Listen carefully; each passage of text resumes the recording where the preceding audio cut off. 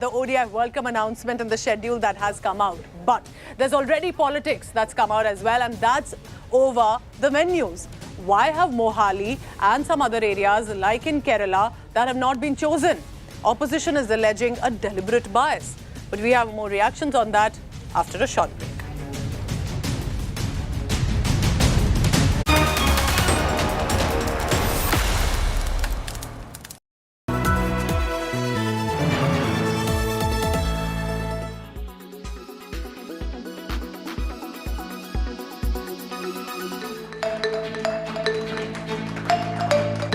Artificial intelligence, AI, an ever-evolving field is transforming the world we live in, unleashing wonders that were once unimaginable.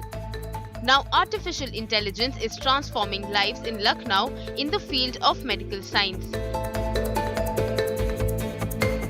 This is an ortho-robo performing a knee replacement surgery, all made possible courtesy AI. And this is a game changer in Uttar Pradesh, as this AI-powered robo will now perform more ortho procedure in Lucknow's Apollo Medics. This is a most advanced active robotic system. Active means कि हम इसमें surgical planning करते हैं और वो surgical planning surgeon अपने experience के हिसाब से पेशेंट की बॉडी के हिसाब से करता है, तब उस सॉफ्टवेयर को सेव करके और रोबोट में कनेक्ट कर दिया जाता है. So how does this work? All the information is fed into the robo and then it works on its own, performing the surgery directly. 0.1 millimetre तक एक्यूरेट होता है. और अगर आप मैनुअल सर्जरी और रोबोटिक सर्जरी की बात करें तो मैनुअल सर्जरी 70% एक्यूरेट, तो this is 95% accurate. From revolutionizing industries to enhancing everyday life, AI has proven to be a catalyst for progress and innovation. Bureau Report, India Today.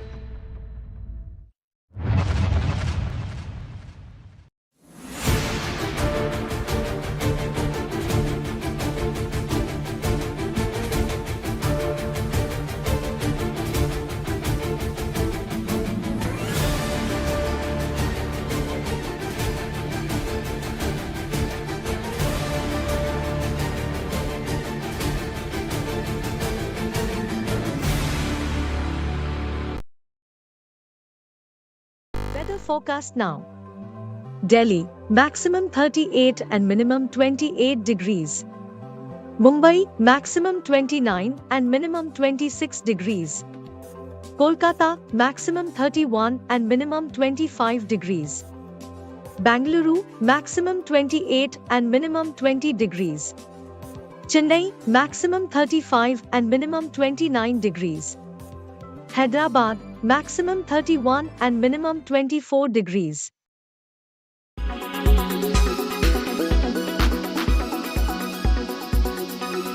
Why does this happen? Let me tell you the science behind it.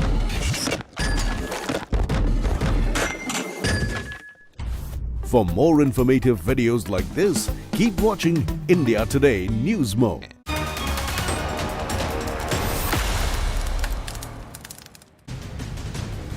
Now, there was a lot of outrage by the Congress and the Aam Aadmi Party over why venues in Mohali or Kerala were not chosen for the ODI World Cup. And now there has been a reaction that has come in. That's from Rajiv Shukla. He's the Vice President of the BCCI. Interestingly, he's also a senior Congress leader. But here's what he had to say about that. It's not simply what the BCCI can decide. There is an ICC consent also that's required. And what is the reason that some venues were chosen and some were not in the India schedule? Here's what Rajiv Shukla, the BCCI Vice President, has to say.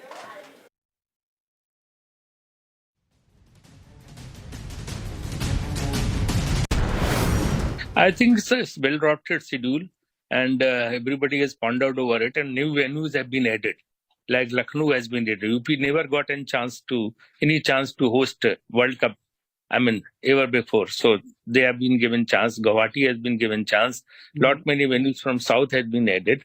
So I think they have given a fair amount of consideration before finalizing the venue. Secondly, you should always keep in mind, ICC has to approve all those venues. It's not purely in BCCI's hands. ICC has to approve those venues. So all those who are raising objection, they should realize that we need a consent of ICC also while picking up these venues. All right, so you just heard that was Rajiv Shukla stating that there is a certain consent that the ICC takes. And for example, Uttar Pradesh have also not been chosen earlier sometimes. Now remember, there's been a lot of excitement in the air, but all of that slightly marred by the politics of it. Take a look at this report now coming up about what was the schedule, what was the excitement about, and then what happened in the political corridors. Absolutely magnificent. It has been 12 years since India won the ODI World Cup. India lift the World Cup. After 28 years, the parties start in the dressing room. And with India set to hold the tournament this year, hopes of 1.3 billion people are rising again. But the excitement around World Cup has been marred by politics. Opposition parties are now crying bias over match venues. Congress MP Shashi Tharoor expresses displeasure over the exclusion of the Sports Hub Stadium in Thiruvananthapuram.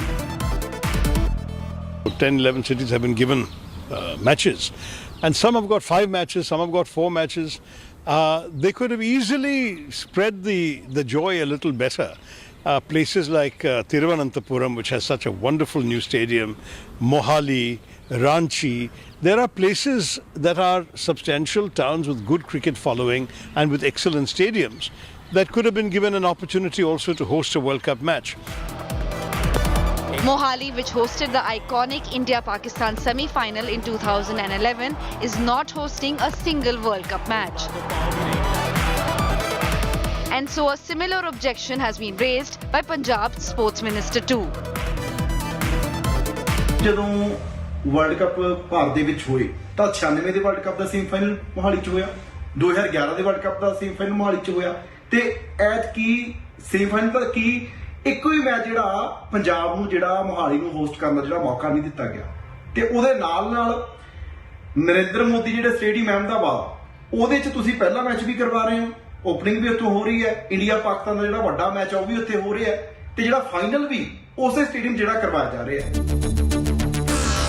The Congress has accused the BJP of conspiring against the border state. Punjab को पहली बार ignore नहीं किया गया. ये मैं सीधा कह सकता हूं कि ये भी इसमें भी बीजेपी की साजिश है और इस प्रकार से मोहाली का स्टेडियम का नाम हटाना मैं समझता हूं कि 100% इसमें राजनीति हुई है.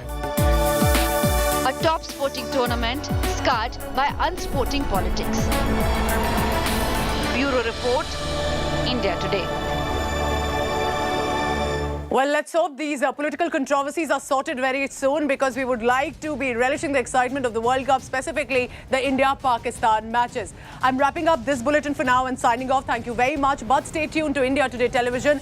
Big political news coming in after, and that is the Uniform Civil Code. It's going to be the big flashpoint ahead of 2024 elections. After Prime Minister Modi's mention, the Jamiat Ulema Hind, the Muslim body, has lashed against it, saying this is targeting Muslim community specifically. More on that after a very short break. Thank you for watching.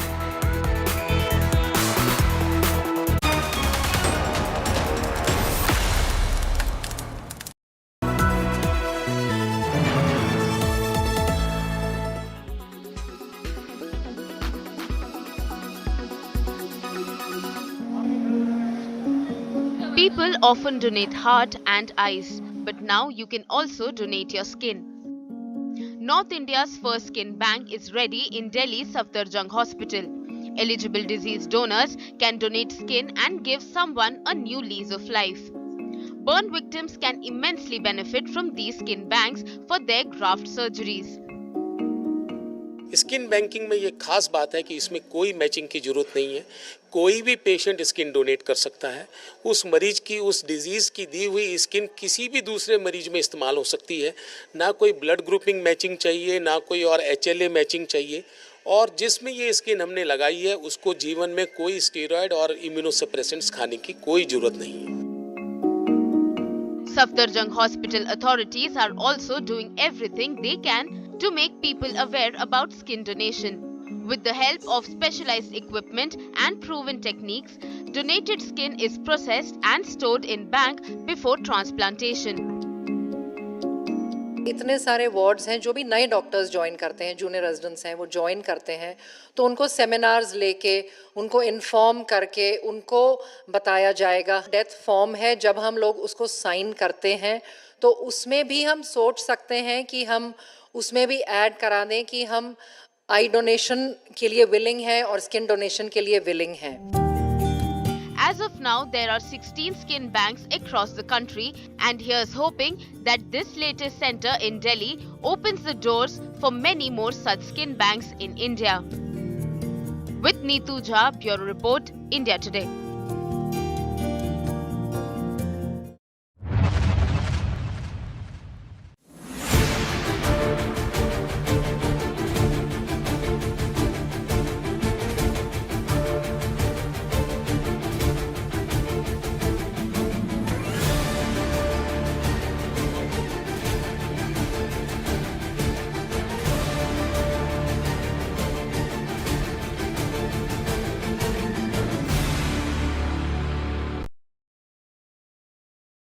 Weather forecast now.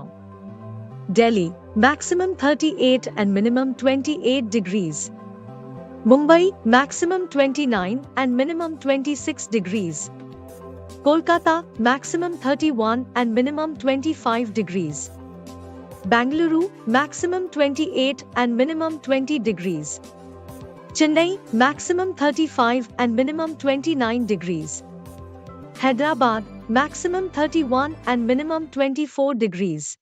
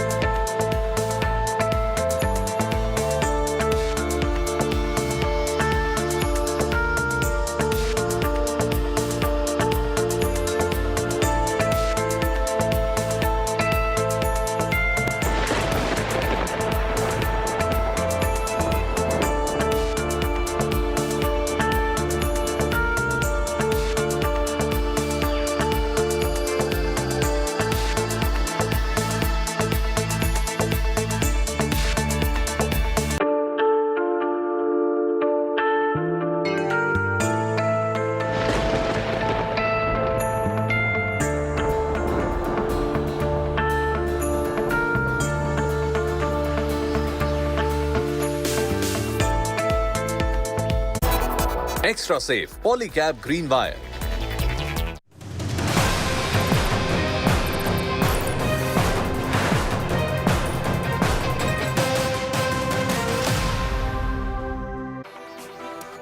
Good morning and a warm welcome to India Today. I'm Paulami Saha. These are the headlines we're tracking at the top of this hour.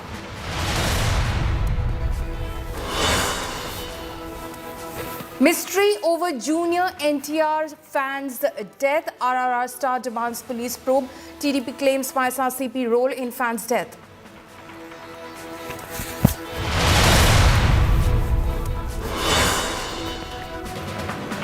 Politics erupts over ODI World Cup. Congress Aam Aadmi Party fume over no matches in Kerala and Mohali. BCCI Vice President Rajiv Shukla says ICC decides on venues for the World Cup.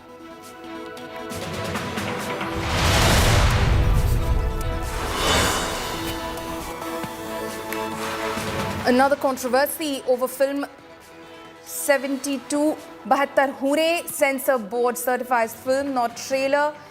Filmmakers cry foul.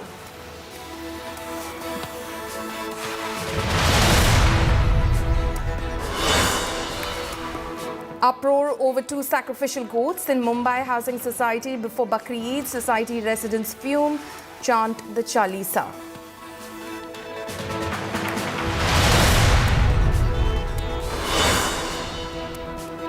Massive riots erupt in Paris suburbs after a cop accused of executing a teen clashes, firing and arson on Paris streets.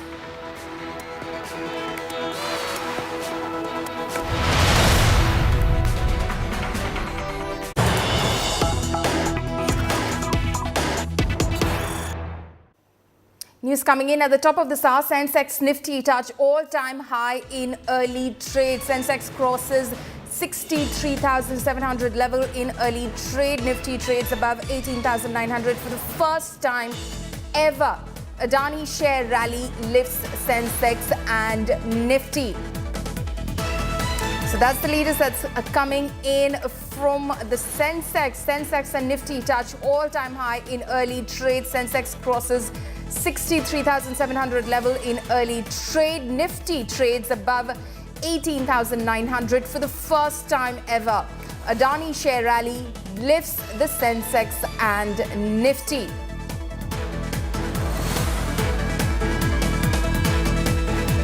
So good news there for those, of course, who are invested in the stock market, because early morning the news is that the Nifty is trading above 18,900 for the first time ever, that is.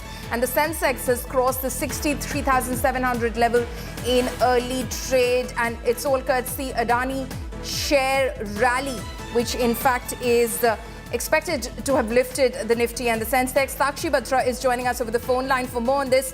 Sakshi, break this down for us. Good news from the stock market? Absolutely good news. You know, we've been waiting for it for a long time. The Nifty made 5 failed attempts before, attaining this all-time high level today. 18,908 in today's trading session. It has crossed the previous record high of 18,887 that was seen on December 1st of 2022. It has taken 142 trading sessions to touch this new record high. With this, the Nifty index has now gained about 2,000 points in 3 months. In fact, this index has been in an uptrend ever since it reversed from the recent swing low of 16,828. So definitely good news. The stock markets are cheering. The macros that are improving. We are looking at GST collections at an all-time high. We're looking at direct collections, tax collections definitely breaching all-time high levels again. And earnings have been improving. All of it is supporting the equity markets and the momentum as well. In fact, India's equity markets have had a bull run like no other global market has had since the turn of the millennium. The benchmark Nifty 50 index did hit this record high on the back of heavyweight counters like Reliance Industries, the HDFC Bank counters. All of these counters really supporting the index really at these levels in today's trading session. And definitely in 2023, we've surpassed most of the other global markets, the US markets and the kind of returns that we've given so far. Right. So we've seen in the last 8 years period as well, the Nifty 50 has really superseded the Dow, the Nikkei, the DAX and the S&P 500 all across the globe. So we are definitely better. All right, Sakshi, there, of course, breaking down all those developments, early trade developments from the stock market. Good news there for those invested in the stock market.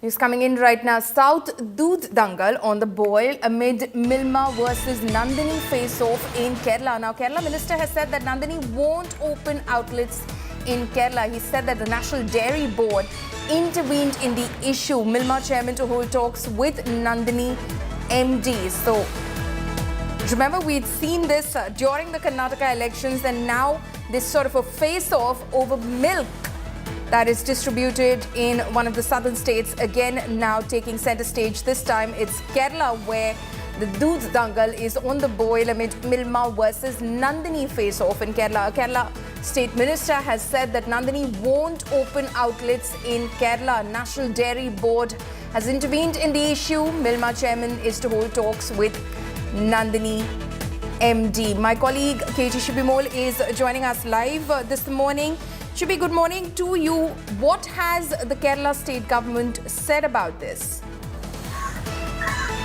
Well, Paulami, the Minister for Dairy Development, J. Chinjurani, yesterday said that the Karnataka Milk Federation has decided not to open any more outlets of Nandini in Kerala, because that was what had caused a rift between both Milma and Nandini. Because during the Karnataka elections, we remember when Amul had opened outlets in Karnataka, that had become a talking point, and that's when Milma had come out saying that that's the same thing. What Amul was doing in Karnataka, to which Nandini was objecting, it's the same thing Nandini is doing here, because we are all working working as milk cooperatives and we have certain rules. They can sell their products in Kerala or in any other state. There's no restriction for it, but they cannot open outlets. But Nandini was opening outlets and trying to get into the business of Milma, which is Kerala's own milk product.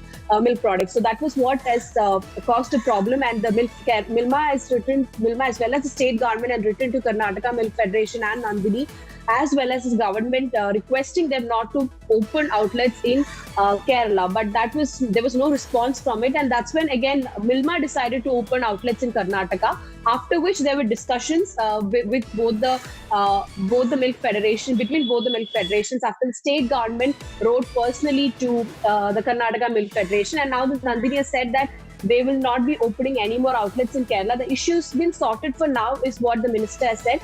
She also said that there will be a delegation sent from Kerala's side. The Milma's MD and chairman will be traveling to Karnataka and will be holding a meeting with the Karnataka Milk Federation to decide as to what should be done. And she also said that the National Dairy Development Board had interfered in the issue, and that's where right now the issue stands sorted. All right. Okay. So the issue stands sorted as Shibi Mole was reporting over there from Thiruvananthapuram. Thank you, Shibi, for joining us. Now, a day before Bakri Eid, a shocking case has come to light from Mumbai's Mira Road society. A scuffle broke out after two sacrificial goats were brought in by a resident in Mumbai's Mira Road in a society over there. Raising objection, the residents have demanded that the goats be taken out of the society. The residents raised Jai Shri Ram chants and also recited the Hanuman Chalisa. Now, according to Mohsin, who brought the goats, every year the builder of the society would provide him with a room where he would keep the goats. Mohsin also claimed that since the room was not given this year, he had no choice but to bring the goats home. Meanwhile, the police tried their best to bring the situation under control. As per police reports, if the sacrifice of the goats is carried out within the society premises, then a case shall be registered against Mohsin. उन्होंने जो तकरारदारक है उनको और हमको दोनों को बुलाया था और दोनों का मीटिंग किया, दोनों को भाई प्रस्ताव किया कि भाई आप लोग म्यूचुअल अंडरस्टैंडिंग कर लो। तो हमने जब उनको कहा कि भाई अगर बिल्डर हमको जगह देता है तो आप लोग ये बोलो कि आप लोग विरोध नहीं करोगे, वो लोग बोलते हम लोग विरोध नहीं करेंगे, बाकी लोग विरोध करके उसकी गारंटी हम नहीं लेते, तो मसला हल ही नहीं हुआ। My colleague Pankaj Upadhyay is joining me live from Mumbai on this. Good morning, Pankaj. How is the police resolving this situation?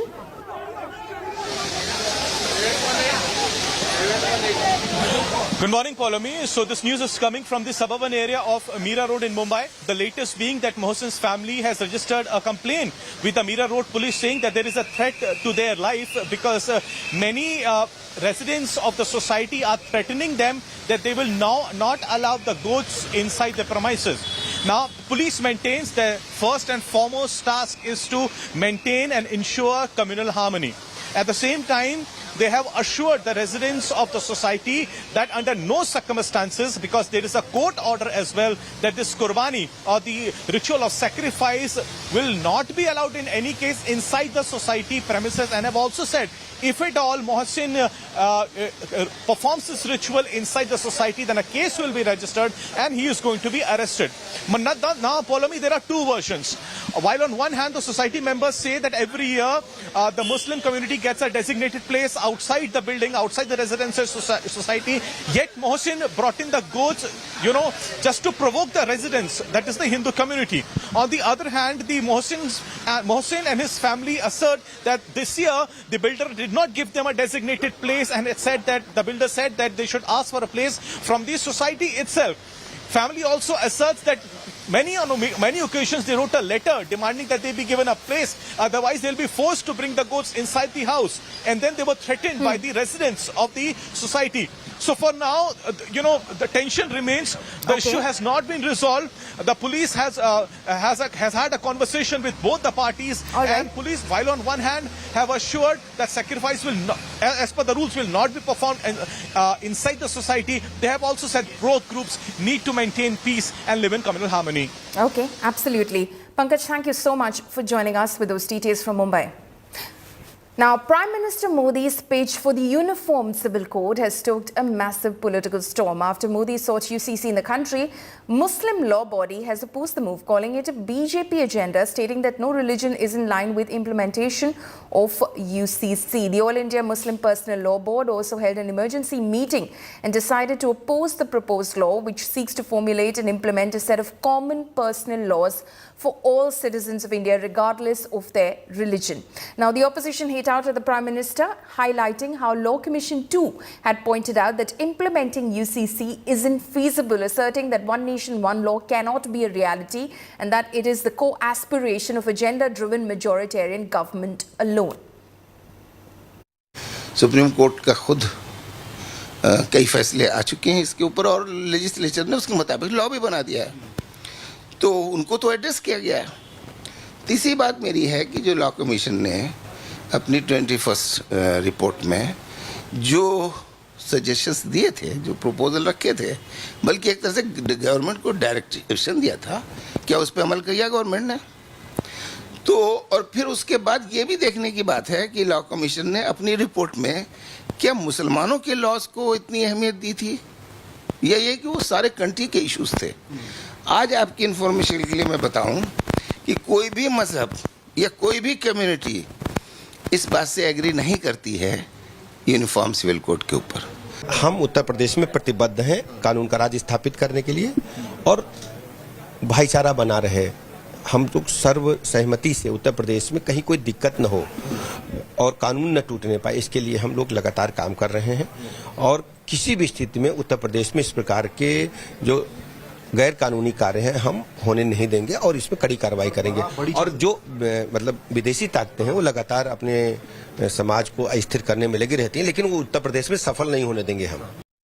My colleague Amit Bhardwaj is now joining me live on this. Good morning to you, Amit. You did speak with, of course, one of the Muslim bodies which is set to oppose the implementation of UCC. But clearly, the stage has been set with the Prime Minister himself speaking about it from a public platform. And yesterday, of course, a very crucial meeting which raised a lot of eyebrows when the Law Minister met with the Home Minister.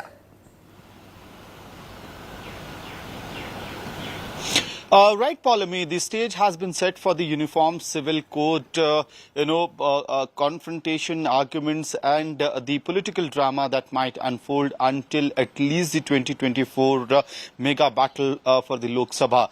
You have on one side Prime Minister Narendra Modi making statements, on the other side the opposition leaders are coming up, they are taking pot shots at the Bharatiya Janata Party, but even more importantly, the Muslim bodies have started to speak up now. You just heard Jamiat-e-Ulema-e-Hind, which is one of the most prominent Islamic organizations in the country, as far as the Islamic scholars and academia is concerned.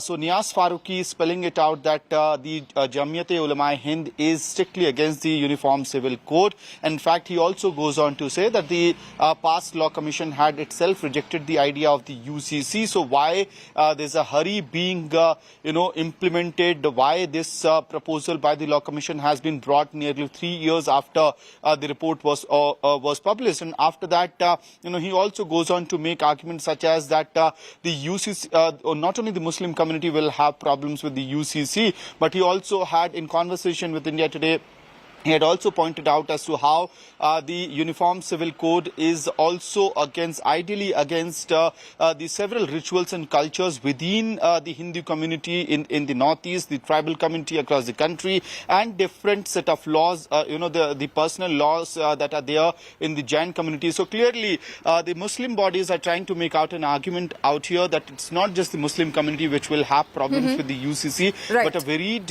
group and communities across the religion line might have such differences. Back to Paulami. Amit, thank you so much for joining us. Amit, they're tracking all those developments as far as some of those reservations coming in over the implementation of UCC. But the Prime Minister has that stage when he spoke about the same yesterday in Bhopal.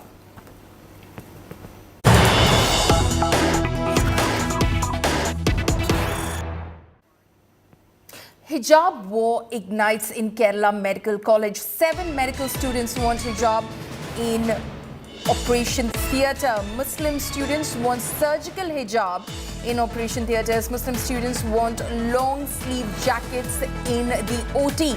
Muslim students cite religion, want surgical hijab. So this is a fresh row which has been ignited this time in Kerala, where Muslim students want the hijab in the Operation Theatre. These are medical students who have in fact ignited this debate at the Kerala Medical College, and what they're saying is they want the surgical hijab in Operation Theatres and they want long sleeve jackets in the OTs. These are medical students who cite religion and want the surgical hijab. It remains to be seen how, of course, the college, the administration and subsequently the State Education Department in fact responds to this demand. But this is a new debate which has been ignited by Muslim medical students who in fact are from a Kerala Medical College, who want to wear the hijab, a surgical hijab inside Operation Theatres. They've cited religion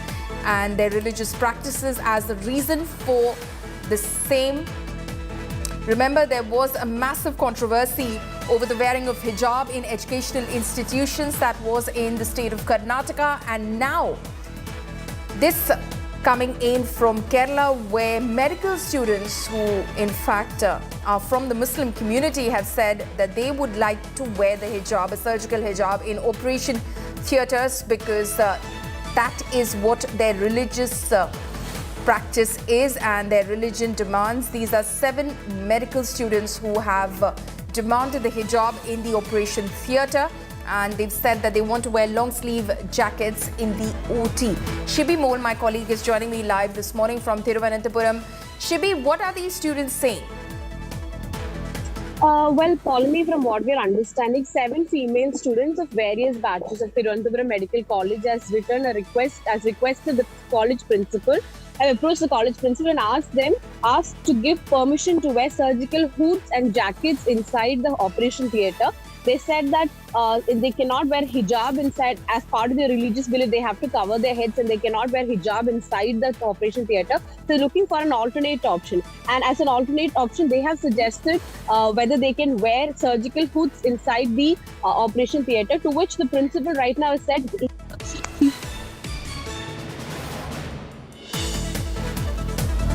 Okay, we seem to have lost that audio line with Shibi Mole. We'll try and reconnect with her, but these are 7 Muslim students, female students, who have written to the director of the Thiruvananthapuram Medical College, in fact, who say that they would want to wear the hijab in the Operation Theatre. It remains to be seen how the administration, of course, responds to the same.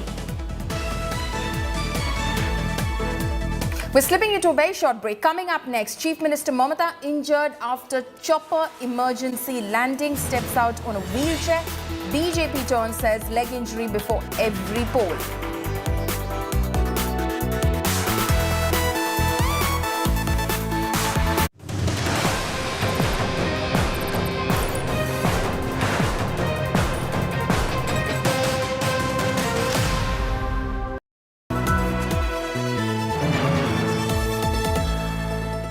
Best colleges of the country.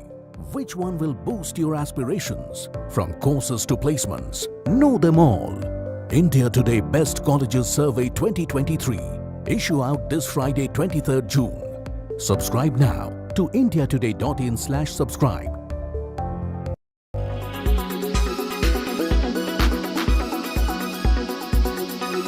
The mega merger of HDFC and HDFC Bank will be effective from the 1st of July. According to Deepak Parekh, chairman of the Housing Finance Company, boards of both the companies will hold separate meetings on Friday after office hours to approve the effective date of the merger. He added that HDFC shares would be delisted from the exchanges on 13th of July. As per the share swap ratio, HDFC shareholders will get 42 shares of HDFC Bank for every 25 shares held. And India is doing extremely well. It's the bright spot in the world. It's the brightest spot in the world. Our GDP growth rate is likely to be twice the global average. 7.2%, which will be twice the global average. So we are confident that our business, now that it goes to the bank, each and every branch of the bank will start selling mortgages, which we're not doing prior to this. And so the reach to individuals across urban, semi-urban areas where the branches, HDFC Bank branches are, will start marketing and dispersing mortgage loans. So we expect the growth to increase as there is a huge demand. That the bank has something like 70 million customers. And out of the 70 million customers, just about 2% of them have taken housing loans from HDFC. Just 2%. And about 5% have taken loans from other banks. So look at the ability in terms of being able to cross-sell housing loans to this massive customer base who have not taken housing loans. Also, the average age of a first-time home buyer in India is about 37-38 years. And if you look at the demographic trend, 65% of India's population is below 35 years.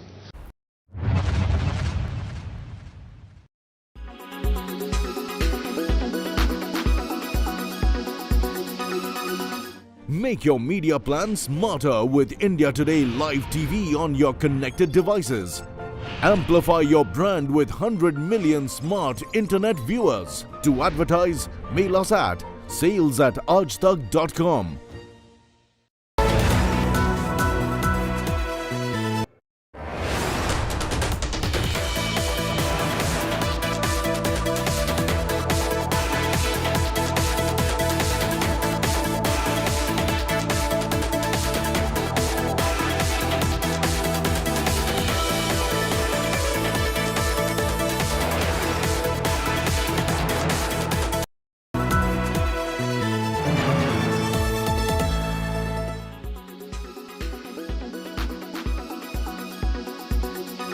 Well, since you've called your book Reflections, let me start by asking you a very basic question. I mean, you've had such a long and storied career. Which part of it do you cherish the most on hindsight? I mean, is it the ICICI stint? Is it your stint as a public sector banker? Or is it the numerous philanthropic initiatives that you have immersed yourself in after your banking career? It's obvious. I can identify myself only with ICICI Bank till my last breath. Of course, the philanthropic initiatives like Pratham and others are very important. But ICICI Bank caps everything. And that's about my life in banking. But, you know, I rarely speak to a person who has been a chairman of a public sector bank and a chairman of a very large private sector bank. I mean, you're a rare exception in that case. So let me ask you to tell us a little bit about this perennial debate which is on between public sector and private sector banks. And a lot of people believe that a public sector bank can never run as efficiently as a private sector entity. The financial markets value the two very differently. Give us your perspective, if you will, on how you see through your unique lens as having run both these institutions. My book speaks for itself. In fact, my book is full of anecdotes about what hazards are there in the public sector banking. Way back in 1969, when banks were nationalized, I felt very happy that banks could have closed open branches in the interior of India. But the way in which the state controlled the banks, the state managed the banks, has always made me feel depressed. In fact, my tenure in public sector banking was very small. Then within 6 years, I left the public sector banking. I'm not counting my State Bank of India days where I was not a chairman. State Bank of India, I was working very closely with the chairman at that time. But if I count the chairmanship of the Bank of India, well, I was very happy to be in the bank and very happy to be with the people. But I just did not like the way in which the government tried to control the chairman and to control. Almost every day you will get a message from there to do this, to do that. That's not the way to manage the bank. And the market is right in valuing the private sector bank more than the public sector bank. It is not so much about the ownership of the public sector banks that matters. It's the way in which the state is managing the public sector banks that really gives a huge discount to the public sector banks.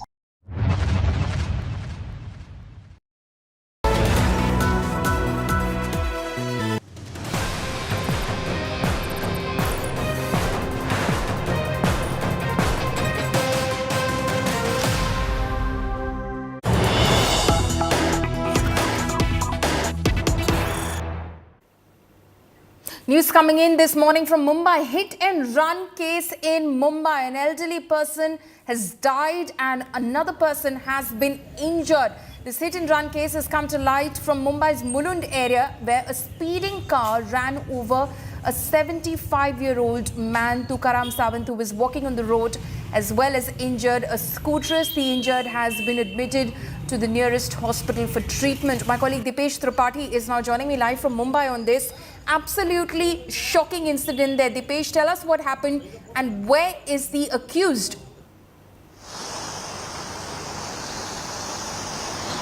Yes, definitely. It's a very shocking incident which took place yesterday around 9 to 9:30 p.m. in Mulund, which is adjoining area to Mumbai. A 22-year-old accused Amresh Yadav, who is absconding right now. Police is in search of him. He was driving a sedan car, and which he hit a man who was driving a scooter, and also a 75-year-old man, Tukaram Sawant, on the which Tukaram Sawant died, and the man who was driving a scooter, he is seriously injured right now, and the treatment is going on him. But right now, police is investigating this matter, and after the accident, Amresh Yadav left his car on the spot only, and he fled from the spot. But right now, police is in search of him, and Amresh Yadav is also a resident of Mulund only. The police is investigating by inquiring his family members as well as his friends right now. Okay, we're looking at that vehicle right now, the sedan that the accused seem to have been driving, the impact of the accident that has been left on that sedan, and of course the fact that a scooterist has been injured, and unfortunately and very tragically, a 75-year-old man who was walking on the road has been killed in this accident. Has the CCTV footage been recovered from the spot, Dipesh?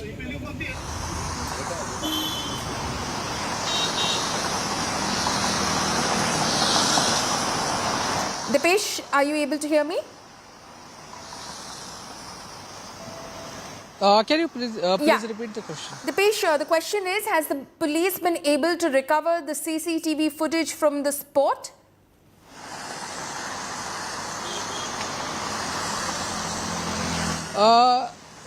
Yes, sir. Police is checking the CCTV of the spots and the adjoining areas of that specific location. But right now, the police is not commenting whether they are having a CCTV footage or not. But they were able to know. But they were able to know who was driving the car because of the driving, and they inquired his family. The car was registered on the name of Yadav family, and when they inquired him, then they came to know that Amresh Yadav was driving the car.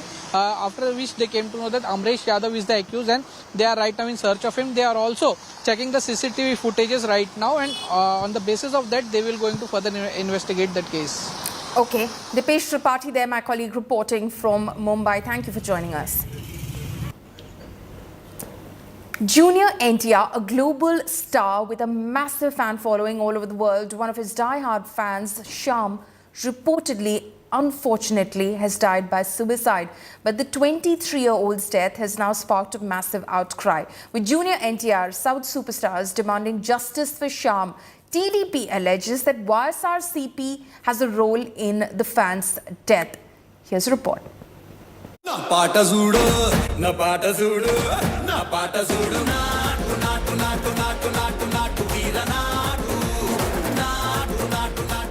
A global star with massive popularity.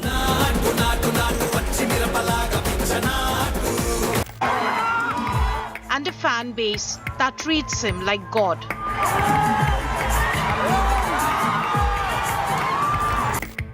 One such junior NTR fan was Shyam. Spotted at every event, cheering his screen idol.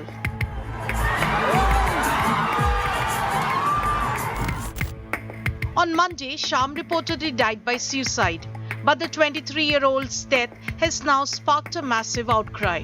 His family and friends are alleging foul play. The hashtag We Want Justice for Shyam NTR has been trending for days. మళ్ళీ రీసెంట్గా ఎన్టీఆర్ గారితో ఫోటోలు దిగినవి అవన్నీ మేము కూడా post చేసుకున్నాం. మేము కూడా ఇన్స్టాలో స్టోరీస్ కూడా పెట్టుకుంటాం. అన్న కూడా తన ఇన్స్టాగ్రామ్లో అయితే పోస్ట్ అయితే చేశాడు. మీరు మాత్రం అర్జెంటుగా యాక్షన్ అయితే మాత్రం తీసుకోకపోతే కనుక మా ఎన్టీఆర్ అన్న ఫ్యాన్స్ అందరూ కలిపి ఇంకొకసారి రియాక్షన్ అయితే మామూలుగా ఉండదు. మీరు 24 అవర్స్లో మాత్రం ఆ చేసిన ప్రతి ఒక్కరిని మీరు జైల్లో పడేస్తే మీ ఇష్టం, లేకపోతే కనుక మీరే కాసుకోండి. ఎన్టీఆర్ అన్న ఫ్యాన్స్ ఒక హంగామా కాదు, ఒక అగ్నిపర్వతం ఎలా అయితే పగిలి బయటకు వస్తుందో. Junior NTR himself has now issued a statement demanding probe into his fans' death. And I quote, "Not knowing the circumstances under which he died must be nerve-wracking for all. I request the government officials to investigate the matter immediately." Shyam's death has now taken a political turn, with TDP chief and former Andhra Pradesh chief minister accusing YSRCP workers of murder. Naidu tweeted, "It has been alleged that YSRCP members are involved. Their involvement must be probed impartially.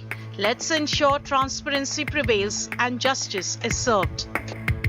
Shyam happens to be a die-hard fan of Junior NTR, and our party leaders Sri Nara Chandrababu Naidu Garu and Sri Nara Lokesh had already demanded the government to conduct a thorough investigation into the suspicious death of Shyam.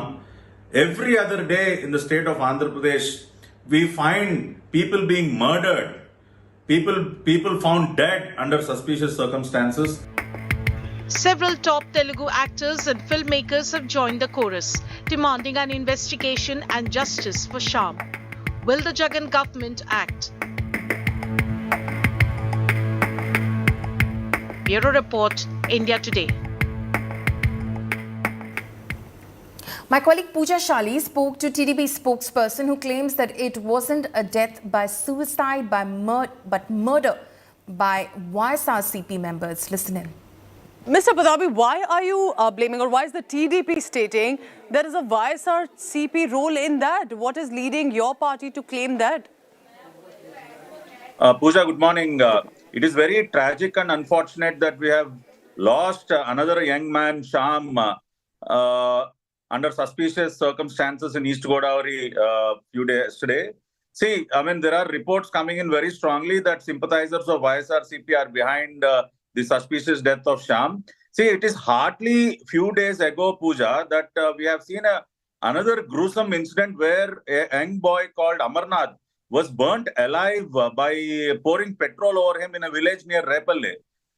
So these incidents are not stopping. And a few days ago, a young woman named Francica died because of an acid attack in Elur. And another 15 days ago, there is another young lady in Machilipatnam who was kidnapped and then forcibly given a dose of ganja and was brutally raped. So what is happening in Andhra Pradesh? Every other day you find one suspicious death or an attack or a woman or a rape incident or a murder. So there is absolutely no law and order prevailing in the state of Andhra Pradesh. The Chief Minister Jagan Reddy is completely silent. Have you heard one single statement from the Chief Minister when so many gruesome incidents are happening? Why is the Chief Minister silent? Why is he not acting? So it's absolutely fair that you're raising a question to the government and to the Chief Minister about why there are these deaths of young people taking place. But for the TDP to blame the death on YSRCP, there has to be some evidence. There has to be There are, Pooja, there are evidences. You take the ground report from the people living in those villages. You speak with people living in the village where Shyam had died suspiciously. People are strongly saying there are names coming out from YSRCP. It is the government which is not acting. Just because the government is silent, the YSRCP goons are committing these offences every other day. There is absolutely no law and order. Claiming it's not just the silence, it's not the inaction to prevent law and order, that they have a role in the death, sir. That's a very serious allegation. How do you want the Chief Minister, Jagan Reddy, to respond in this case? See, Pooja, I would like to highlight one more thing here. See, ganja and drugs are available in every village, every town and in every street in Andhra Pradesh. It is under the effect of ganja and drugs that people are committing these kind of crimes. Sir, but that's a speculation. Mr. Kumar Reddy Patabi, that's a speculation. We don't know how the death has taken place. We don't know how this death has taken place. Andhra Pradesh is the largest exporter of ganja in India today. It is a fact. So the YSRCP leaders and YSRCP sympathizers who are into this business and who are doing this business of ganja and drugs are destroying the society. Okay.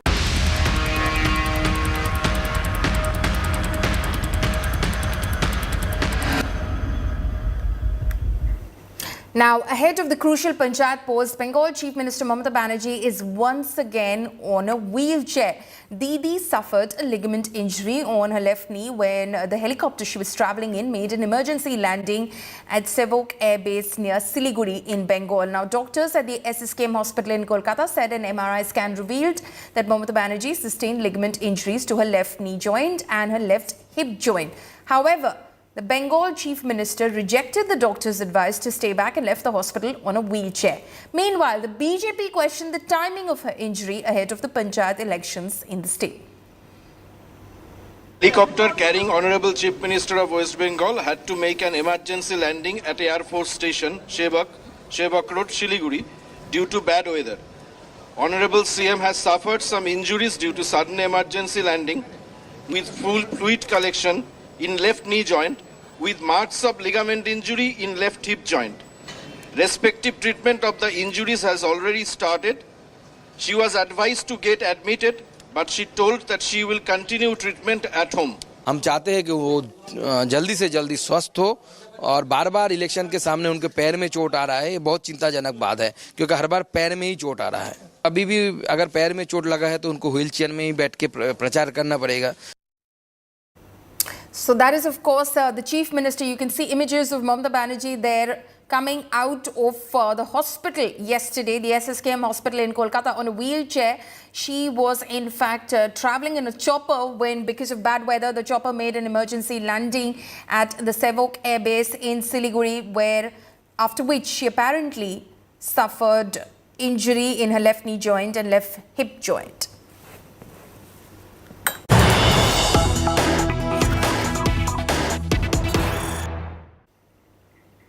Big KCR challenger exclusive on India Today. BRS turncoat on reports of BJP squabble. Etala Rajendra says Telangana BJP united ready for polls. That is, of course, the latest information that's coming in at the moment. Etala Rajendra has spoken to India Today and he has said that Telangana BJP is united and is ready for polls. Listen in. 6 महीने से Bharatiya Janata party central leadership party को आगे ले जाने के लिए प्रयत्न कर रहा है. सारे सेंट्रल मिनिस्टर्स, सारे एमपीज इंचार्ज होके हमारा पार्टी का काम चल रहा है. 28 डेज से जो नरेंद्र मोदी जी 9 साल के अंदर जो काम किया है वो भी प्रचार हो रहा है. आने वाला दिन में भारतीय जनता पार्टी जरूर जीतेगा. सर, कई सारे जो टॉक्स हो रहे हैं कि शायद आप कांग्रेस जाएंगे या बीजेपी छोड़ के जाएंगे, इसके ऊपर आप क्या बताना चाहते हैं? एक ही दिन में 3 बार बताते हैं. इन्हें बीजेपी में रहता बोल के एक दफा बताते, बिहार में जाता बोल के एक दफा बताते, कांग्रेस में जाता बोल के वही लोग डालते. वो हम क्या करें? सर, ये सब जो चर्चा आ रहे हैं उसके ऊपर आप क्या बताना चाहते हैं? क्यों आ रहे हैं, सोच रहे हैं? गलत है, वो गलत है. जो प्रोपेगेंडा करने के लिए थोड़े चैनल्स, थोड़ा व्यक्ति वही काम पे लगा हुआ है. We're slipping into a very short break. Coming up next, politics erupts over ODI World Cup. Congress Aam Aadmi Party fume over no matches in Kerala and Mohali. BCCI Vice President Rajiv Shukla says ICC decides on venues for the World Cup.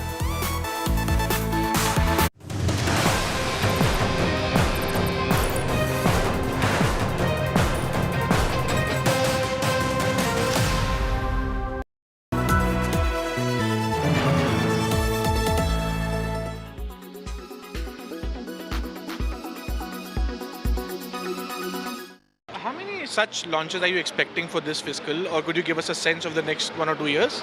We've already, talked about bringing in almost a launch every quarter.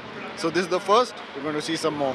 Right, absolutely. So, with premiumization also comes the need for infrastructure upgrade at Hero MotoCorp dealership level, at the ground level as well. So, what are the plans there, sir? Well, these beauties need a new house. Of course. Yeah, so we're going to open 100 premium stores, exclusive stores for our premium products over the next 4 quarters. So we're on that path. We're very, very excited. Our dealers are also very excited about that. Also, if you're talking about premiumization, one cannot absolutely ignore the fact that Harley is coming up from the Heroes stable. So give us a sense when it's coming on road, and how much volumes will the Extreme and the Harley's X440 add? So there's going to be a lot of excitement, I can tell you that. Okay. Today we're talking about the Extreme, All right. and very soon we'll be talking about other stuff as well. Right. So also my last questions, what is the focus and the plan for the entry-level vehicles? Is Hero simultaneously focusing on the entry-level, the 125cc segment as well, along with the 160 plus cc segment? Sure. When you think about Hero at the entry commuter side of the business, we're at about 70-80% market share, and therefore getting a couple of points market share is not, there's not much joy in that. What we are looking at is to grow the category, expand the category, invite more consumers as first-time buyers to come in. And we're doing a lot of work with our dealers to be able to get more customers and expand the two-wheeler category. But as the Chief Growth Officer, are you not concerned, sir, that the sales for rural two-wheelers is almost on a decline constantly, with electric vehicles also coming up into this space? So does that worry you, or the bullish trend will continue for Hero MotoCorp? We recently launched the Super Splendor X-Tech, which is 125cc, and we're seeing across the board success and uptake in rural as well as in urban. We are seeing Splendor as very strong. HF Deluxe continues to be strong. So we definitely see more and more consumers. Just remember, we've come out of 2 years of COVID. So this is the time when the economy is coming back. There are lots of positive green shoots that we are seeing. And definitely it augurs well for the two-wheeler industry.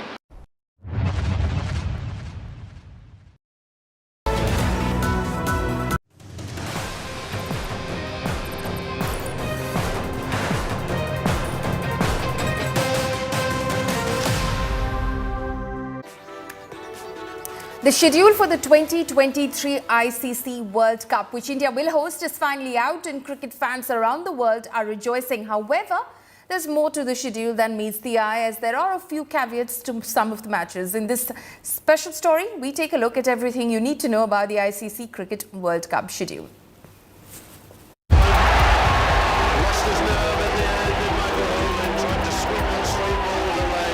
From underdogs to champions in 1983 to winning the 2011 ODI World Cup as favourites, the men in blue will eye their third ODI World Cup in 2023, and its advantage for Rohit and company since the World Cup is at home.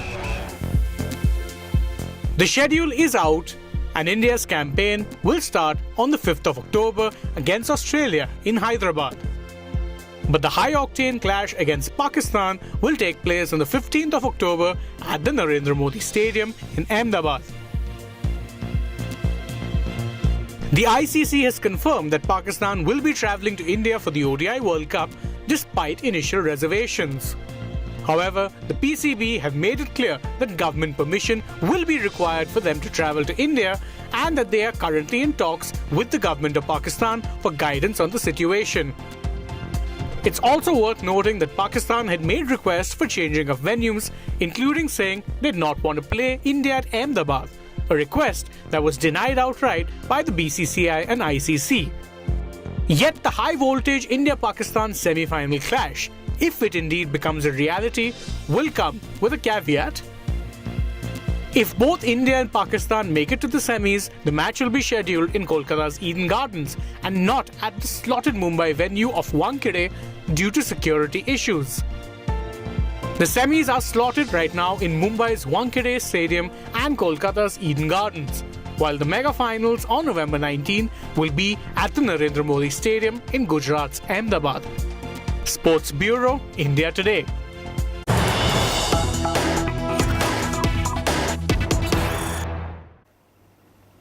News coming in right now. Cricketer Ashwin slams Pakistan request on venues. Ashwin says ICC should not pay heed to Pakistan's request. Changing venues will give Pakistan an advantage. He says that Pakistan should have given valid security reasons. Remember that Pakistan had been in fact specifying the venues that it would like to play at in India during the ICC World Cup. 2023 that is scheduled to begin in the month of October. Now, Indian cricketer Ashwin has slammed that request from Pakistan and said that ICC should not pay heed to Pakistan's request. Changing venues will only give Pakistan an advantage. We've got more news that's coming in.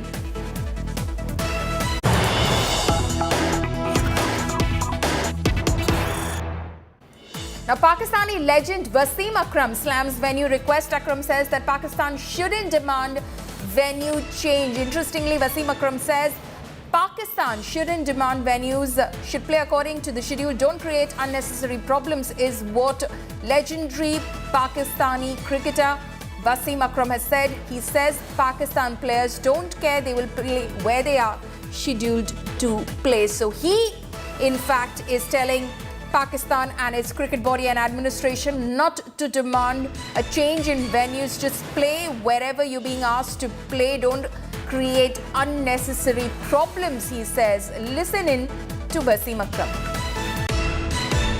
कोई issue इसमें issue की बात क्या, जहाँ match होगा वहाँ खेलना है पाकिस्तान, खत्म होगी बात, सिंपल. ये अननेसेसरी स्ट्रेस, अननेसेसरी चीज़ें कि अहमदाबाद में नहीं खेलेंगे तो वहाँ खेलें. पाकिस्तानी प्लेयर से पूछो, they don't care, they'll play wherever the schedule will come.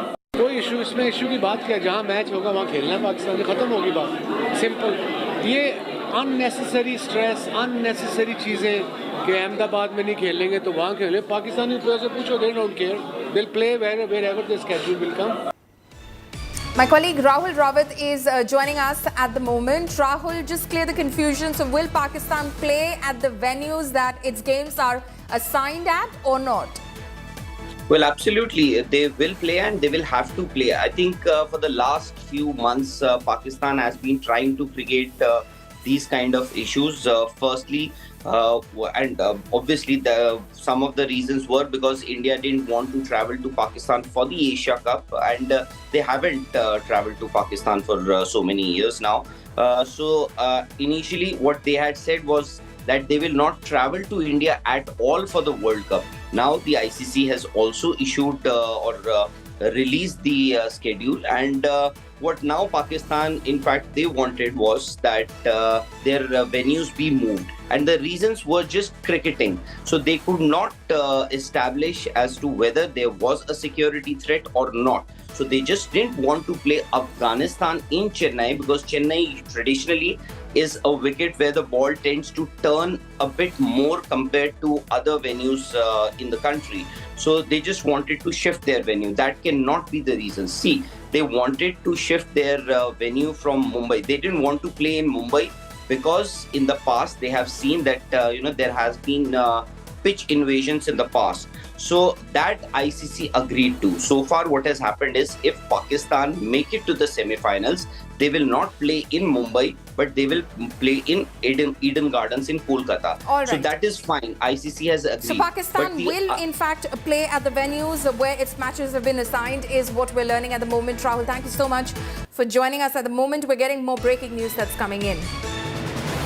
Now, FIR against Amit Malviya, BJP IT cell chief, after complaint from Congress ex-MLC Ramesh Babu. Amit Malviya had tweeted on Rahul Gandhi. He had tweeted, and I quote over here, Rahul Gandhi is dangerous in playing the insider's game. More dangerous are people who are pulling strings on Raga like Sampi, which is Sampi Troda, staunchly against India. They leave no stone unturned to defame India overseas just to embarrass Prime Minister Modi, unquote. So the BJP IT cell head is in trouble because now the Congress has filed a complaint against Amit Malviya in Bengaluru, which has now been turned into an FIR. So an FIR has been registered against Amit Malviya for a tweet that he put out against former Congress President and Member of Parliament Rahul Gandhi. He had tweeted, and I quote, Rahul Gandhi is dangerous and playing an insider's game. More dangerous are people who are pulling strings of Raga like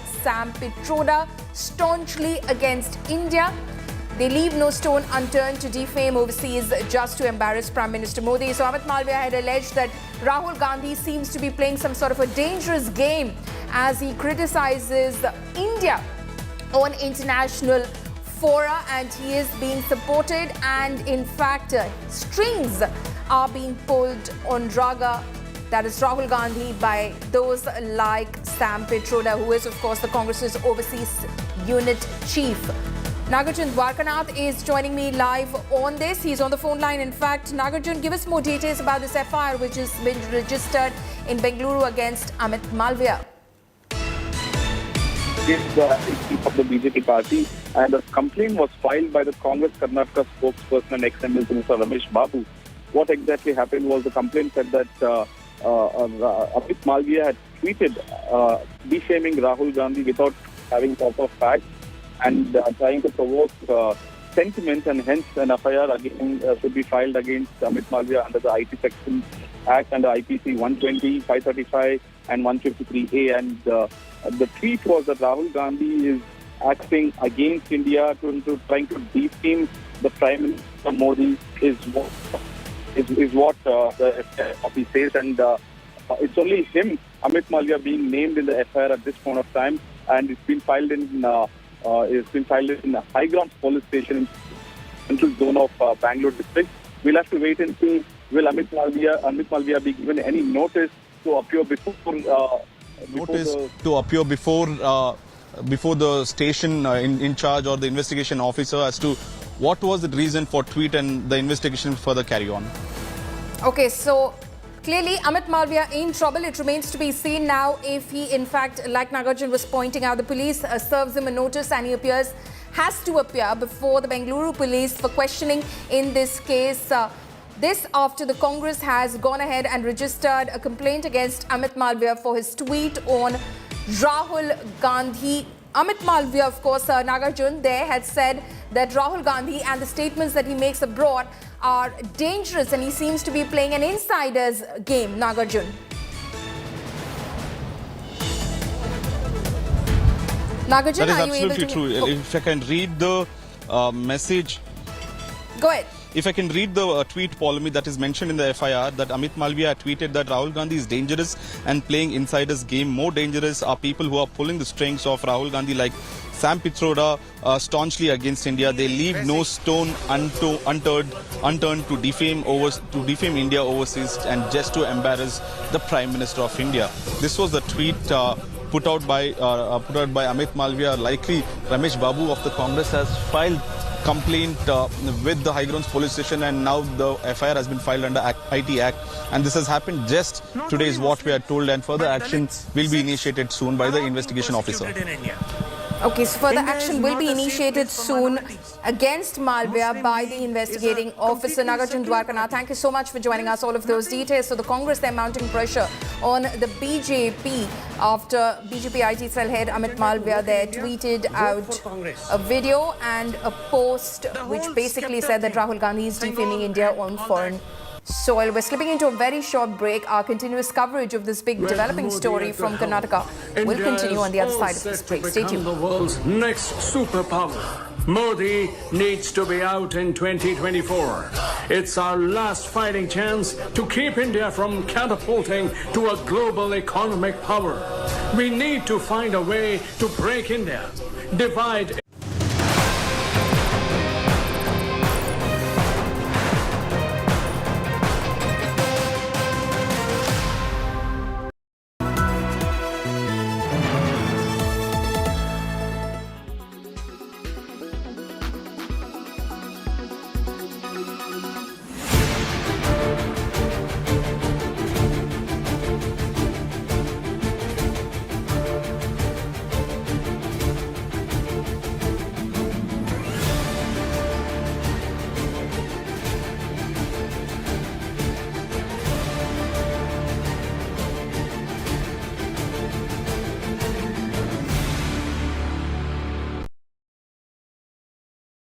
Weather forecast now.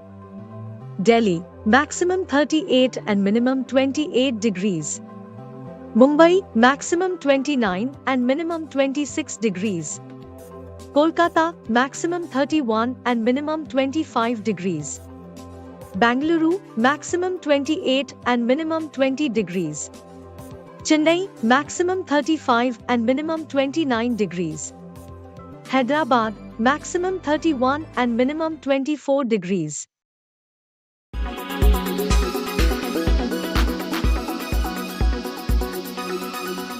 Make your media plan smarter with India Today Live TV on your connected devices.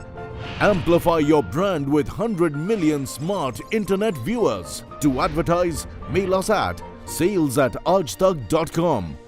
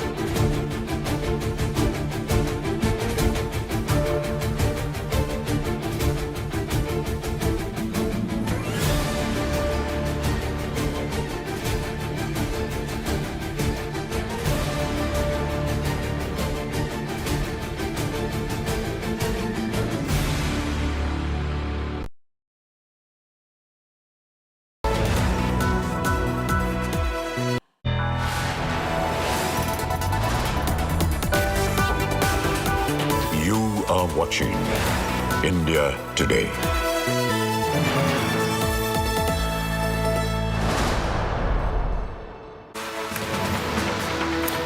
Good morning and a warm welcome to India Today. I'm Paulami Saha. These are the headlines we're tracking at the top of the hour.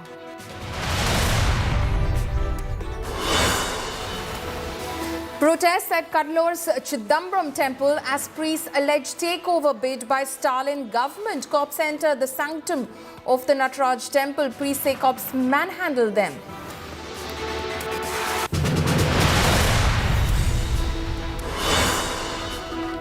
Mystery over junior NTR fans' death. RRR star demands police probe. TDP claims YSRCP role in fans' death.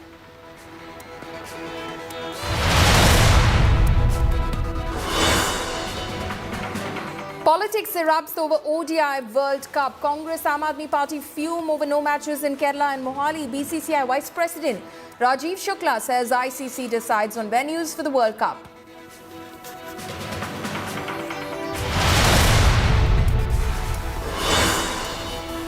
Another controversy over the film Bahattar Hure. Censor Board certifies film not trailer. Filmmakers cry foul.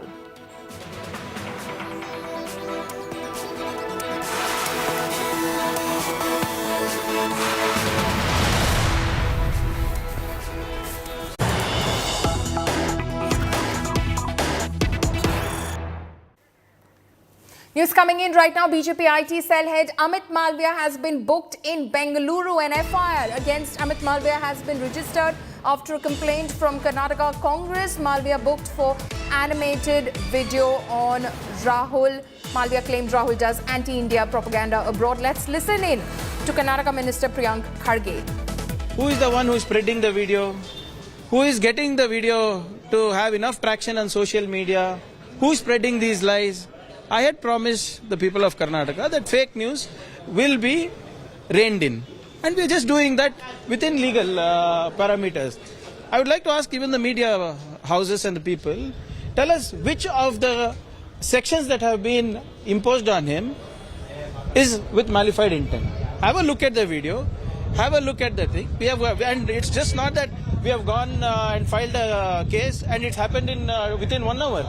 It's taken a week. We have taken the legal opinion, we have taken the AG's opinion, and whatever has to be done by law, we have done it. Why is BJP this thing? Let them go to court. No. Let them come here and speak. What's the point of crying foul in front of the media? There have been legal cases. Tackle it legally. What's the problem with them? So yesterday the Home Minister and the Chief Minister said that multiple investigations will be ordered into various scams under the BJP. Is this something that will be discussed today in the cabinet as to which body will look at it? See, I don't think there is a discussion needed in the cabinet for it. But the government of Karnataka is going to stick to its stand that investigations will happen on all the scams that has happened during the BJP regime, whether it's the Bitcoin scam, whether it's the borewell scam, or whether it's the recruitment scam. As we have promised to the people of Karnataka, we will deliver. So overall, multiple overhauls have taken place in the recent cabinets about decisions that were taken by the BJP. In today's cabinet, can we expect anything of that sort, sir? No, see, let me be very clear to you. We are not here for some vendetta politics. We have better things to do. We are here to govern the state. And any law that is regressive, as I had said before, will be reviewed and repealed if necessary. If it's a good law, we will keep it. If it's a good bill, we will keep it. If it's a good policy, we will keep it and strengthen it. The Deputy Chief Minister has said that if it was him, he would not drop the steel bridge flyover. He said CM got scared back then. We should just go ahead with... See, I wouldn't say that Mr. Sidramaya got scared or anything. See, the Honorable CM is a little sensitive. That is, of course, what Karnataka Minister Priyank Kharge has to say after an FIR has been registered against BJP IT cell chief Amit Malviya in a Bengaluru police station after a complaint from an ex-Congress MLC who, in fact, has said that Amit Malviya tweeted something about Rahul Gandhi which could be extremely dangerous, and that complaint has now been turned into an FIR against Amit Malviya. It remains to be seen how the investigating officer in the case proceeds in this case, whether summons are issued or notices issued to Amit Malviya. Does he have to appear before the Bengaluru police? But as far as the FIR is concerned, this is what was tweeted by Amit Malviya, which has now, in fact, been turned into an FIR.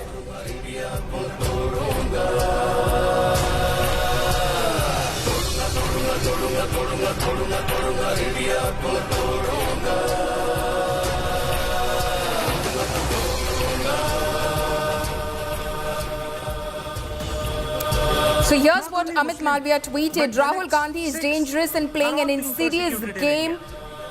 More dangerous are people who are pulling strings of Raga like Sampi, which is Sampi Troda, staunchly anti-India. They leave no stone unturned to defame India overseas just to embarrass the Honorable Prime Minister Narendra Modi ji. This is what Amit Malviya had tweeted.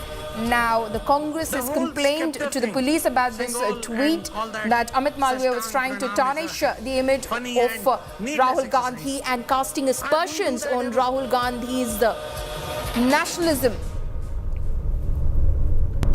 Now that complaint has been turned into an FIR against Amit Malviya at Bengaluru's High Grounds police station. It remains to be seen, of course, how Amit Malviya now responds to this police complaint against him and how the police, of course, proceeds in this case as well. There was also that video that Amit Malviya tweeted out. Watch it. रागा विदेशी ताकतों का Manchurian candidate है. Malvika Avinash of the Bharatiya Janata Party is joining us over the phone line right now. Ms. Avinash, the Congress has now registered a complaint against your IT cell chief Amit Malviya in Bengaluru, saying that he was defaming Rahul Gandhi by alleging that Rahul Gandhi was anti-India. The Congress party is looking for perhaps some kind of revenge following what happened to Mr. Rahul Gandhi, the manner in which he was convicted by the court in Gujarat, and subsequently he was unable to get released in any other higher court and was disqualified from his membership of the parliament. Perhaps this is some way of getting back at us. But let me tell you that the Congress party has always been the self-appointed guardian of freedom of expression. What happened to that? If Amit Malviya puts out a tweet that they think deserves a response, they should be responding on Twitter. If they think they're going to intimidate the Karyakartas of BJP with FIR, politically motivated ones, then they are mistaken. And this is not the first FIR. Believe me, there was an FIR against our former minister, Mr. Ashwath Narayan, who's now an MLA of Malleshwaram, and also an MLA from Dakshin Kannada, Mr. Harish Punja. So it's not as if this is the first FIR that the Congress is attempting at after gaining power in Karnataka.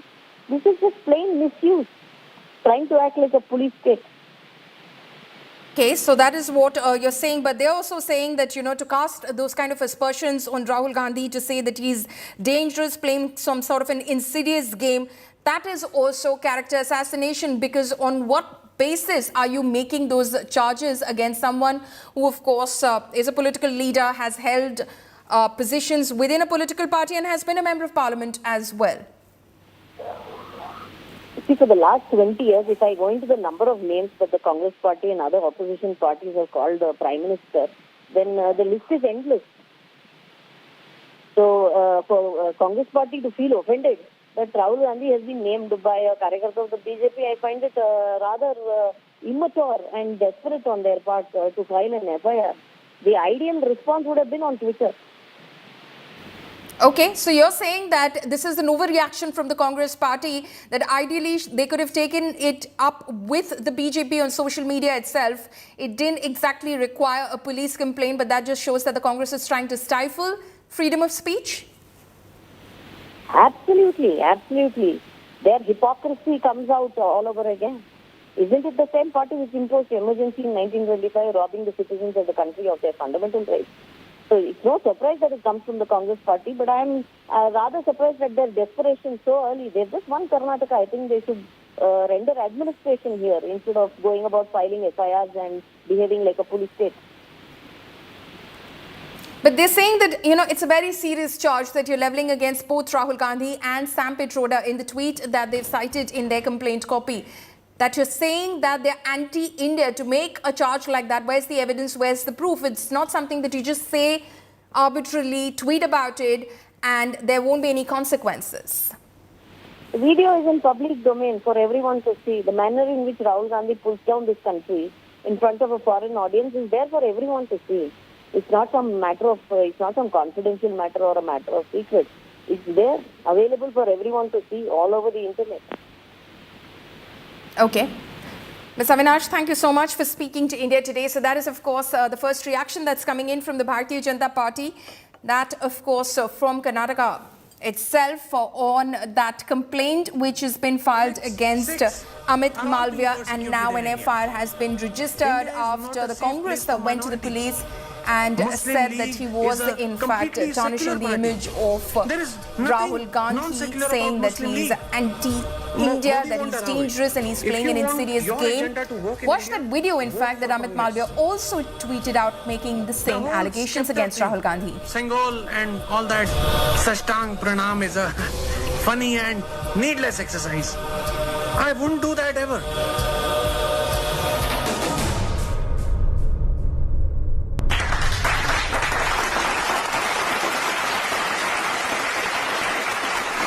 रागा एक उम्मीद, एक इकलौता विकल्प है, भारत के लिए नहीं बल्कि भारत विरोधी शक्तियों के लिए। रागा ने खुद को एक मोहरे के रूप में पेश किया है ताकि भारत को तोड़ने में उनका इस्तेमाल किया जा सके। रागा विदेशी ताकतों का मंचूरियन कैंडिडेट है।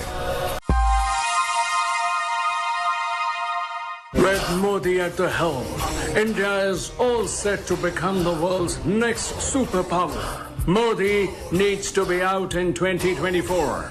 It's our last fighting chance to keep India from catapulting to a global economic power. We need to find a way to break India, divide India internally, spread the minority hate narrative to discourage business investment in India. Stop Modi at any cost.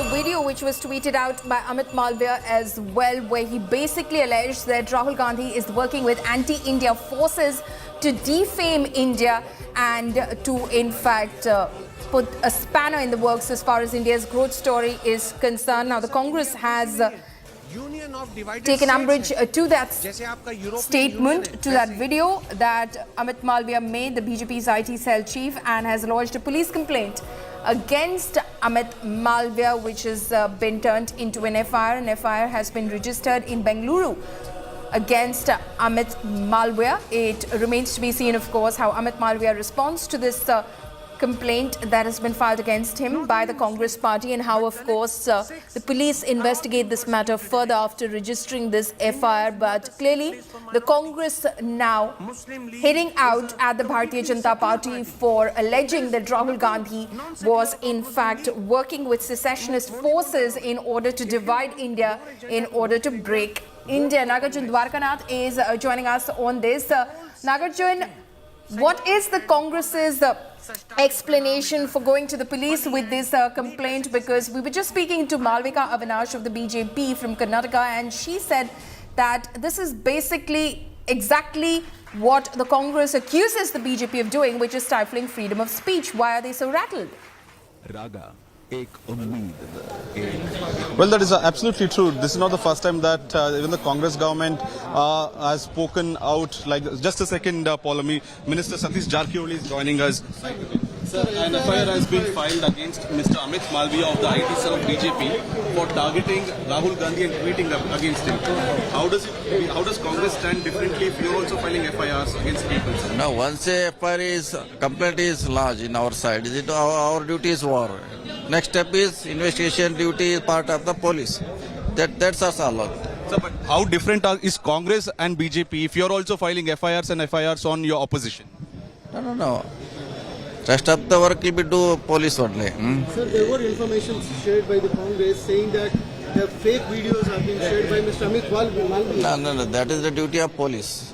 Fake or genuine, or it will be the duty of police. It will be take the police is own duty. Completely by the FIR, you think it's right of filing an FIR? So you are okay with it? Everybody got rights. Everybody got rights.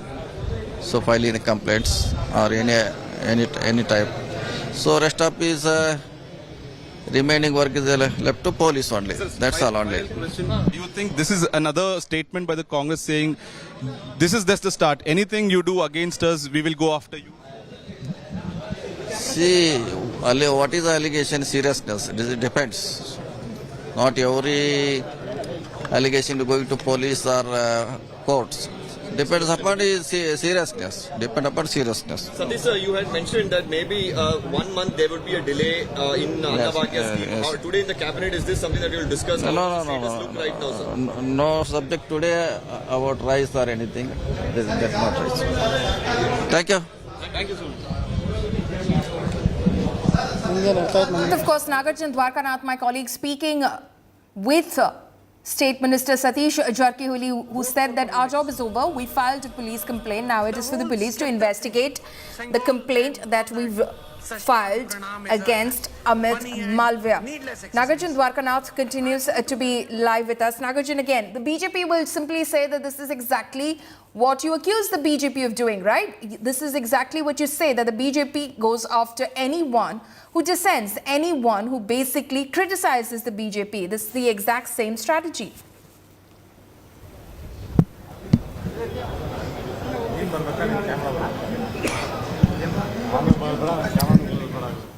Okay. Nagarjun, if you're able to hear me, the BJP, of course, is saying that this is the Congress's desperation. They should have just allowed it to slide. Why are they so rattled by one video or one tweet?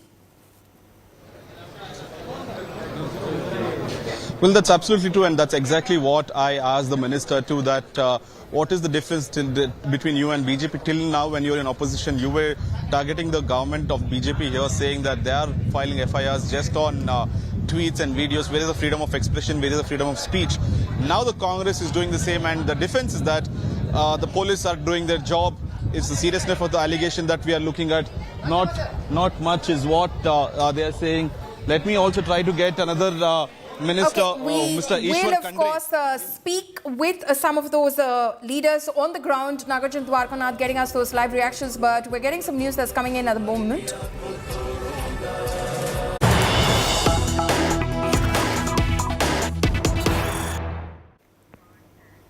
Now, the National Investigation Agency, that is the NIA, on Tuesday conducted extensive searches at the houses of 3 absconding suspects in the case related to the murder of BJP Yuva Morcha member Praveen Netaru by cadres of the Popular Front of India or the PFI in Karnataka last year. 3 locations were searched in 2 districts of Karnataka as part of the NIA's efforts to hunt down the absconders. NIA seized several electronic gadgets and documents during the searches at the houses of Abdul Nasir and Abdul Rahman in Kodagu district and Naushad in Dakshin Kannada district. These are searches that the NIA conducted. They have recovered some electronic gadgets and documents. These individuals have been absconding and have been accused in the murder of BJP Yuva Morcha leader Praveen Netaru in Karnataka last year. The NIA raided the houses of these three accused absconding persons and recovered electronic gadgets and documents.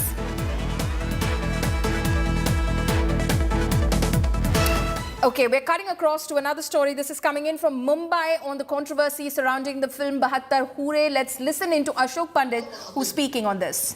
उसी film के अंश से trailer बनाया, एक भी shot, एक भी frame film के अलावा इस ट्रेलर में नहीं है। और आपने बाकायदा सेंसर सर्टिफिकेट के लिए कहा नहीं, आपने कट करी, ये आपने काटी है, तो या तो वो नेशनल अवार्ड गलत है या आपका ये सेंसर सर्टिफिकेट रिजेक्शन गलत है। आप भी डिसाइड कर लीजिए। ये बहुत इंपॉर्टेंट, मुझे इंडस्ट्री के कितने लोगों के फोन आए, ये क्या प्रोसेस है, कौन है ये लोग सेंसर बोर्ड में, सीबीएफसी में बैठने वाले जो डिसाइड करते हैं कि ट्रेलर रिजेक्ट किया, आपने फिल्म को नेशनल अवार्ड दिया है और आपने ट्रेलर रिजेक्ट कर दिया, किस मायने में, किस रीजन से आपने हमारे ट्रेलर को रिजेक्ट किया है? मैं as a producer, as a president of IFTDA, as a senior vice president of IMPA, मैं सवाल पूछता हूं पूरी इंडस्ट्री की तरफ से, हमें समझाया जाए कि किस बिना पर आपने हमारे ट्रेलर को मना किया और कट्स आपने दिए। और मैं दावे के साथ कहता हूं, पूरी टीम के साथ में संजय भट्टा प्रोड्यूसर बैठे हुए, कि एक भी फ्रेम, एक भी शॉट फिल्म के अलावा जिस फिल्म को आपने सेंसर सर्टिफिकेट दी है, जिस फिल्म को आपने नेशनल अवार्ड दिया है, जिस फिल्म को आपने सराहा है, उसका आप ट्रेलर कैसे रिजेक्ट कर सकते हैं? It's a very important question that today the media should ask Prasoon Joshi साहब, and down the line all those officers who have rejected, we are hurt today, we as makers, we as producers, we as directors are hurt, we are being humiliated today. आपने reject कर दिया, ये मतलब आप हमको समझते क्या है? आप अपने कुर्सी पे बैठे हैं तो आप बोलेंगे नहीं चलेगा, नहीं चलेगा, you are answerable today. So I request my dear friend Prasoon Joshi ji to find out who are these people who have issued this objection, this letters to us. I also appeal to our honorable IMD Minister Anurag Thakur Sahab to initiate an inquiry against this. आज हम victim बने, कल दूसरे producers victim बनेंगे, परसों तीसरे बनेंगे। ये क्या डिक्टेटरशिप है? ये क्या दादागिरी है? ये किस बिना पर आप फिल्में रिजेक्ट करते हो, ट्रेलर रिजेक्ट करते हैं? We are very hurt, we are very proud, and we are shocked by this reaction. So that is, of course, the co-producer of the film Bahattar Hure, who's lashing out at the censor board for having rejected the trailer of the film. Now, another day, another film, another controversy. After the censor board rejected the trailer of the film Bahattar Hure, the filmmakers have raised objections. The filmmakers, in fact, the co-producer of the film, Ashok Pandit, called the CBFC's decision funny and shocking, claiming that the film was given a national award. Ashok Pandit said that he will be taking the matter to the higher authorities, expressing his displeasure over the censor board's action. Pandit said that he will also be requesting the I&B ministry to intervene in the matter. The film Bahattar Hure is slated to be released on July 7. The makers will now be releasing the trailer of the film digitally today. We're slipping into a very short break. Coming up next, protests at Cuddalore's Chidambaram temple as priests allege takeover bid by the Stalin government. Details on the other side.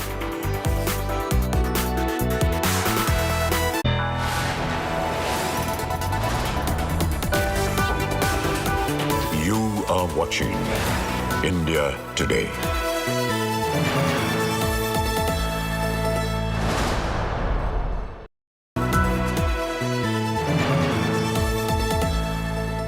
The India Today group is pleased to announce the launch of a brand new online portal for our Best Colleges survey, featuring 6 years of ranking data as well as a wealth of granular information on thousands of institutes of higher learning.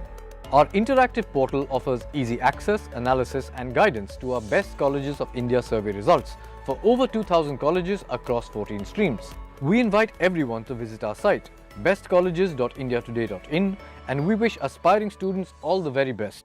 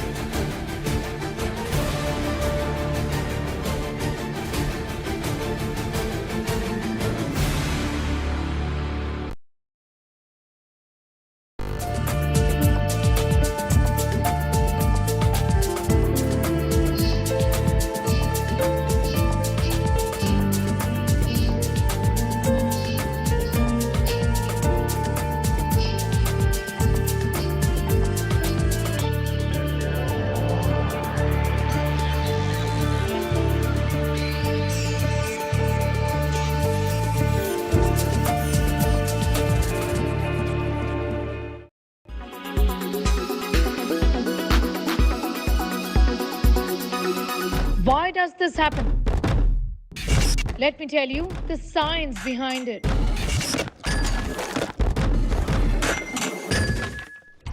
For more informative videos like this, keep watching India Today Newsmo. Kerala's public health, all political parties traveling from different parts. Armed with facts, Looking at political back. she takes the news by its horns. You think the future of these students are not hampered? Fierce, bold and direct, setting the tone for the biggest stories from every corner and every angle. Expect nothing but the unfiltered truth. News first, niceties later. Watch me, Nabila Jamal, on India Today. Make your media plan smarter with India Today Live TV on your connected devices. Amplify your brand with 100 million smart internet viewers. To advertise, mail us at sales@aajtak.com.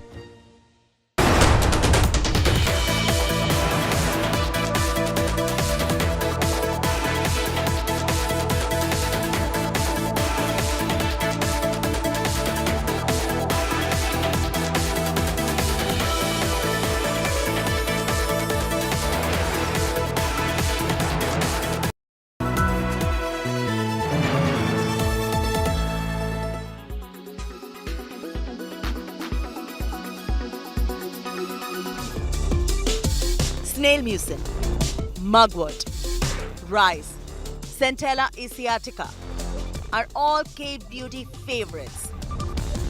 Whether it works or not is always up for debate, but the world has really enjoyed relaxing in a Korean sheet mask to unwind, and they surely hydrate well for a Korean kind of a glass skin glow. The latest entrant, salmon sperm. K-Beauty has made it a super hot commodity. In the music video for Vegas, Doja Cat is seen smearing a face with a cosmetic stick. If reports are to be believed, this product was made from salmon collagen and salmon PDRN to enhance skin elasticity. It's really a polynucleotide, and what it does is it has an anti-inflammatory role, so it helps reduce inflammation in the skin. This is all because of the wound healing response, and so this is why it's become such a popular ingredient right now. K-Beauty, no doubt, is a cult favorite. Further enhanced by K-pop culture that is a big deal amongst Gen Z. BTS and Blackpink are all over the place, and if you notice, they emulate a certain aesthetic standard which just cannot be accidental. While the Koreans have skin that's definitely different from Indians, some basics of skincare remain standard across the board. Cleanse, tone, moisturize, and do not forget the sunblock. How simple is that? Korean people, there are about 5 to 6 skincare routine that we follow, which start from skin, lotion, essence, cream, eye cream. So basically, little effort is required to have a flawless skin. Yeah. To say that Koreans are too serious about their skincare would be a huge understatement. But through all their 10-step routine lies a simple philosophy: moisturize and hydrate well. In New Delhi, with Vaishnavi Kaharwar, Lifestyle Bureau, India Today.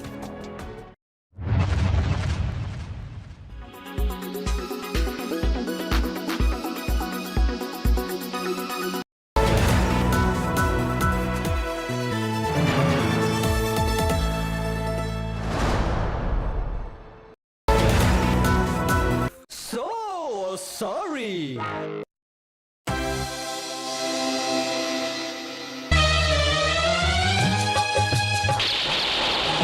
नए दौर में दोस्ताना हमारा अब देखेगा जलवा ज़माना हमारा ये डीलों के दिन कुछ हिसाबों के दिन कई दिल जलो खो जवाबों के दिन डिफेंस फील्ड में अच्छे ख्वाबों के दिन है वेलकम अमेरिका में जी मेहरबान मेरे जैसा फ्रेंड भी मिलेगा कहाँ ऑटोग्राफ को दिल दीवाना हमारा अब देखेगा जलवा ज़माना हमारा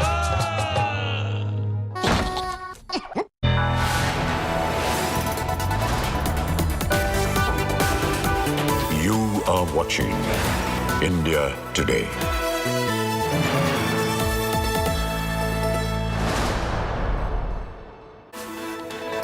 Big Temple Trust versus Tamil Nadu government controversy. Fresh row after some devotees were stopped from getting atop a holy place to pray. Now, the incident took place at the Thilai Nataraj temple when Dikshitars governing the temple placed a board forbidding devotees from praying in the area for 4 days. Now, devotees protested. Tamil Nadu cops marched into the temple's sanctum sanctorum. Priests cried, "Take over bid," as soon as the police entered the holy place. Now, Tamil Nadu minister, however, slammed the temple trust, saying it is doing everything they are not supposed to do and that the work is on to bring the Nataraj temple in Chidambaram under government board. My colleague Pramod Madhav is joining us live, but before that, let's listen into reactions that have been coming in. சட்டப்படி பக்தர்கள் சுதந்திரமாக இறை வழிபாட்டிற்கு அனைத்து உதவிகளையும் இந்து சமய அறநிலைத்துறையும் அரசும் செய்யும். இதில் யார் பெரியவர்கள் என்பது பிரச்சனை அல்ல. இறை என்பவர்களுக்கு தேவையான தெய்வத்தை வழிபடுவதற்குண்டான அனைத்து ஏற்பாடுகளையும் செய்து தருவதுதான் எங்களுடைய நோக்கம். There are issues. Even the court already had ordered that the temple should be can be taken by the HRNC. But let Modi consider this and bring in a uniform civil code within Hinduism. It's a Supreme Court order. Whatever the Tamil Nadu government today is contemplating is against the Supreme Court order and against the Constitution.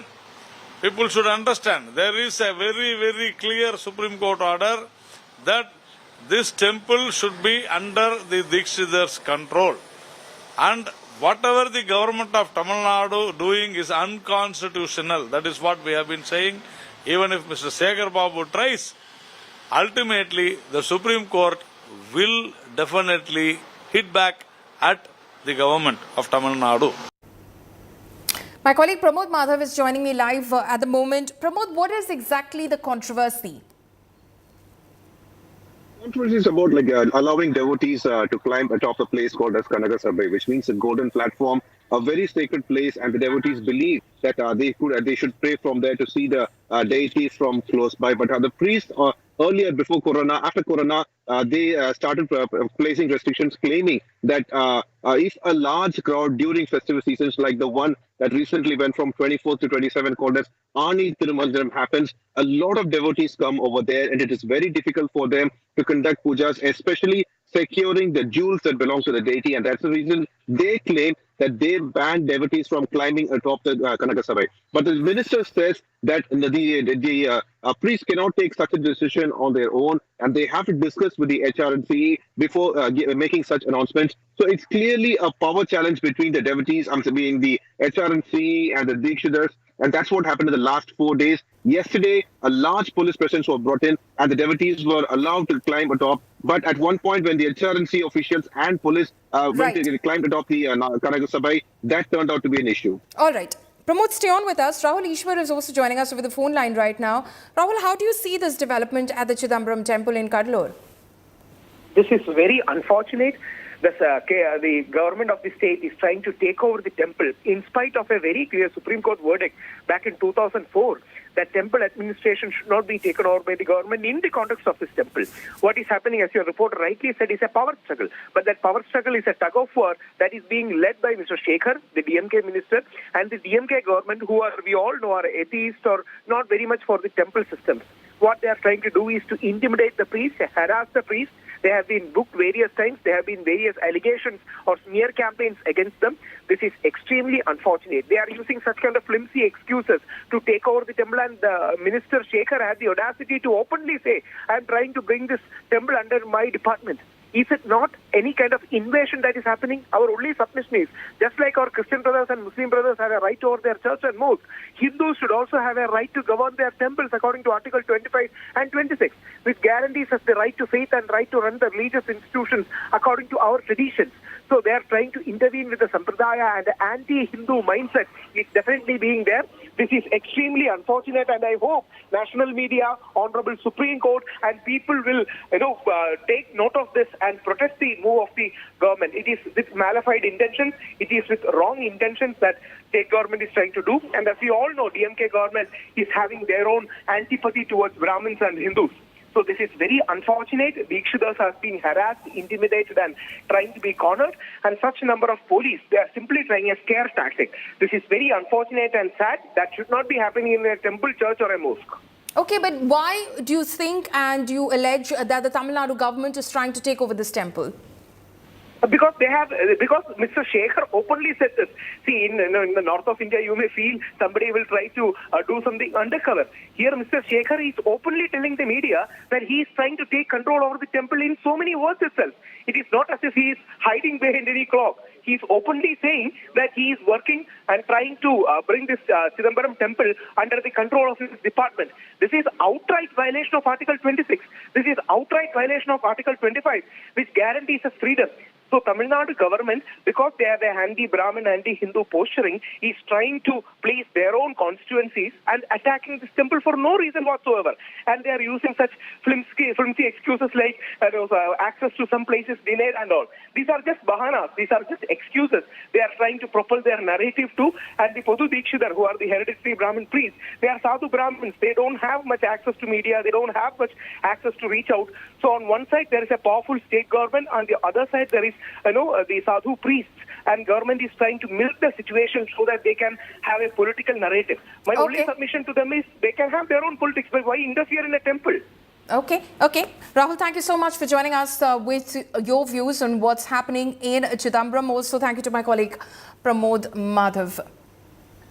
We're shifting focus now. Junior NTR, a global star with a massive fan following all over the world, one of his die-hard fans, Shyam, reportedly died by suicide. But the 23-year-old's death has now sparked a massive outcry, with Junior NTR South superstars demand justice for Shyam. TDP has alleged that the YSRCP has a role to play in the fan's death. Here's a report.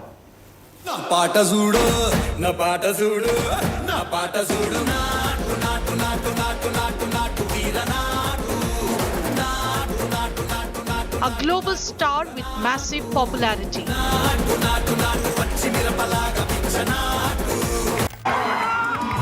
And a fan base that treats him like God.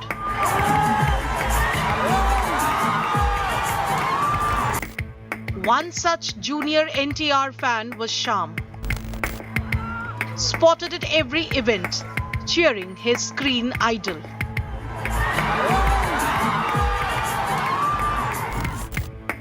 On Monday, Shyam reportedly died by suicide, but the 23-year-old's death has now sparked a massive outcry. His family and friends are alleging foul play. The hashtag We Want Justice for Shyam NTR has been trending for days. మళ్ళీ రీసెంట్గా ఎన్టీఆర్ గారితో ఫోటోలు దిగినవి అవన్నీ మేము కూడా post చేసుకున్నాం. మేము కూడా ఇన్స్టాలో స్టోరీస్ కూడా పెట్టుకుంటాం. అన్న కూడా తన ఇన్స్టాగ్రామ్లో అయితే పోస్ట్ అయితే చేశాడు. మీరు మాత్రం అర్జెంటుగా యాక్షన్ అయితే మాత్రం తీసుకోకపోతే కనుక మా ఎన్టీఆర్ అన్న ఫ్యాన్స్ అందరూ కలిపి ఇంకొకసారి రియాక్షన్ అయితే మామూలుగా ఉండదు. మీరు 24 అవర్స్లో మాత్రం ఆ చేసిన ప్రతి ఒక్కరిని మీరు జైల్లో పడేస్తే మీ ఇష్టం, లేకపోతే కనుక మీరే కాసుకోండి. ఎన్టీఆర్ అన్న ఫ్యాన్స్ ఒక హంగామా కాదు, ఒక అగ్నిపర్వతం ఎలా అయితే పగిలి బయటకు వస్తుందో. Junior NTR himself has now issued a statement demanding probe into his fans' death. And I quote, "Not knowing the circumstances under which he died must be nerve-wracking for all. I request the government officials to investigate the matter immediately." Shyam's death has now taken a political turn, with TDP chief and former Andhra Pradesh chief minister accusing YSRCP workers of murder. Naidu tweeted, "It has been alleged that YSRCP members are involved. Their involvement must be probed impartially. Let's ensure transparency prevails and justice is served." Shyam happens to be a die-hard fan of Junior NTR, and our party leaders Sri Nara Chandrababu Naidu garu and Sri Nara Lokesh had already demanded the government to conduct a thorough investigation into the suspicious death of Shyam. Every other day in the state of Andhra Pradesh, we find people being murdered, people found dead under suspicious circumstances. Several top Telugu actors and filmmakers have joined the chorus, demanding an investigation and justice for Shyam. Will the Jagan government act? Bureau Report, India Today. My colleague Pooja Shali spoke to TDP spokesperson who claims that it wasn't a death by suicide but murder by YSRCP members. Listen in. Mr. Padabi, why are you blaming, or why is the TDP stating there is a YSRCP role in that? What is leading your party to claim that? Pooja, good morning. It is very tragic and unfortunate that we have lost another young man, Shyam, under suspicious circumstances in East Godavari few days today. See, I mean, there are reports coming in very strongly that sympathizers of YSRCP are behind the suspicious death of Shyam. See, it is hardly few days ago, Pooja, that we have seen another gruesome incident where a young boy called Amarnath was burnt alive by pouring petrol over him in a village near Repalle. So these incidents are not stopping. And a few days ago, a young woman named Francica died because of an acid attack in Elur. And another 15 days ago, there is another young lady in Machilipatnam who was kidnapped and then forcibly given a dose of ganja and was brutally raped. So what is happening in Andhra Pradesh? Every other day you find one suspicious death or an attack or a woman or a rape incident or a murder. So there is absolutely no law and order prevailing in the state of Andhra Pradesh. The Chief Minister Jagan Reddy is completely silent. Have you heard one single statement from the Chief Minister when so many gruesome incidents are happening? Why is the Chief Minister silent? Why is he not acting? So it's absolutely fair that you're raising a question to the government and to the Chief Minister about why there are these deaths of young people taking place. But for the TDP to blame the death on YSRCP, there has to be some evidence. There has to be There are, Pooja. There are evidences. You take the ground report from the people living in those villages. You speak with people living in the village where Shyam had died suspiciously. People are strongly saying there are names coming out from YSRCP. It is the government which is not acting. Just because the government is silent, the YSRCP goons are committing these offences every other day. There is absolutely no law and order.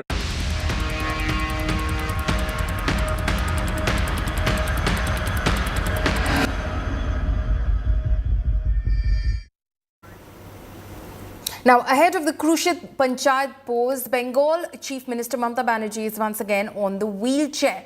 Now, Didi suffered a ligament injury on her left knee when the helicopter she was travelling in made an emergency landing at the Sevok Air Base near Siliguri in Bengal. Doctors at the SSKM hospital in Kolkata said an MRI scan revealed that Mamata Banerjee sustained ligament injuries to her left knee joint and her left hip joint.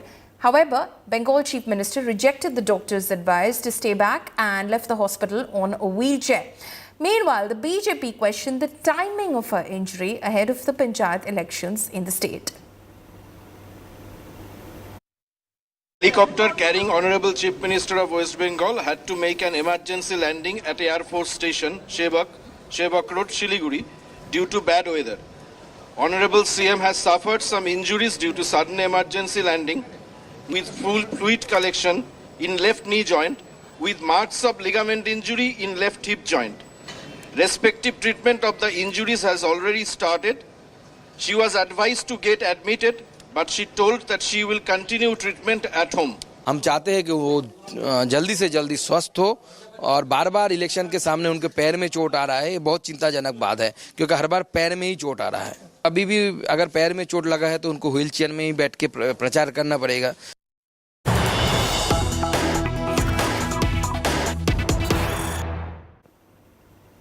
News coming in right now. Convoy of Pakistan towns DC attacked. Massive attack in Pakistan's Hadnai city. Hadnai city DC's convoy charred. The convoy was targeted in Pakistan's Balochistan. In fact, BLA fighters attacked this convoy. Gaurav Sawant is joining us over the phone line. Gaurav, tell us what happened. So this was a convoy. The information that we have is from the Baloch freedom fighters, and they say that their resources were being plundered. And with the plundered resources, there was a convoy which actually comprised more than 20 vehicles.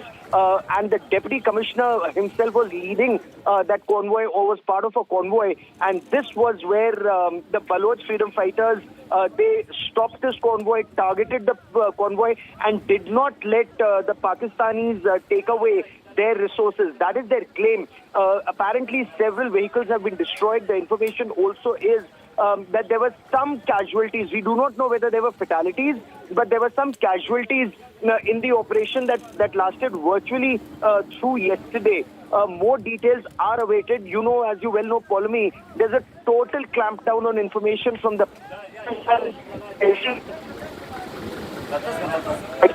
but some information should filter out. But the convoy taken away. That's what the freedom fighters say. If you could just fix that audio line, Gaurav, there, of course, telling us what happened in Hadnai city. As far as this incident is concerned, you can see that entire convoy which has been charred. This convoy was targeted in Pakistan's Balochistan in Hadnai city. A team of BLA fighters attacked this convoy. Is this, of course, a payback for Baloch atrocities? That remains to be seen, but clearly you can see the gravity of this attack on that convoy. We're slipping into a very short break. Coming up next, politics erupts over ODI World Cup. Congress up fume over no matches in Kerala and Mohali. BCCI Vice President Rajiv Shukla says that ICC decides on venues for the World Cup.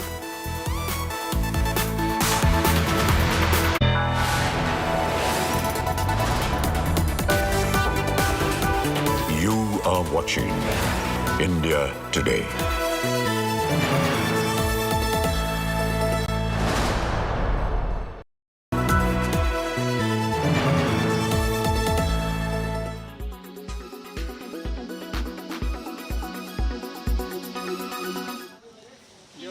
A summer crop that is the choice of millions across the country, is rapidly becoming a prized delicacy. It is enjoyed in all its forms, but now households are being forced to choose. पहले जब मैं एक हफ्ते पहले लेने गई थी तो 60 रुपए किलो थे, अब कल लेने गई हूँ तो 120 रुपए किलो, और वो भी टमाटरों का आप हाल देख सकते हैं, कहीं से गले हैं, कहीं से ये वाइटिश में है. It is an annual deja vu that is hitting India's most vulnerable and the middle class.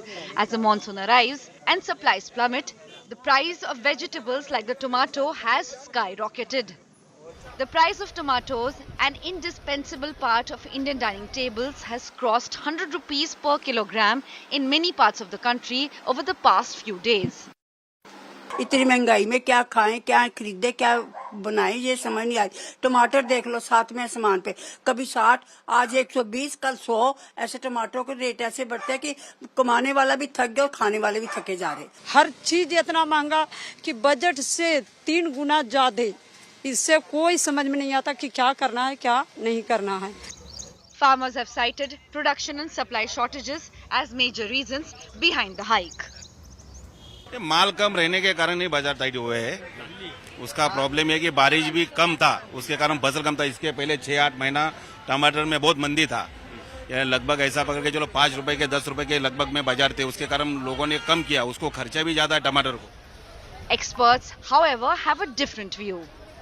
Retail market में तकरीबन 60 रुपए से ज़्यादा प्राइस हर जगह पे है, बताया गया है कि इतना प्राइस है. लेकिन जो हॉकर्स हमारे घर के बाहर आते हैं या जिनसे हम लेते हैं, वो तकरीबन 80 और 100 रुपए का चार्ज करते हैं. इसका मतलब साफ है कि एक रिटेल माफिया जो है वो ऑपरेट करता है.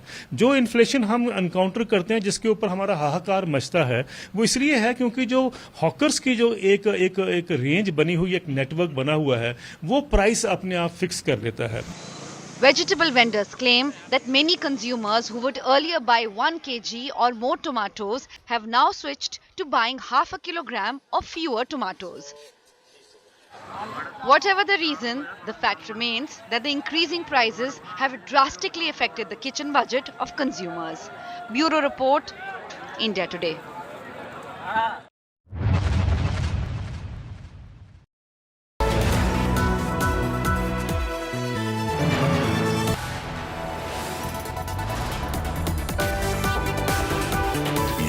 Are watching India Today.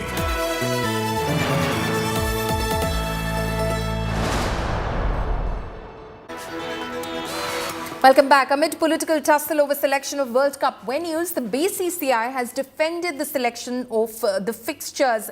BCCI Vice President Rajiv Shukla said that the selection of venues was not purely in the hands of the BCCI and ICC consent was needed for the same. Shukla cited the example of Mohali and said that the stadium didn't meet the standard of the ICC, whose consent is needed for the venues. The opposition party leaders have expressed disappointment that Punjab's Mohali and Kerala's Thiruvananthapuram have been excluded from World Cup venues. I think it's a well-drafted schedule and everybody has pondered over it, and new venues have been added. Like Lucknow has been added. UP never got any chance to host World Cup, ever before. So they have been given chance. Guwahati has been given chance. Lot many venues from South has been added. So I think they have given a fair amount of consideration before finalizing the venue. Secondly, you should always keep in mind, ICC has to approve all those venues. It's not purely in BCCI's hands. ICC has to approve those venues. So all those who are raising objection, they should realize that we need a consent of ICC also while picking up these venues. Now, the excitement over the announcement of the ODI World Cup fixtures on Tuesday was marred by the political showdown over the venues. From Congress to the Aam Aadmi Party, opposition parties in fact slammed the cricketing board in India for allegedly ignoring several states. Here's more in this report. Absolutely magnificent. It has been 12 years since India won the ODI World Cup. India lift the World Cup. After 28 years, the parties start in the dressing room. And with India set to hold the tournament this year, hopes of 1.3 billion people are rising again. But the excitement around World Cup has been marred by politics. Opposition parties are now crying bias over match venues. Congress MP Shashi Tharoor expresses displeasure over the exclusion of the Sports Hub Stadium in Thiruvananthapuram. 10-11 cities have been given matches, and some have got 5 matches, some have got 4 matches. They could have easily spread the joy a little better. Places like Thiruvananthapuram, which has such a wonderful new stadium, Mohali, Ranchi, there are places that are substantial towns with good cricket following and with excellent stadiums that could have been given an opportunity also to host a World Cup match. Mohali, which hosted the iconic India-Pakistan semi-final in 2011, is not hosting a single World Cup match. And so a similar objection has been raised by Punjab's sports minister too.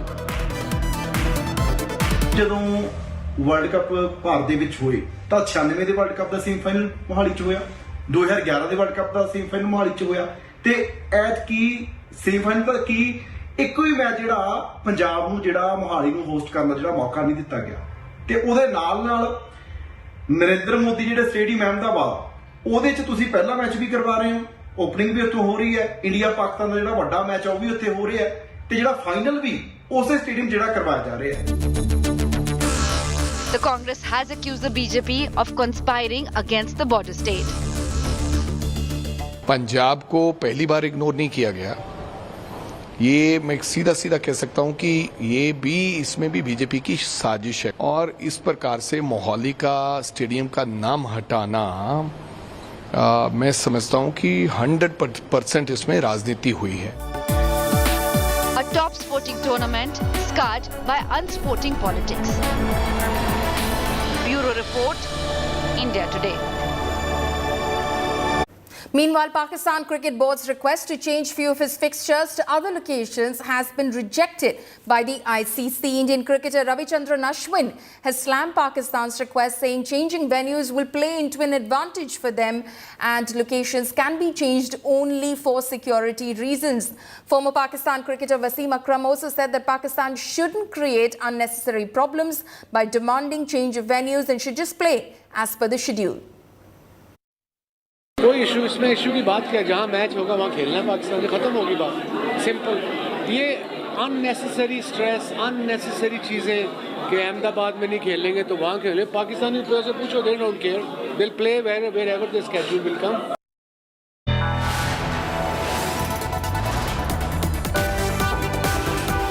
You are watching India Today.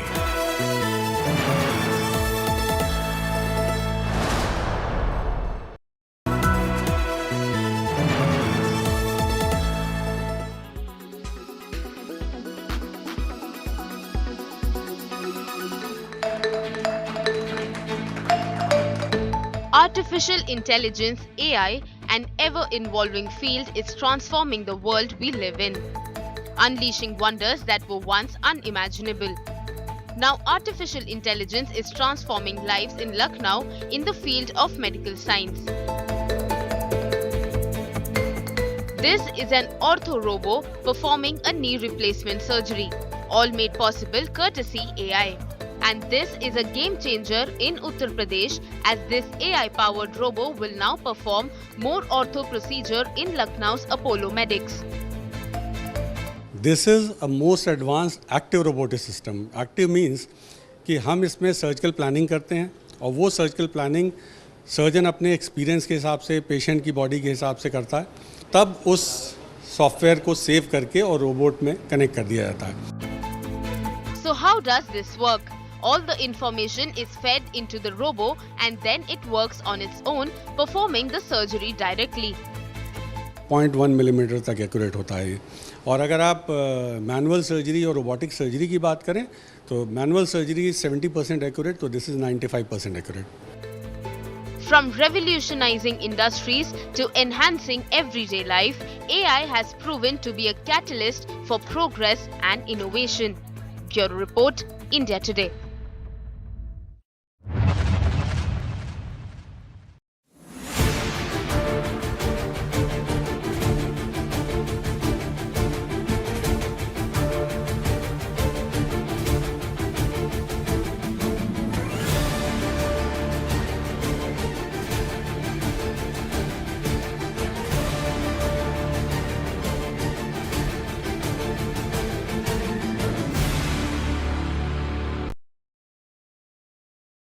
Weather forecast now. Delhi, maximum 38 and minimum 28 degrees. Mumbai, maximum 29 and minimum 26 degrees. Kolkata, maximum 31 and minimum 25 degrees. Bangalore, maximum 28 and minimum 20 degrees. Chennai, maximum 35 and minimum 29 degrees. Hyderabad, maximum 31 and minimum 24 degrees.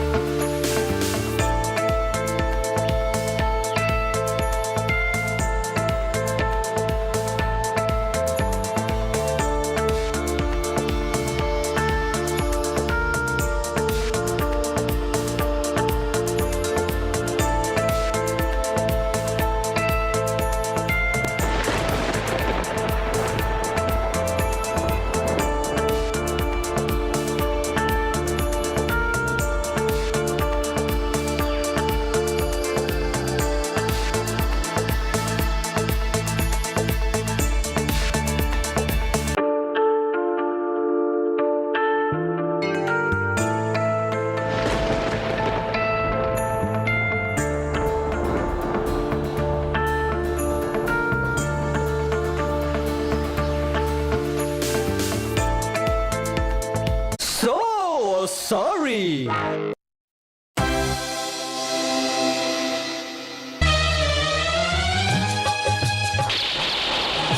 नए दौर में दोस्ताना हमारा अब देखेगा जलवा ज़माना हमारा।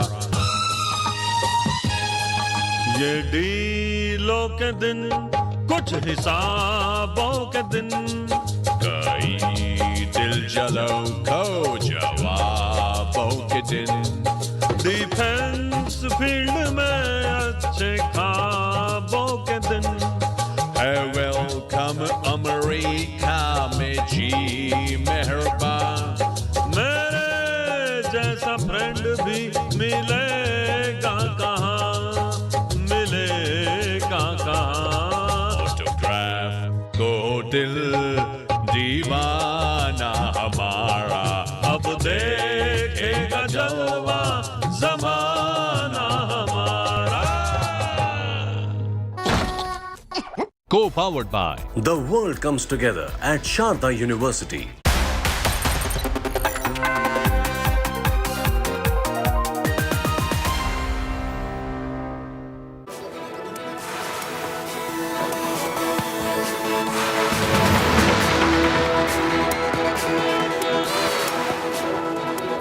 Good afternoon and a warm welcome to India Today. I'm Paulami Saha. These are the headlines we're tracking at the top of the hour.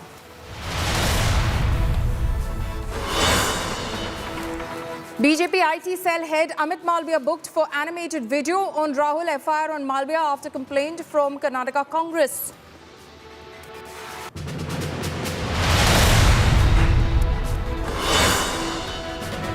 Protests at Cuddalores Chidambaram temple as priests allege a takeover bid by the Stalin government. Cops enter sanctum of Nataraj temple. Priests say cops manhandle them.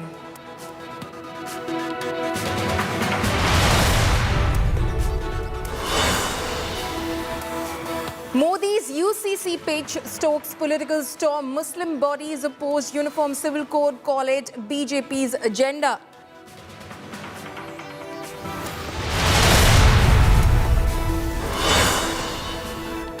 Chief Minister Mamata Banerjee injured after chopper emergency landing, steps out on a wheelchair.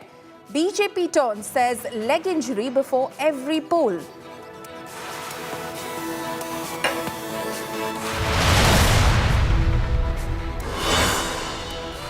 Politics erupts over ODI World Cup. Congress AAP fume over no matches in Kerala and Mohali. BCCI Vice President Rajiv Shukla says ICC decides on venues for the World Cup.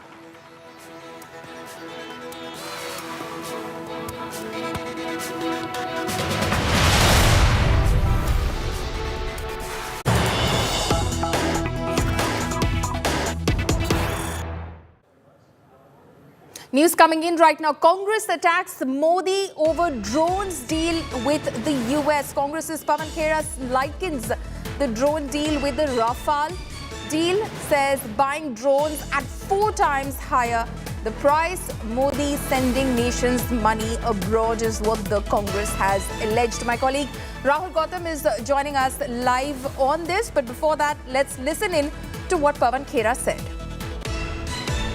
जो Rafale deal में हुआ वही अब predator drones की खरीद में भी दोहराया जा रहा है। जिस ड्रोन को बाकी मुल्क 4 गुना कम कीमत में खरीदते हैं, उसी ड्रोन को हम $110 मिलियन यानी कि 880 करोड़ प्रति ड्रोन, 880 करोड़ पर ड्रोन हम खर्च कर रहे हैं। कैबिनेट कमेटी ऑन सिक्योरिटी की कोई बैठक नहीं हुई। इस बैठक के बगैर एक अकेला सब पर भारी ने जाकर अपना एक और महंगा शौक पूरा किया। आपके दोस्त हिंदुस्तान से पैसा लेकर भाग जाते हैं बाहर, ये तो पिछले 9 साल में हमने देखा। अब आप खुद हिंदुस्तान का पैसा बाहर जाकर देकर आ रहे हो, वो काम भी आपने खुद ले लिया। My colleague Rahul Gautam is joining me live on this. Rahul, on what basis is the Congress saying that we've bought these drones at 4 times higher the price? Well, just a short while back, Pawan Khera addressed a press conference wherein he came out with several figures and media reports suggesting that the Predator drones, which India has bought at $110 million, per drone, was actually bought by several countries at almost half price and almost 4 times lesser price than what we are paying. In fact, he also said that several nations have cancelled this deal because they thought that it's actually an expensive deal and therefore they were losing money on that deal. So therefore they cancelled this particular deal. He also said that this clearly shows that how the drones which US itself is phasing out because they are technologically inferior, because there's a new technology that has come in, that why India is paying such high price for these drones given the fact that there's new technology already available with many nations. In fact, he also suggested that isn't this happening because of a pressure from some influential people who are having some sort of links with General Atomics, the company that actually going to produce these drones. In fact, he also asked that whether this is a government-to-government deal or Indian government is actually dealing with corporation directly. He said that this deal completely lacks transparency and therefore there are many questions that needs to be answered, and that's why he said that this defense deal, the procurement of Predator's drones is certainly going to become another Rafale scam as it had happened earlier. He said that defense minister and government must come clean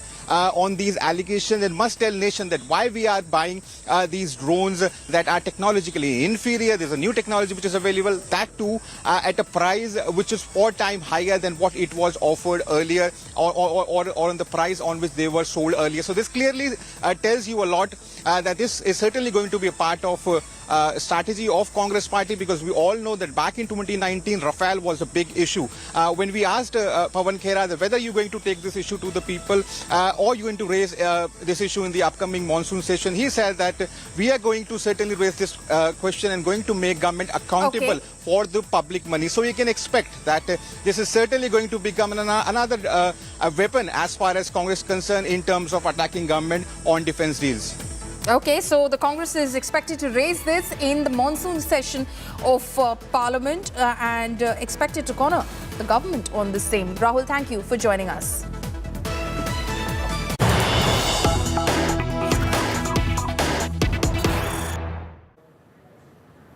News coming in right now. BJP hits out at the Congress over FIR against Amit Malviya. BJP says FIR against Malviya politically motivated. BJP says will challenge the FIR against Malviya in court. Malviya has been booked for animated video and tweet on Rahul Gandhi. He had said that Rahul Gandhi is dangerous and insidious to the interests of the nation.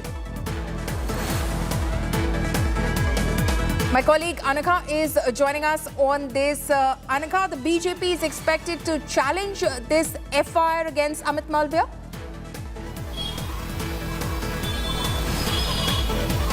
Pallavi, we're still waiting to hear from the BJP what their next course of action is going to be. But for now, the BJP is now calling this politically motivated. Remember, this is not the first time that Amit Malviya has tweeted something like this about Rahul Gandhi. Even in the past, he had made a video, a sort of animation sort of video, for which a complaint was registered against Amit Malviya. And now an FIR has also been registered against Amit Malviya for his tweet on Rahul Gandhi, calling him dangerous and saying that, it is the entire plot of Congress to defame Prime Minister Modi when they go overseas. It is for this statement that a complaint, that an FIR has been registered. It was registered in Bengaluru's High Grounds police station by Congress's ex-MLC Ramesh Babu. He went ahead and he filed his complaint. Priyank Kharge had also accompanied him while filing the complaint. And now we have an FIR that has been registered. We're still waiting to know what BJP's next course of action is going to be. But for now, there is a tutu-meme game that is going to be played out, with BJP calling this entirely politically motivated, and Congress saying that attempts are being made by BJP to defame Rahul Gandhi left, right and centre. All right, Anakha, thank you so much for joining us with that developing story and the updates that are coming in from Bengaluru. In fact, an FIR has been filed against BJP IT cell chief Amit Malviya. The Karnataka police have booked Malviya over a tweet he put out relating to Congress leader Rahul Gandhi. The video tweeted by Malviya mocks Rahul's overseas trips and claims that Rahul Gandhi is dangerous and indulges in maligning India's reputation abroad. Malviya has been booked under sections related to criminal conspiracy, common intention, offence committed in a place of worship, among other charges. Now, according to initial reports, the police booked Malviya after Congress leader Ramesh Babu lodged a complaint against him, slamming the animated video tweeted by Amit Malviya. The Congress has called the police action as a crackdown on fake news. Now, this is not the first time that Amit Malviya has tweeted against the Gandhis. In fact, as Rahul Gandhi trekked across the globe, BJP leaders have been quick to slam his trip. For instance, BJP slammed the Congress and its leaders Rahul Gandhi and Digvijay Singh, accusing them of inviting foreign powers to interfere in India's internal affairs. The last 20 years, if I go into the number of names that the Congress party and other opposition parties have called the Prime Minister, then the list is endless. So for Congress party to feel offended that Rahul Gandhi has been named by a Karyakarta of the BJP, I find it rather immature and desperate on their part to file an FIR. The ideal response would have been on Twitter. So that is, of course, what the BJP has to say, that it is desperate and immature of the Congress to go ahead and file a police complaint against Amit Malviya. Anakha, like you were pointing out, not the first time that Amit Malviya has courted controversy, not the first time that he's tweeted against Rahul Gandhi. But this time, of course, the Congress is unwilling to let it slide. Well, that's right, Pallavi. And now the BJP IT cell chief has to answer for this, of course. And now we have a political game that has erupted. An FIR is filed. We have to see what is going to happen next. What will Amit Malviya answer? Will he come out and apologize for his tweet calling Rahul Gandhi as dangerous, which has offended the clans of Congress, or is he just going to take it head on and just take in the next course of action and just abide by the law? What his next course of action is going to be is something that is to be watched out for, because this is a developing story. But for now, there sure is a political game that has erupted, with BJP on the hand fully defending Amit Malviya for his tweet saying that Rahul Gandhi deserves to be put in this sort of light, whereas the Congress on the other hand saying, how dare you talk about our leader in this manner? He's our leader. He is going to be the future PM candidate as well. So how dare you talk about him like this? Is the sort of political game that has erupted here, with regards to the FIR. Anakha, stay on with us. We're getting more news that's coming in from Karnataka now.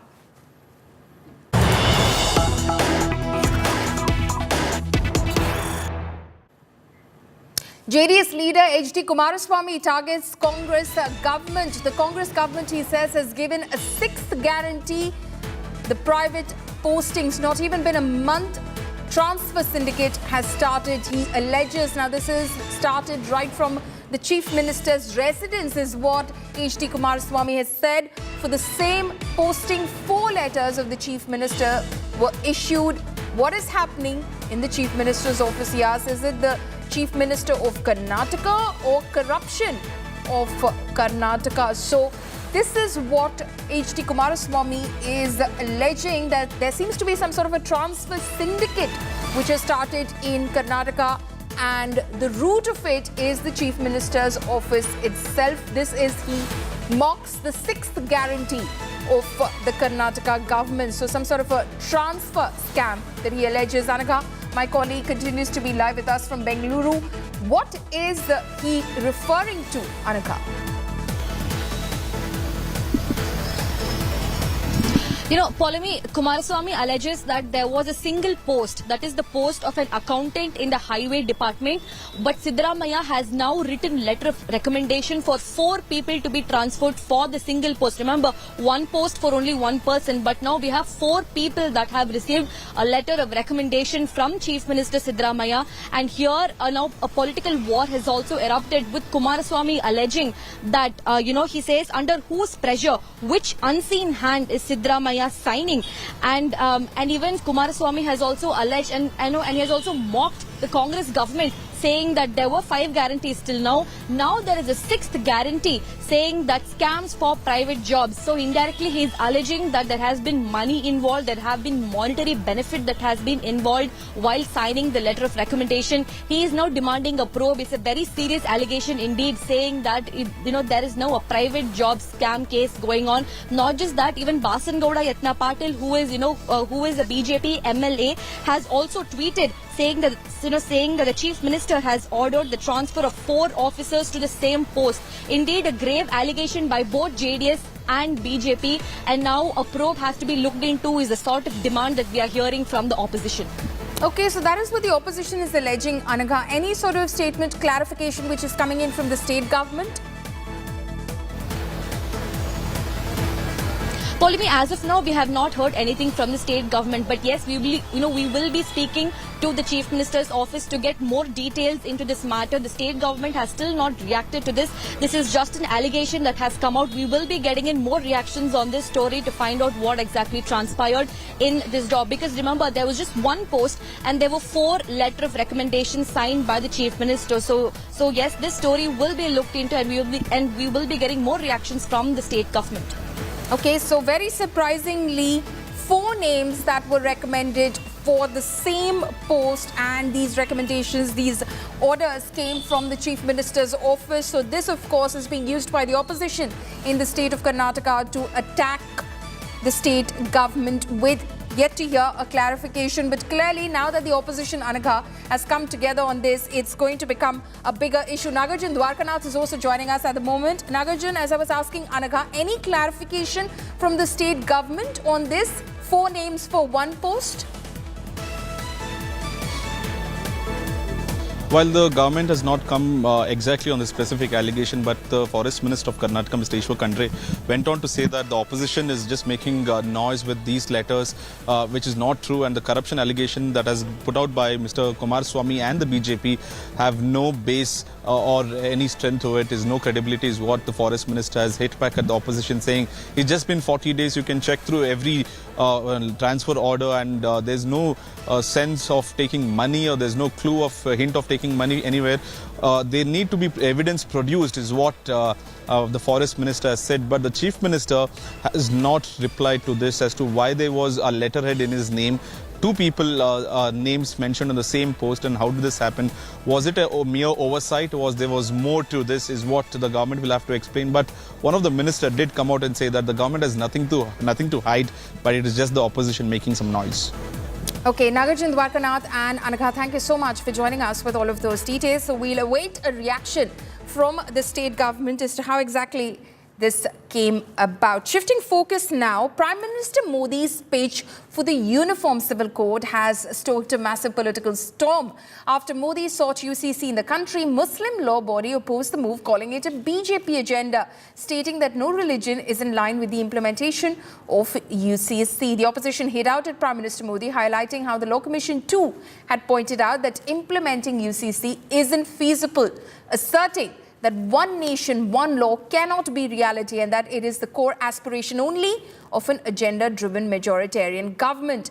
The All India Muslim Personal Law Board also held an emergency meeting and decided to oppose the proposed law, which seeks to formulate and implement a set of common personal laws for all citizens of India, regardless of their religion. Our Prime Minister and our Constitution repeatedly talks about equal rights for all Indian citizens. No discrimination for any citizens for or against. And therefore, these basic fundamental principles of our Constitution go to the root of vote bank politics that these political parties have built their edifice on for the last 75 years. So it is important to have these discussions. It is important to have the truth be revealed to the people about what these political parties and their ideologies really mean and where they are vis-a-vis the Constitution of India. हम उत्तर प्रदेश में प्रतिबद्ध हैं कानून का राज स्थापित करने के लिए और भाईचारा बना रहे। हम लोग सर्व सहमति से उत्तर प्रदेश में कहीं कोई दिक्कत न हो और कानून न टूटने पाए, इसके लिए हम लोग लगातार काम कर रहे हैं और किसी भी स्थिति में उत्तर प्रदेश में इस प्रकार के जो गैर कानूनी कार्य हैं हम होने नहीं देंगे और इसमें कड़ी कार्रवाई करेंगे। और जो मतलब विदेशी ताकतें हैं वो लगातार अपने समाज को अस्थिर करने में लगी रहती हैं, लेकिन वो उत्तर प्रदेश में सफल नहीं होने देंगे हम। कांग्रेस ये कह दे कि वो यूसीसी के फेवर में नहीं है, इधर उधर की बात ना कर। इधर उधर की कांग्रेस बात करेगी फिर उनका काफिला लुट जाएगा। देश के अंदर 2 लोगों के लिए भी एक ही कानून होगा, 10 लोगों के लिए भी एक ही कानून होगा और सबके सहमति से हो तो ये बहुत अच्छी बात होगी। कांग्रेस इसलिए बौखलाई हुई है कि नरेंद्र मोदी जी ने ये बात कह दी। राष्ट्रीय चुनाव में, पार्लियामेंट इलेक्शन में इन मुद्दों का जो भी प्रभाव पड़ेगा।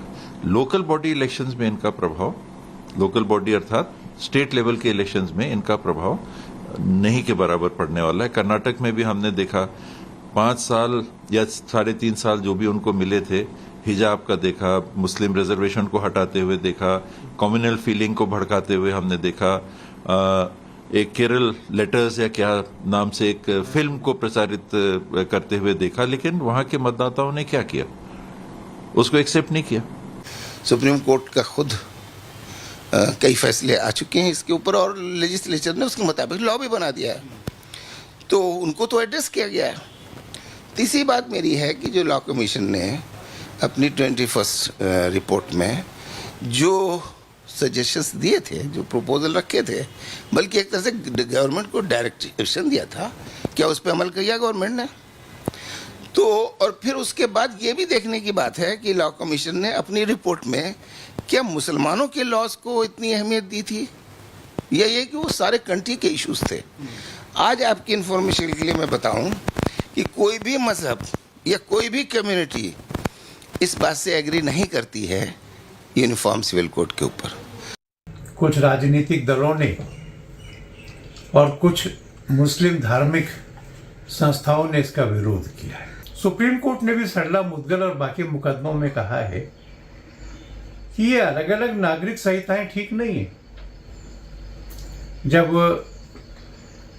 क्रिमिनल लॉ एक सा है, कॉन्ट्रैक्ट लॉ एक सा है, कमर्शियल लॉज एक से है, बैंकिंग लॉज एक से हैं, तो केवल परिवार के बारे में यह अपवाद क्यों हो? आज आम जनता के मुद्दे हैं महंगाई, भ्रष्टाचार, बेरोजगारी, किसान, ये आज जनता के मुद्दे हैं। कितने लोग समझते हैं यूसीसी? कितने आम जनता में से खड़े पूछो, कोई जानता है यूसीसी क्या होता है? ये जानते हैं? हाँ। चुनाव के पहले यूसीसी की बात करें, अपनी सब बात करें।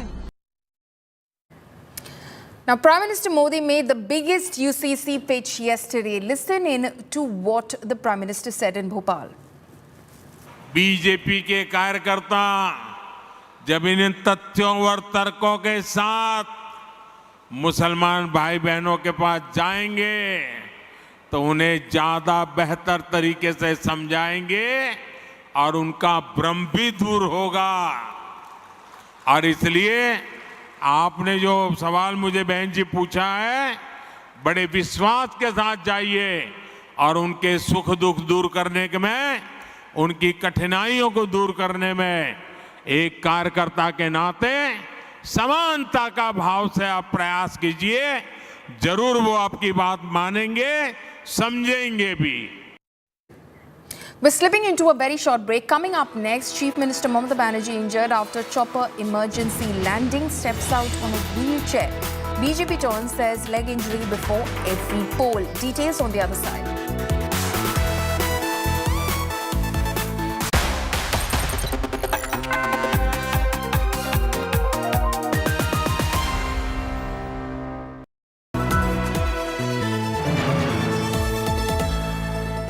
Best colleges of the country. Which one will boost your aspirations? From courses to placements, know them all. India Today Best Colleges Survey 2023. Issue out this Friday 23rd June. Subscribe now to indiatoday.in/subscribe.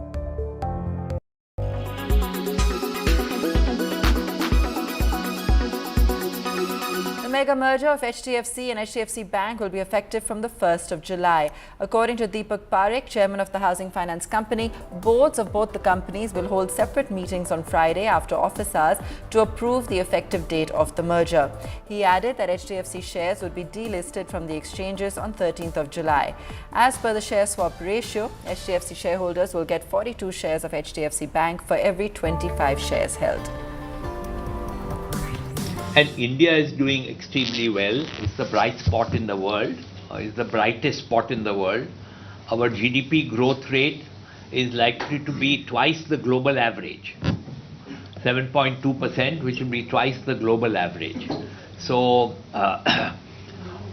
we are confident that our business, now that it goes to the bank, each and every branch of the bank will start selling mortgages, which were not doing prior to this, and so the reach to individuals across urban, semi-urban areas where the branches, HDFC Bank branches are, will start marketing and dispersing mortgage loans. So we expect the growth to increase as there is a huge demand. That the bank has something like 70 million customers. And out of the 70 million customers, just about 2% of them have taken housing loans from HDFC. Just 2%. And about 5% have taken loans from other banks. So look at the ability in terms of being able to cross-sell housing loans to this massive customer base who have not taken housing loans. Also, the average age of a first-time home buyer in India is about 37-38 years. And if you look at the demographic trend, 65% of India's population is below 35 years.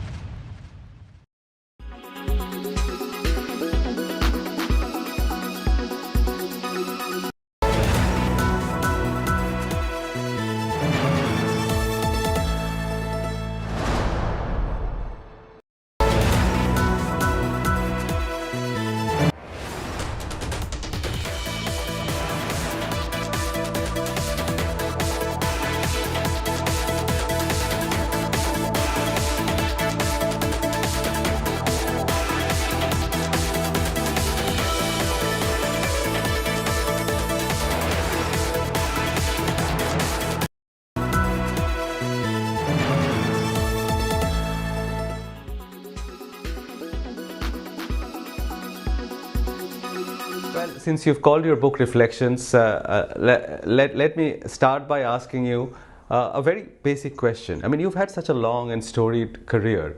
Which part of it do you cherish the most on hindsight? I mean, is it the ICICI stint? Is it your stint as a public sector banker? Or is it the numerous philanthropic initiatives that you have immersed yourself in after your banking career? It's obvious. I can identify myself only with ICICI Bank till my last breath. Of course, the philanthropic initiatives like Pratham and others are very important. But ICICI Bank caps everything. And that's about my life in banking. But, you know, I rarely speak to a person who has been a chairman of a public sector bank and a chairman of a very large private sector bank. I mean, you're a rare exception in that case. So let me ask you to tell us a little bit about this perennial debate which is on between public sector and private sector banks, and a lot of people believe that a public sector bank can never run as efficiently as a private sector entity. The financial markets value the two very differently. Give us your perspective, if you will, on how you see through your unique lens as having run both these institutions. My book speaks for itself. In fact, my book is full of anecdotes about what hazards are there in the public sector banking. Way back in 1969, when banks were nationalized, I felt very happy that banks could have closed open branches in the interior of India. But the way in which the state controlled the banks, the state managed the banks, I suppose made me feel depressed. In fact, my tenure in public sector banking was very small. Within 6 years, I left the public sector banking. I'm not counting my State Bank of India days where I was not a chairman. State Bank of India, I was working very closely with the chairman at that time. But if I count the chairmanship of the Bank of India, well, I was very happy to be in the bank and very happy to be with the people. But I just did not like the way in which the government tried to control the chairman and to control. Almost every day you will get a message from there to do this, to do that. That's not the way to manage the bank. And the market is right in valuing the private sector bank more than the public sector bank. It is not so much about the ownership of the public sector banks that matters. It's the way in which the state is managing the public sector banks that really gives a huge discount to the public sector banks.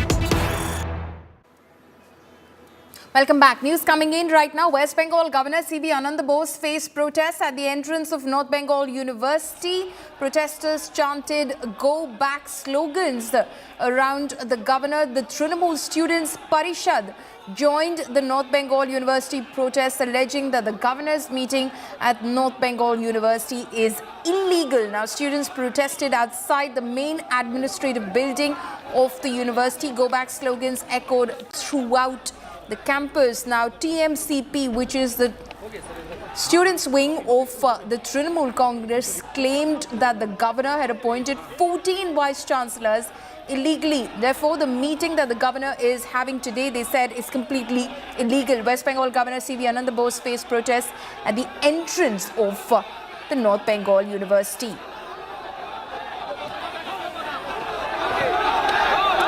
You can see those images coming in from Siliguri and how the campus completely was in commotion as protesting students there raised "Go Back" slogans as the governor arrived at the North Bengal University. Ritik Mondal is joining us live on this. Ritik, what exactly are these students accusing the governor of, and why the protest?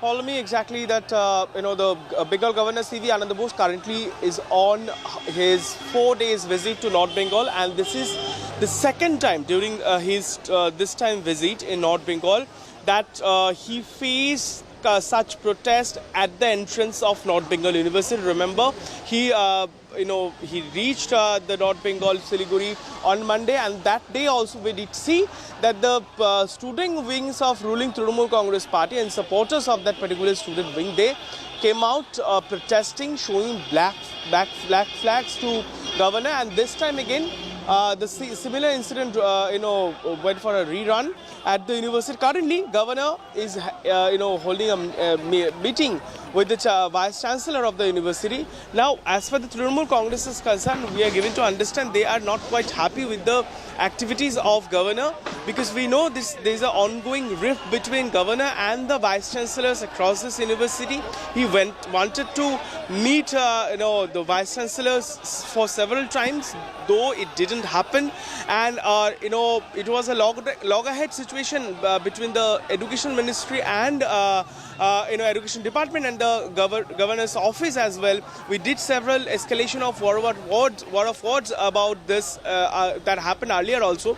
But this is very significant what happened today in North Bengal, because we did see that at a time when Bengal is heading for a panchayat poll and situation is not that much good, and situation Bengal is boiling, and CB Anand Bose, taking the cognizance, he decided to visit those tension-torn area. Remember, he will today visit Coach Bihar, where situation went out of hand couple of days back, and he might also visit the Murshidabad Domkol, where days after a person was killed in poll-related violence just ahead of Panchayat election. So amidst the situation when Trinamool Congress and the governor and its office logging ahead and attacking each other, this is a similar kind of incident happening, and that's coming from the education fraternity when the student wing of Trinamool Congress, they protested and shown black flag to governor during his visit to North Bengal. Situation remain unchanged. What we know, governor is currently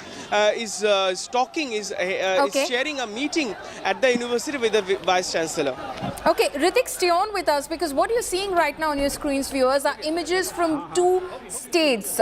One from West Bengal on the right-hand side of your screens, and one from Tamil Nadu in Salem. There was a black flag protest in Tamil Nadu against Governor R.N. Ravi, who was on his way to the Periyar University in Salem. A black flag protest against the governor who was on his way to the university. Allied parties of the DMK, the ruling DMK, which included the CPM, the CPI, the VCK, attempted to show black flag to the governor as well. Police stopped the crowd and have detained 300 persons. Pramod Madhav, my colleague, is joining me over the phone line for more details on this. Why this protest against the governor? Pramod, tell us what happened. Well, I mean, like many locations where the governor goes, he goes to several universities for the convocation as the chancellor. But what happens is, MK, which is CPM, CPI, VCK and Tamil Nadu Katchi, they hold a protest against the governor, and they show a black flag against the various issues why they believe that the government acted way. And in this particular Periyar University issue, what happened is that yesterday and day before yesterday, there were two circulars issued. The first one claiming that no student should wear a black dress while coming to the university, and that turned out to be an issue. In fact, it turned out to be a huge issue that the circular was withdrawn by the Periyar University itself, and the DMK claimed that such a kind of circular only issued as per the instructions of the governor. Now, as he was on his way Periyar University, flag was shown by the parties DMK, and 300 were detained, Polami. 100 persons were detained. So this is, of course, a political protest clearly against the governor that we're seeing in Salem. Are these student activists, or these are political activists of these parties of the ruling DMK, allies of the ruling DMK? They are the parties who support DMK, especially the Communist Party of India, Marxist, Vidudalai Chiruthaikal Katchi, Tamizhar Vazhuvamai Katchi, who always show black flag to the governor to wherever he goes, especially to convocations, to participate in various convocations. But this time, it turned out to be very big because of the circular that was at the last moment withdrawn, claiming that no black flag should be worn, but a black shirt should be worn. So this is the reason a lot more people had cadres had come together protesting against the governor, and they were detained. Follow me. Okay, so those images from two states, from Tamil Nadu and from West Bengal, where the governors of these respective states were shown black flags as they reached respective universities. One, of course, in Siliguri, the North Bengal University, where Governor Anand Bose was shown black flags, and then, of course, those images from Salem in Tamil Nadu when Governor Ravi reached the Periyar University.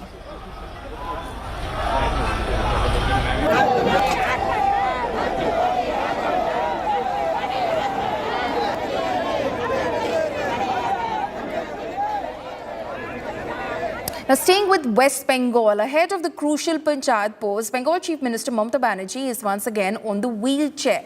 Now, Didi suffered a ligament injury on her left knee when the helicopter she was travelling in made an emergency landing at the Shebok Air Base near Siliguri in Bengal. West Bengal Chief Minister Mamata Banerjee's chopper made an emergency landing in North Bengal around 2 p.m. on Tuesday due to bad weather. However, she rejected doctors' advice to stay at the hospital and left the hospital in Kolkata on a wheelchair, saying that she would continue her treatment at home.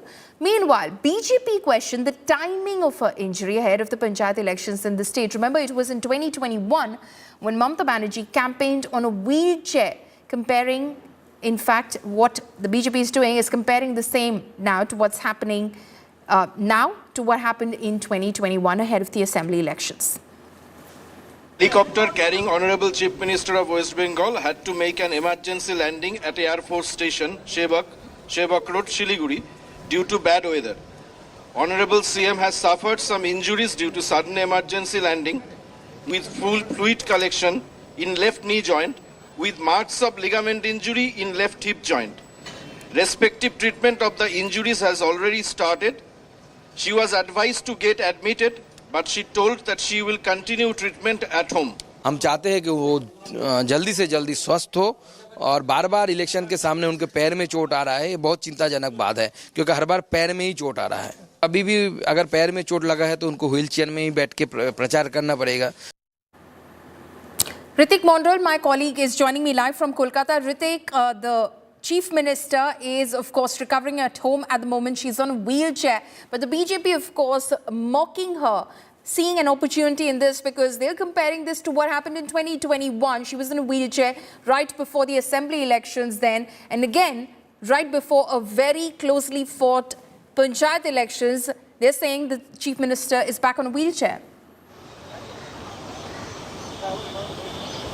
Well, Palmi, how one could forget the 2021 when Mamata Banerjee carried out her political campaign just ahead of assembly election on a wheelchair. I could remember that he was that time also in Bengal, and perhaps you have witnessed that time also it gained a massive support, and that time also we did see that a lot of controversy erupting between the ruling Trinamool Congress and Bharatiya Janata Party. What exactly happened yesterday? She was returning to Kolkata after her 2 days visit to North Bengal, and during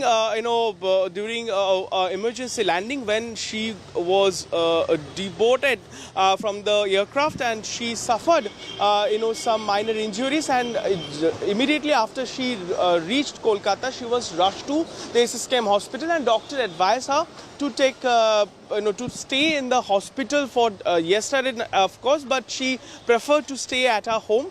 But we know that politics erupting and unfolding, that BJP targeted once again. If you could remember that time during in 2021 election, when several top leaders of Bharatiya Janata Party lashed out at Mamata Banerjee for her campaign rally on a wheelchair, and that the party faced backlashes for such criticism. What we know that now Bengal is heading towards a very crucial Panchayat election. Amidst the situation in Bengal is boiling, several political war of words still is continuing, and Bengal remain on edge.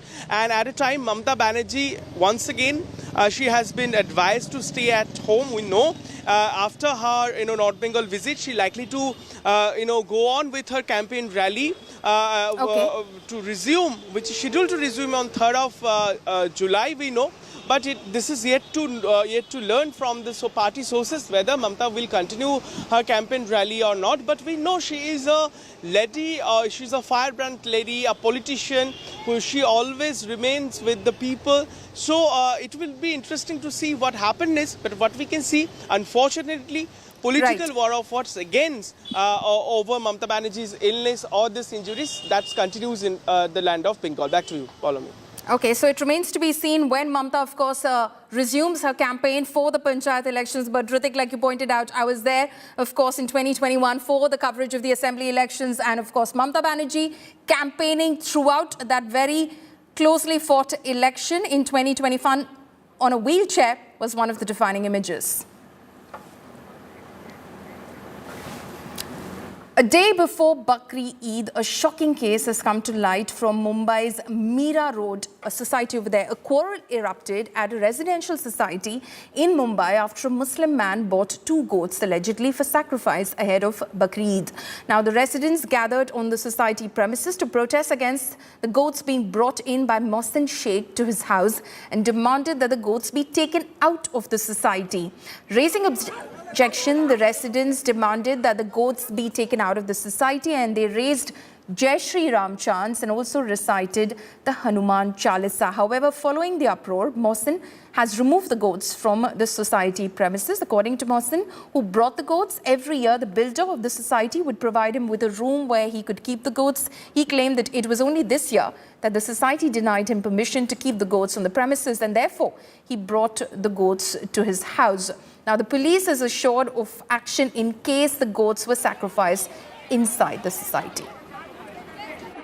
उन्होंने जो तकरारदारक है उनको और हमको दोनों को बुलाया था और दोनों का मीटिंग किया, दोनों को भाई प्रस्ताव किया कि भाई आप लोग म्यूचुअल अंडरस्टैंडिंग में कर लो।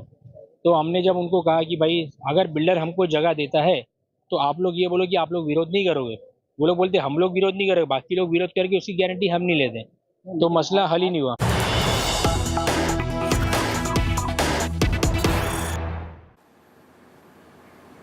News coming in right now. China engineered COVID-19 bioweapon to purposely infect people, reveals Wuhan researcher. A researcher at the Wuhan Institute of Virology has made this astonishing claim about coronavirus, saying that the virus was engineered by China as a bioweapon and that his colleagues were given 4 strains of the virus to find out which could spread best. Chao Shao, a researcher from Wuhan, has made these shocking revelations in an exclusive interview with Jennifer Zheng, a member of the International Press Association who provides first-hand information and unique insights about China and the Chinese Communist Party. So, an absolutely shocking revelation being made by a Wuhan researcher that China, in fact, engineered the coronavirus in order to use it as a bioweapon. This Wuhan researcher said that 4 of his colleagues were given various strains of this virus as well. He's revealed this in an exclusive interview with an international journalist.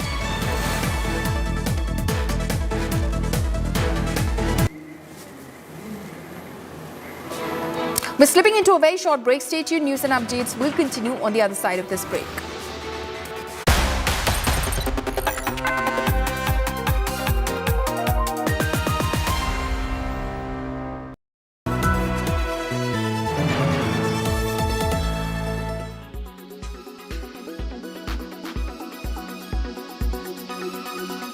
How many such launches are you expecting for this fiscal, or could you give us a sense of the next 1 or 2 years? We've already, talked about bringing in almost a launch every quarter. So this is the first. We're going to see some more. Right, absolutely. So, with premiumization also comes the need for infrastructure upgrade at Hero MotoCorp dealership level, at the ground level as well. So, what are the plans there, sir? Well, these beauties need a new house. Of course. Yeah, so we're going to open 100 premium stores, exclusive stores for our premium products over the next 4 quarters. So we're on that path. We're very, very excited. Our dealers are also very excited about that. Also, if you're talking about premiumization, one cannot absolutely ignore the fact that Harley is coming up from the Heroes stable. So give us a sense when it's coming on road, and how much volumes will the Extreme and the Harley's X440 add? So there's going to be a lot of excitement, I can tell you that. Okay. Today we're talking about the Extreme, All right. and very soon we'll be talking about other stuff as well. Right. So also my last questions, what is the focus and the plan for the entry-level vehicles? Is Hero simultaneously focusing on the entry-level, the 125cc segment as well, along with the 160+cc segment? Sure. When you think about Hero at the entry commuter side of the business, we're at about 70-80% market share, and therefore getting a couple of points market share is not, there's not much joy in that. What we are looking at is to grow the category, expand the category, invite more consumers as first-time buyers to come in. And we're doing a lot of work with our dealers to be able to get more customers and expand the two-wheeler category. But as the Chief Growth Officer, are you not concerned, sir, that the sales for rural two-wheelers is almost on a decline constantly, with electric vehicles also coming up into this space? So does that worry you, or the bullish trend will continue for Hero MotoCorp? We recently launched the Super Splendor X-Tech, which is 125cc, and we're seeing across the board success and uptake in rural as well as in urban. We are seeing Splendor as very strong. HF Deluxe continues to be strong. So we definitely see more and more consumers. Just remember, we've come out of 2 years of COVID, so this is the time when the economy is coming back. There are lots of positive green shoots that we are seeing, and definitely it augurs well for the two-wheeler industry.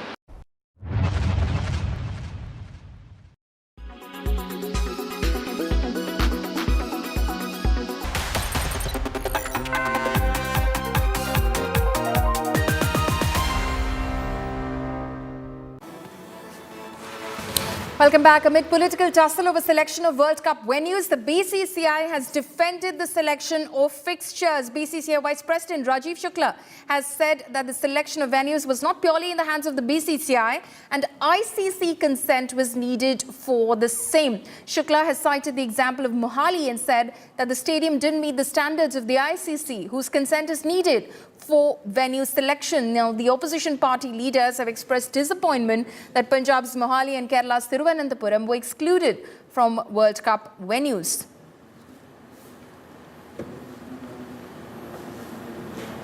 I think it's a well-drafted schedule and everybody has pondered over it, and new venues have been added.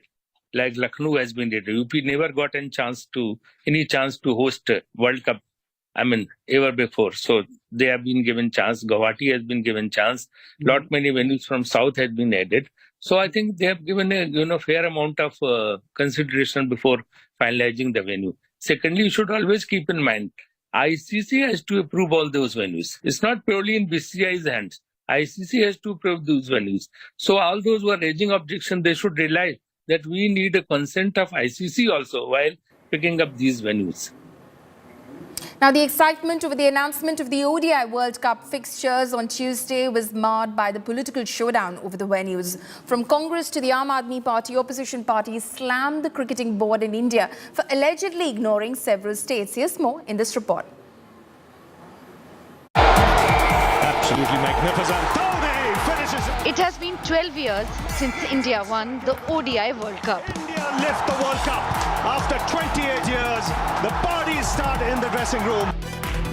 And with India set to hold the tournament this year, hopes of 1.3 billion people are rising again.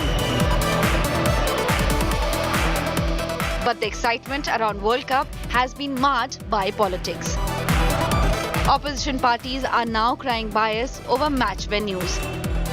Congress MP Shashi Tharoor expresses displeasure over the exclusion of the Sports Hub Stadium in Thiruvananthapuram. 10-11 cities have been given matches, and some have got 5 matches, some have got 4 matches. They could have easily spread the joy a little better.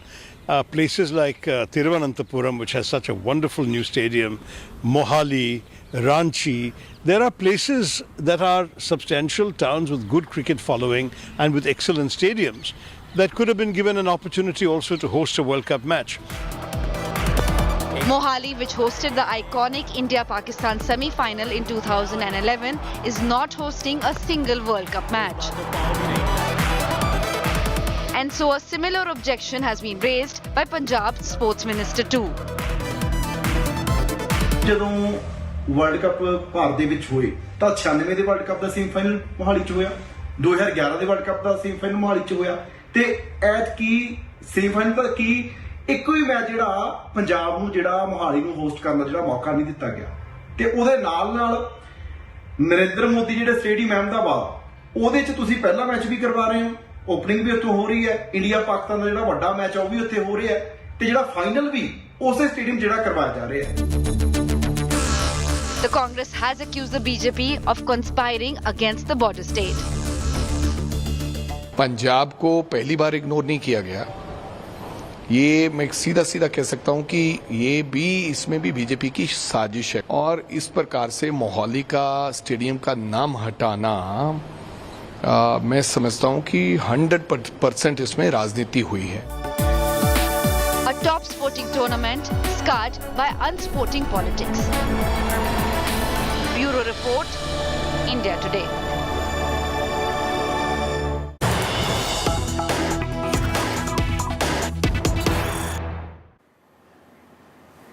News coming in right now. Hijab war ignites in Kerala Medical College. 7 medical students won hijab in the operation theatre. Now, Muslim students want surgical hijab in operation theatres. Muslim students want long sleeve jackets in the OTs, and Muslim students have cited religion to want the surgical hijab in the operation theatre. So this is what we're learning from on the ground in Thiruvananthapuram. Joined by BJP State President K. Surendran. Sir, now a new controversy has arisen after Trivandrum Medical College students have asked for a surgical hood inside operation theatre since hijabs are not allowed. How do you look at this situation? I feel some extremist organizations are behind this demand. Till today, there is no such demands from the students. Now the 7 students demanded for this hijab inside the operation theatre. So this is the symbol of the growing extremism in Kerala. This is not a place for religious symbols. So all should have keep the international standards in operation theatres and medical colleges. So some extremist organizations, Muslim fundamentalist organizations are behind this demand. So now the college principal, as we from what we're understanding, has told that there'll be a meeting call with the surgeons and infection team to understand if this can be implemented. But do you think like this should be implemented, or is it, since it might divide people based on religions even inside an operation theatre? Some organizations are trying to divide the people in the name of food and dress code. It's a Taliban movement. Slowly Kerala is moving towards Talibanism. Okay, we're slipping into a very short break now. Coming up on the other side, BJP IT cell chief Amit Malviya booked for animated video on Rahul Gandhi. An FIR has been registered against Malviya after a complaint was filed by Karnataka Congress. Those details on the other side with my colleague Pooja Shali.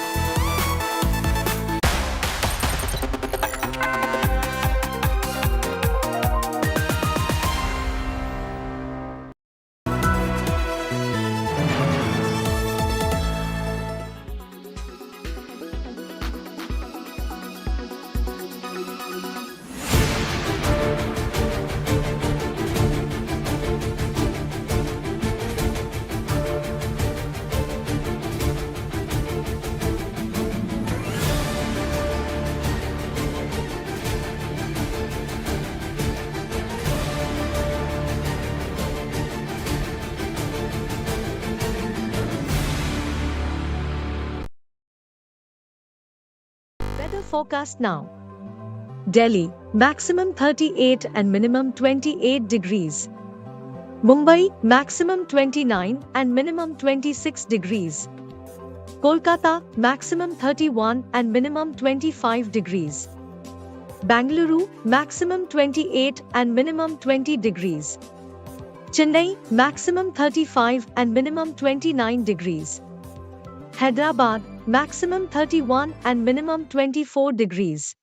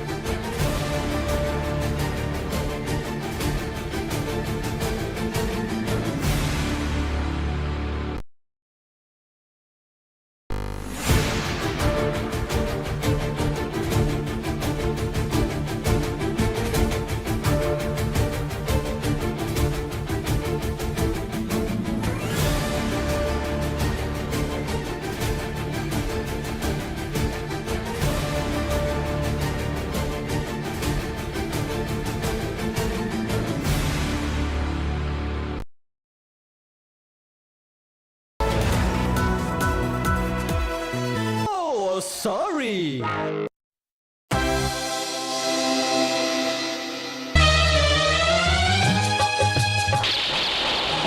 नए दौर में दोस्त जलवा ज़माना हमारा।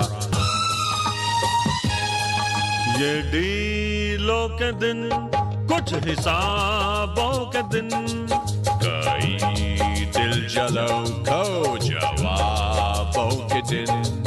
Defence field में अच्छे ख्वाबों के दिन है। वेलकम अमेरिका में जी मेहरबान, मेरे जैसा फ्रेंड भी मिलेगा कहाँ, मिलेगा कहाँ। ऑटोग्राफ को दिल दीवाना हमारा, अब देखेगा जलवा ज़माना हमारा।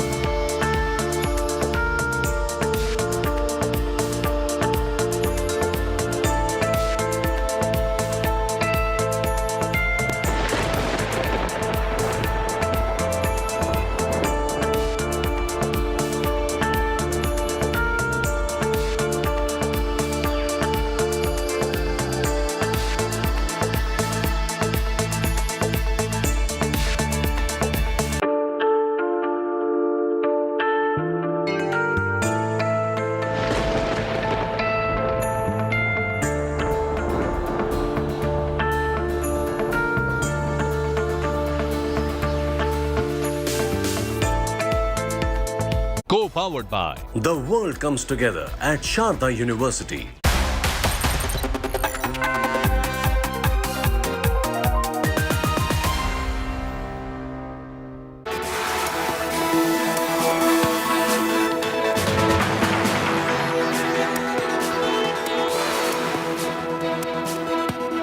Good afternoon and welcome to Lunch Break. I'm Pooja Shali. Let's begin first with the headlines at the top of one.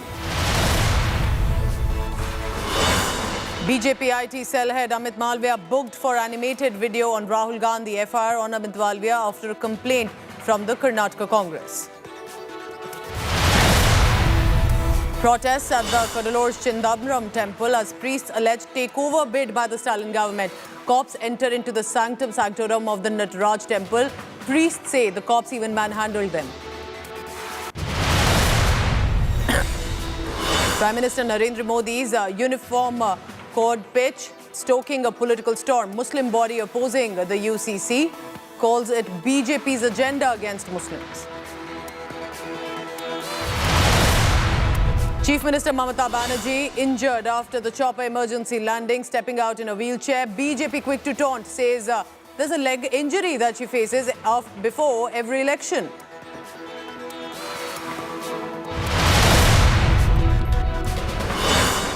Politics has erupted over the ODI World Cup. Congress and Aam Aadmi Party are asking why no venue chosen in Kerala and Mohali. BCCI Vice President Rajiv Shukla says ICC decides eventually on the venues of the World Cup.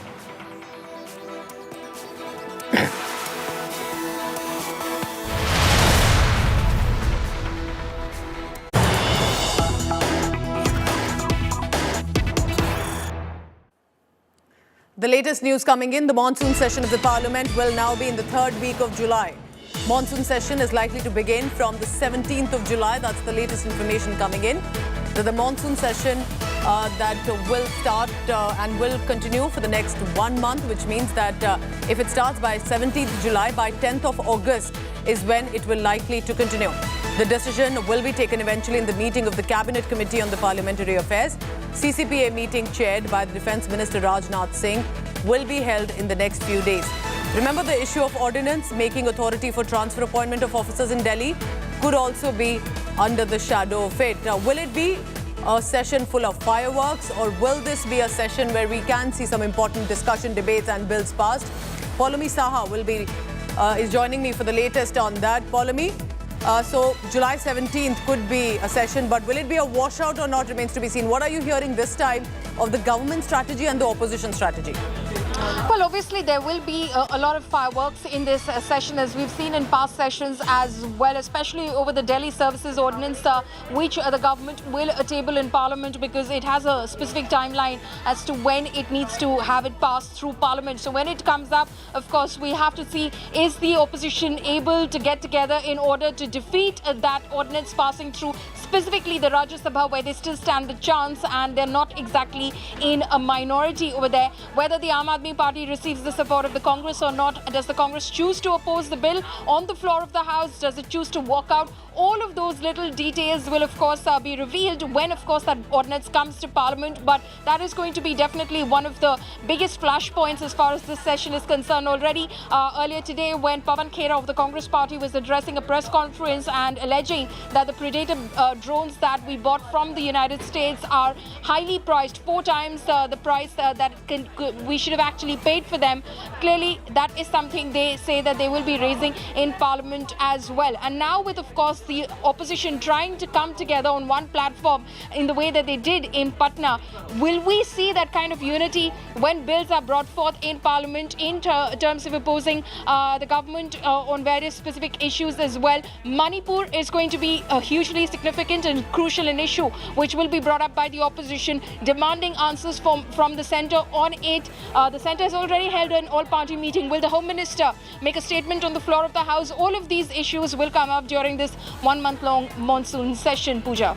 All right, Paulomi, thank you very much for this information coming in. July 17 to August 10, but it's not as much about the dates as it is about the debates. Whether that will even happen or not, will it be full of fireworks and washout? We'll know from the 17th of July. Thank you very much, Paulomi.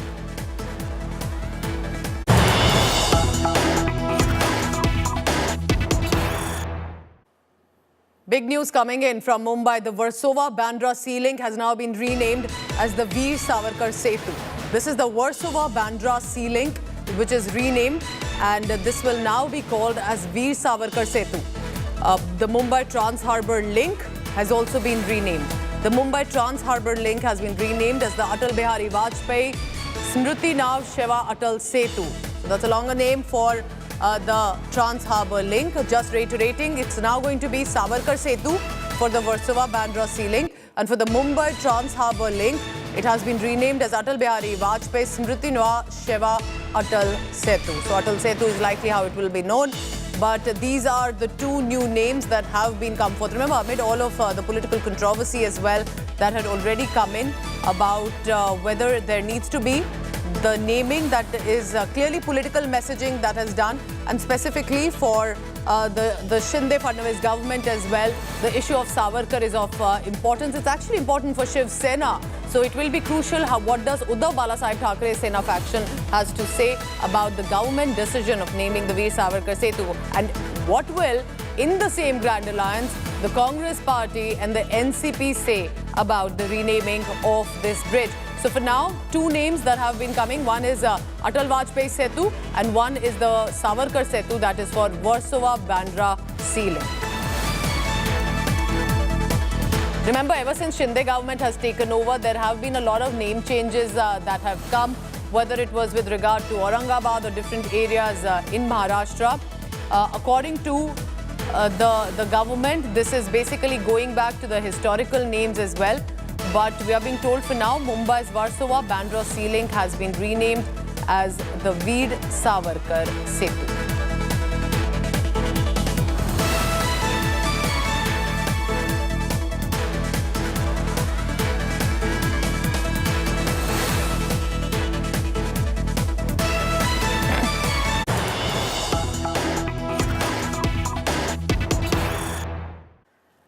All right, staying with Mumbai, there's been heavy downpour that has lashed parts of the financial city. There was a wall that collapsed in Navi Mumbai's posh NRI complex. Take a look at that. This is coming right after, a few days after the Ghatkopar area where a building had collapsed, in the Ville Parle area where a balcony had collapsed, leading to the death of 4 people in 2 different incidents. A wall has now collapsed on these vehicles that were parked nearby, and clearly I can see that these are, remember, luxury vehicles that we can see have been parked right in that vicinity, on which which a wall has collapsed. We'll try and find out, and we are hopeful that there was no individual in these vehicles at that point.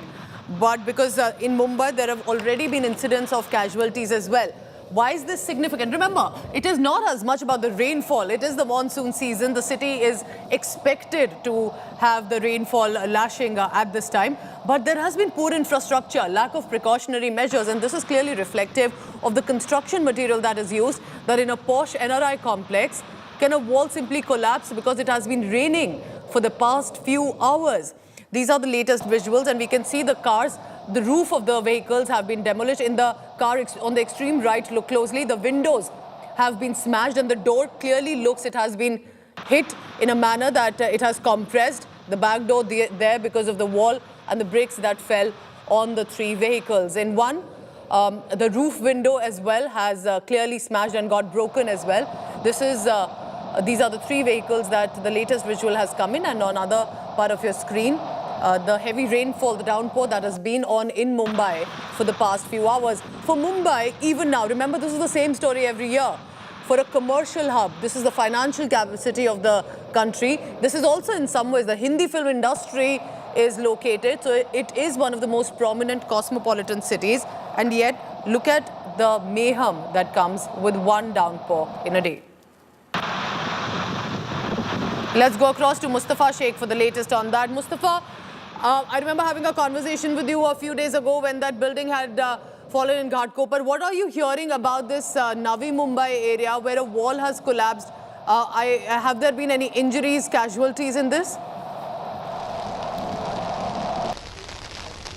As of now, Pooja, there are no injuries. It's the area called an NRI colony, which is a posh colony. But yes, the wall has collapsed and it has led to damage on many cars. What we are showing you right now is the ground situation in Mumbai, just to give the viewers an idea of the rainfall. It's been continuously raining in Mumbai since morning, be it Andheri, Kurla, western suburbs and Navi Mumbai areas. There has been heavy rainfall. We are showing you visuals of Mithi River, which is one of the reasons why Mumbai gets flooded. And here the municipal commissioner is inspecting the desilting work which has taken place, the debris which has been removed, and also to tell our viewers that the BMC has already issued a warning to all officers saying that there is an expected heavy rainfall. All low-lying areas should be continuously monitored, and removing of water from the low-lying areas should be done at war footing. So there is what you can say, be it Mumbai or neighboring areas are going to witness heavy rainfalls in the next few hours. These incidents is something which one should prevent from. This morning in Mumbai, a person has died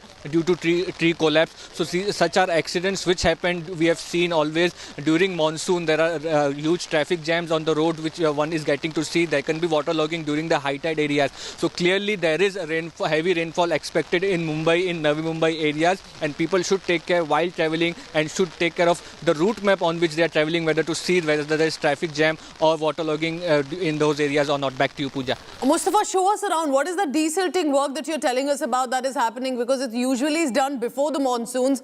We see it now happening in some parts in Mumbai. Now more visuals coming in from that Navi Mumbai area where the wall literally fell on these vehicles. Now, it is anybody's guess if there was someone inside these vehicles at that point in a matter of seconds, what could have happened. You can see the heavy bricks that have fallen on these three vehicles, and there are parts of the vehicles that have got damaged as well. Who's going to pay? The drivers and the owners of these vehicles. What is wrong with the infrastructure in Mumbai that one downpour of 24 hours and buildings start to collapse? Mustafa, do show us the visuals that you were also telling us about. Yes, Pooja, first I'll show you the visuals of Mithi River and the desilting work which has been done here. The BMC is inspecting currently whether this work which has been done is up to the mark or not, because these are most important things to avoid Mumbai from being flooded. At the same time, what you can see is that early rainfalls in last few days have seen many incidents, be it building collapse that you were referring. There have been deaths due to tree collapse, and now in Navi Mumbai the incident of a wall collapse damaging private cars. So these incidents, it's unfortunate, but yes, yes, in very early monsoon these incidents have come to light, and this raises concerns and issue for people, and people really at this point are scared of this season, because heavy rainfalls are bringing tragedies, accidents and incidents, which is something nobody wants. But the administration claims that they are prepared for all of these things. They are done the clearing of nalas well, and there will be no waterlogging. But yes, what Mumbaikas have seen for the last few years are that the promises are made, but it's not necessary that they are followed upon, and hence it comes on the citizens to take care of themselves while they are traveling, while they are out of their homes with this heavy rainfalls. What we can tell our viewers right now is that the BMC has alerted all its high officials, because there is a warning of heavy rainfall. So it's also on the citizens to just be careful while they are venturing out of their homes, and have a route map of where they want to go, and whether the public transports, whether there is waterlogging on those roads or not. These things, there can be a problem, because what we are witnessing here, even in Bandrakulla complex near Mithi Nadi, that it's continuously raining. This is heavy rainfall for Mumbai, and during in the evening, when there is a high tide expected, there will be a waterlogging in many areas. Back to you. Have there been some precautionary measures or advisories that have come out from either the BMC or the government? Because this is not an unexpected, unprecedented situation for Mumbai. This is clearly is annual occurrence. This is what Mumbai residents sadly have to brace for. But till now, it was about waterlogging. It was about ensuring that on the streets they have to be careful. Now, sitting at home, buildings are collapsing, walls are falling off. Any sort of measures that are being taken in this? Any statement that has come in from the government yet, Mustafa?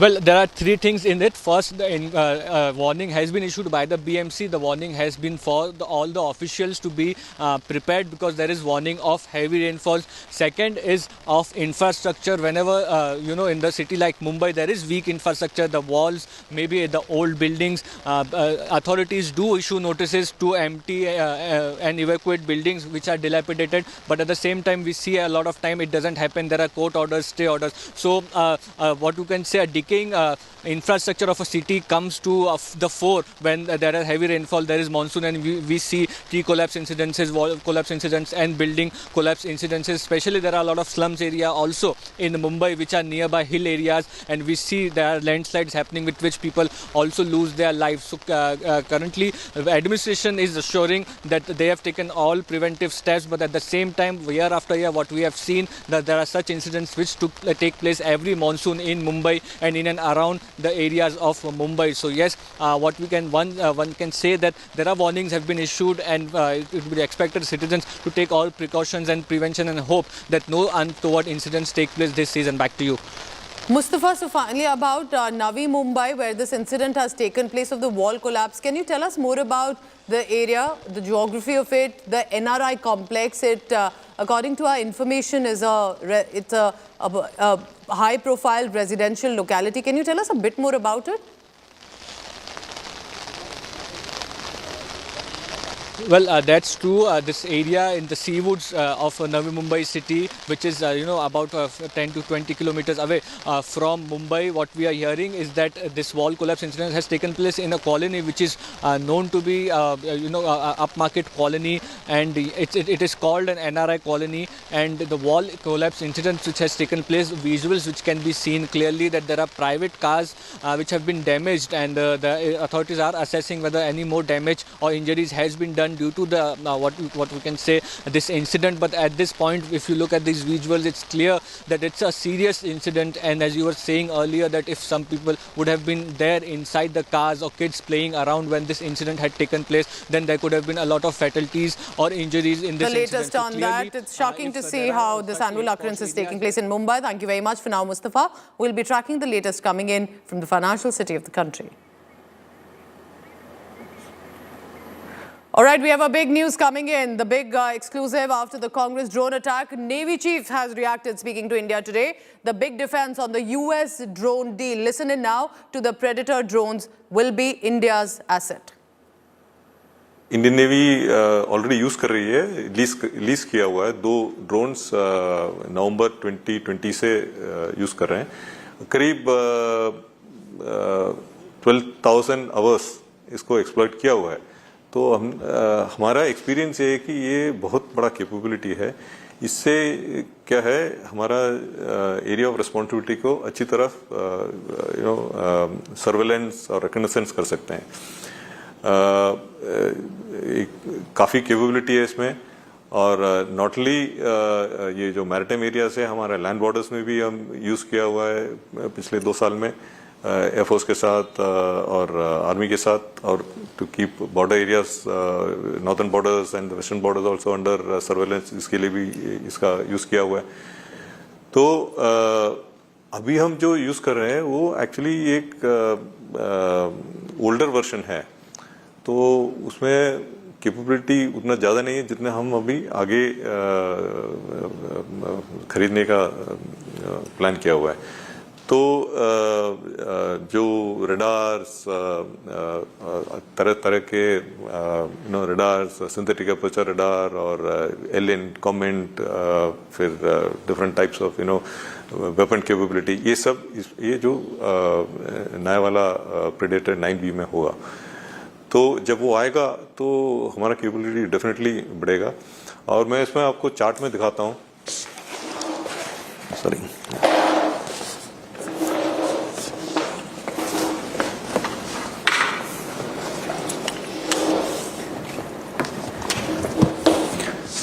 तो आप ये देखेंगे तो ये करीब हमारा area of responsibility काफ़ी बड़ा है, मतलब ये बे ऑफ बंगाल है, अरेबियन सी है और ये Indian ocean.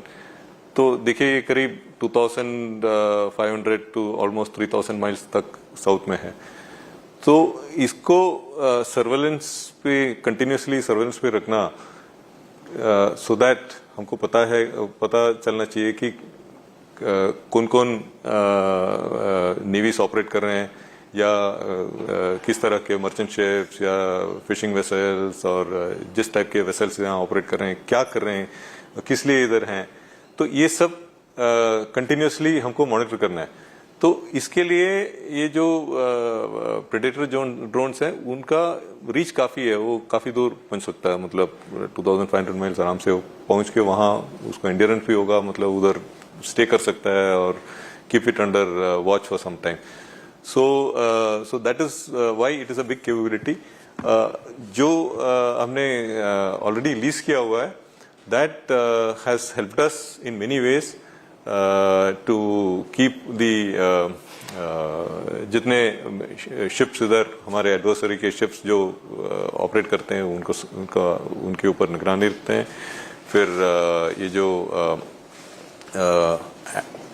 Anti drug operations जो है उसमें यूज़ किया, like I said, northern borders में भी और वेस्टर्न बॉर्डर्स में भी सर्वेलेंस के लिए यूज़ किया है, और फिर इसको इंटीग्रेट किया हुआ है विथ और फ्लीट, ताकि वो रियल टाइम डाटा वो दे सकता है। So it is got great capability. जो अभी आएगा that will be even more in potent in many ways. तो हम ये कह सकते हैं कि तीनों फोर्सेस के सामने जो चैलेंजेस हैं, चाहे लैंड बॉर्डर की बात करें या सी की, ये काफी फ्यूचर चैलेंजेस के लिए काफी महत्वपूर्ण होगा ये ड्रोन। हाँ, तो इट विल काफी महत्वपूर्ण होगा, क्योंकि इसमें बहुत सारे कैपेबिलिटीज हैं, जैसे मैन अनमैन टीमिंग, मतलब ये नेवी के हिसाब से मैं बात करेगा तो ये ड्रोन जो है PATI के साथ और ये जो MH-60R हेलीकॉप्टर्स, इन सब के साथ भी काम कर सकता है in different operation. So that is one capability got, then it can stay for a longer time. ऐसे बहुत अच्छा सेंसर्स हैं, फिर वेपन्स हैं, ये सब कैपेबिलिटी है। एक सवाल सर, अगर हम मेक इन इंडिया की बात करें, क्योंकि प्रधानमंत्री नरेंद्र मोदी लगातार तीनों सेनाओं में स्वदेशी हथियारों की बात करते हैं, ये किस तरह से हमारी स्वदेशी मेक इन इंडिया इंडस्ट्री को भी बढ़ाने का काम करेगा? तो अभी क्या है, हमारे पास ये हेल कैटेगरी ड्रोन बनाने का कैपेबिलिटी नहीं है। So that is why we have gone for this. So once we induct this the drone, उसके साथ a lot of technology is also being inducted. TOT का भी arrangement है इसमें.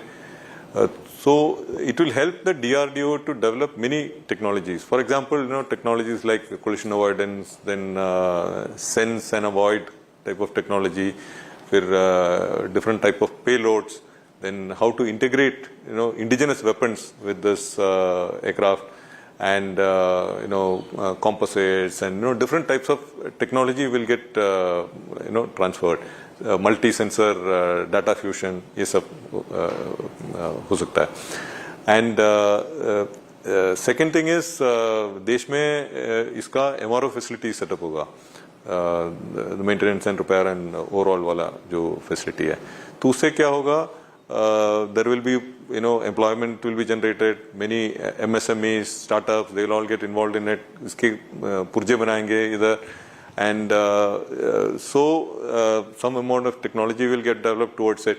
So by this probably we will be able to leapfrog into the next generation of drones. And हमारे प्रधानमंत्री जी ने announce किया था कि that India should become a global hub for unmanned aerial system innovation. So that vision also will fructify over a period of time when this entire ecosystem builds up. कि इसके parts बन रहे हैं, software बन रहा है, then airframe के components बन रहे हैं, composites, so it's a whole ecosystem that will get developed. तो बहुत फायदा ही होगा मेरे ख्याल से. बहुत धन्यवाद. नौसेना प्रमुख एडमिरल आर हरिकुमार का कहना है कि समुद्री मोर्चे पर नौसेना की चुनौतियां लगातार बढ़ रही हैं. नौसेना उसके लिए लगातार तैयार भी हो रही है, और खासतौर से प्रीडेटर ड्रोन के आने के बाद से नौसेना की समुद्री मोर्चे पर ताकत कई गुना बढ़ेगी. कैमरामैन अशोक भनोट के साथ Manjeet Negi. All right, that's Manjeet Negi getting us an exclusive conversation with the Chief of Naval Staff, Admiral R. Harikumar, and he's speaking specifically on the Predator drones that could be becoming India's key war asset, armed, airborne and lethal. Remember, there has been a lot of talk right now about the big defense drone deal as well, and that's the reaction that you're getting first on India Today television of the Chief of Naval Staff explaining basically about the drones. We'll listen to it in just a short while again. But this is significant because remember, this had led to a lot of political showdown as well about how was the country planning to go ahead with the Predator drone, what will be its role in India's, as and when, if required at all, in a warlike situation.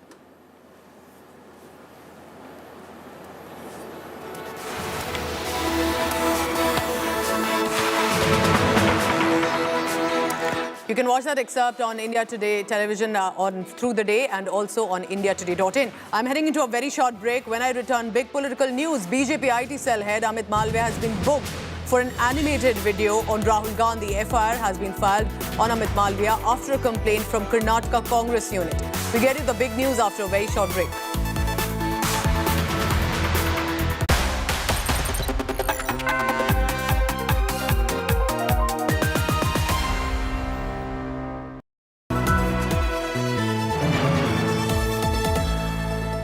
The India Today Group is pleased to announce the launch of a brand new online portal for our Best Colleges survey, featuring 6 years of ranking data as well as a wealth of granular information on thousands of institutes of higher learning.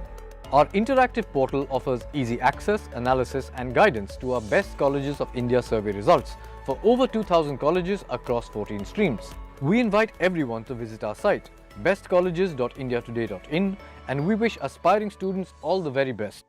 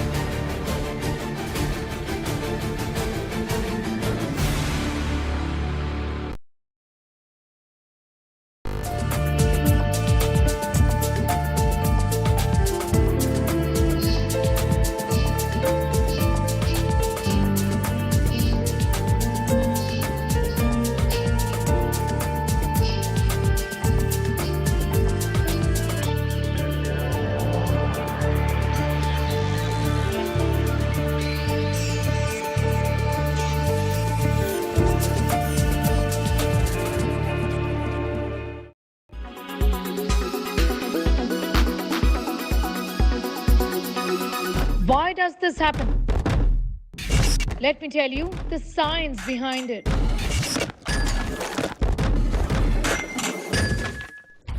For more informative videos like this, keep watching India Today News Mo. Kerala's public health, all political parties traveling from different parts. Armed with facts, Looking at political back. she takes the news by its horns. Do you think the future of these students are not hampered? Fierce, bold and direct, setting the tone for the biggest stories. From every corner and every angle. Expect nothing but the unfiltered truth. News first, niceties later. Watch me, Nabila Jamal, on India Today.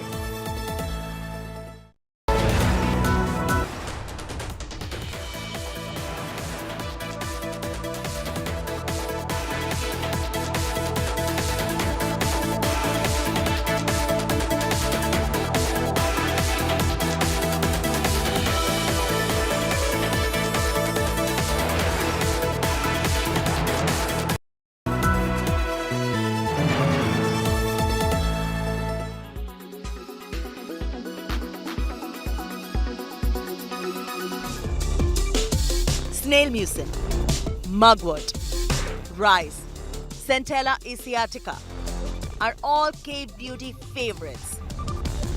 Whether it works or not is always up for debate, but the world has really enjoyed relaxing in a Korean sheet mask to unwind, and they surely hydrate well for a Korean kind of a glass skin glow. The latest entrant, salmon sperm. K-beauty has made it a super hot commodity.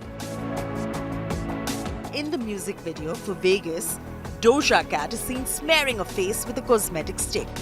If reports are to be believed, this product was made from salmon collagen and salmon PDRN to enhance skin elasticity.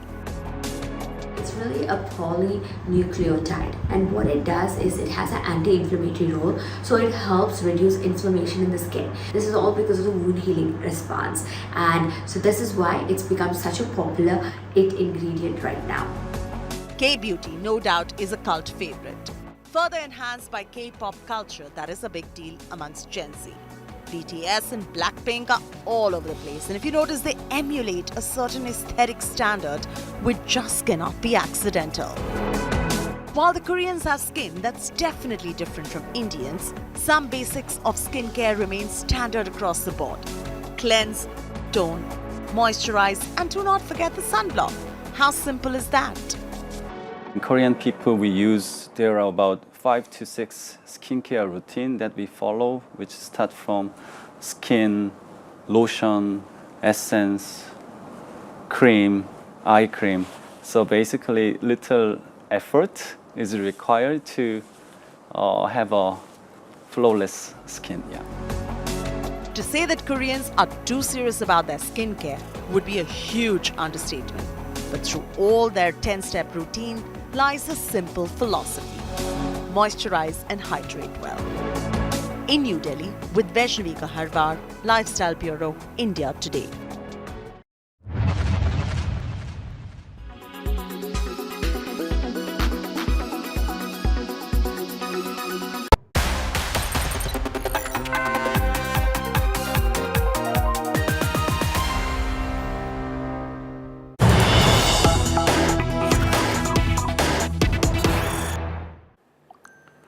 We're getting some latest visuals coming in from the Vaishali district. A part of the temporary paper bridge built on the river Ganga was washed away by a strong storm.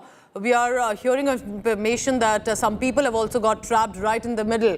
The video of this incident expectedly has gone viral. This is Bihar, where after this incident, the people of Raghopur block have lost contact with the district headquarters. Now, the bridge was officially not opened. The deadline for opening of this Pipa bridge was fixed for June 20th, was not opened yet. It's been about a week since then, and now the bridge has been washed away.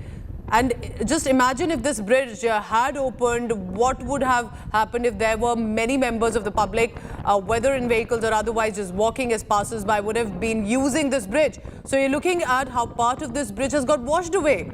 There are some still standing on the bridge, but there is a connection with the district headquarters as well. And on the other side is the Raghopur block. According to information coming in, some the people in that district, of that area of Raghopur block, have lost contact with the district headquarters. Remember, in Bihar, in Khagadia, a few weeks ago, there was another bridge that had fallen.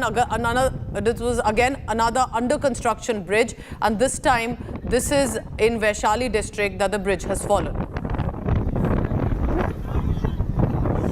And now we are showing you both the visuals of one of the Khagadia Bhagalpur under construction bridge that was also on the Ganga river that had collapsed. This was a few weeks ago. And now we are looking at in Vaishali district. This is again also on the river Ganga. It was a temporary pipa bridge that was built, and that has also got washed away. But here some people have got trapped in the middle as well. We'll try and get the latest of whether these people have been rescued just in time. Rohit Singh is joining me for the latest. Rohit, what exactly happened at this bridge? And thankfully it was not opened for the public. Pooja, see, this video which has gone viral is from yesterday. So yesterday afternoon, this incident had taken place in Vaishali district, and this is a temporary pipa pool which is constructed by the state government and local administration every year when the water level is very, in fact, less in the Ganga. And as the water level rises, this pipa pool has to be dismantled because it's very unsafe when the water level is rising in the Ganga. So this pipa pool had to be dismantled by June 20th, but there is completely some sort of lapses that has taken place as far as the local administration is concerned. And this pipa pool was not dismantled and people were using it. And because of the weather and the rain happening and the wind blowing in Bihar right now, a portion of this pipa pool, in fact, got washed away yesterday, and several people who were using this pipa pool got stranded on this pipa pool, and the connectivity between Raghopur block and Hajipur, that's the district headquarters, has now been, in fact, disconnected. So this is the visuals which we are showing is of yesterday. So yesterday this incident took place Tuesday afternoon. Then that people have been rescued in time and that there were no casualties. But this does not look good on the Bihar government. First that Bhagalpur Khagadia bridge that collapsed on 4th June. Then now in Vaishali. This speaks volumes about, one, the construction. How are they looking at the bridges? Because this could lead to a large number of casualties too. Like we have seen, for example, in Gujarat. Absolutely, Pooja. See, there is lapses as far as the local administration is concerned, because as I told you, these are temporary arrangements that are made by the local administration when the water level is very less in the Ganga to facilitate people to move from one place to another. But now, and there was a deadline also that was set that after 20th June, since the water level is rising in the Ganga because of the rains that has started in Bihar, this pipa pool had to be dismantled by June 20th, but the local administration did not pay heed to that deadline, and therefore lapses took place and people were still using it till yesterday. And when this portion of this pipa pool got washed away, it's only then that the local administration woke up from its slumber, and now this complete pipa pool has been dismantled today and no more of use for the local people. But yes, the connectivity between Raghopur and the district headquarters has been broken, and now people have to rely only on boats and the local ferry to move from one place to another. Thankfully, the people who were stranded were rescued in time, because this bridge, as Rohit is telling us, was a temporary bridge. It had to be dismantled, but clearly they wanted to stretch it, and then it got washed away here, leaving some people right there on the bridge. Thank you so much, Rohit, for the latest on this.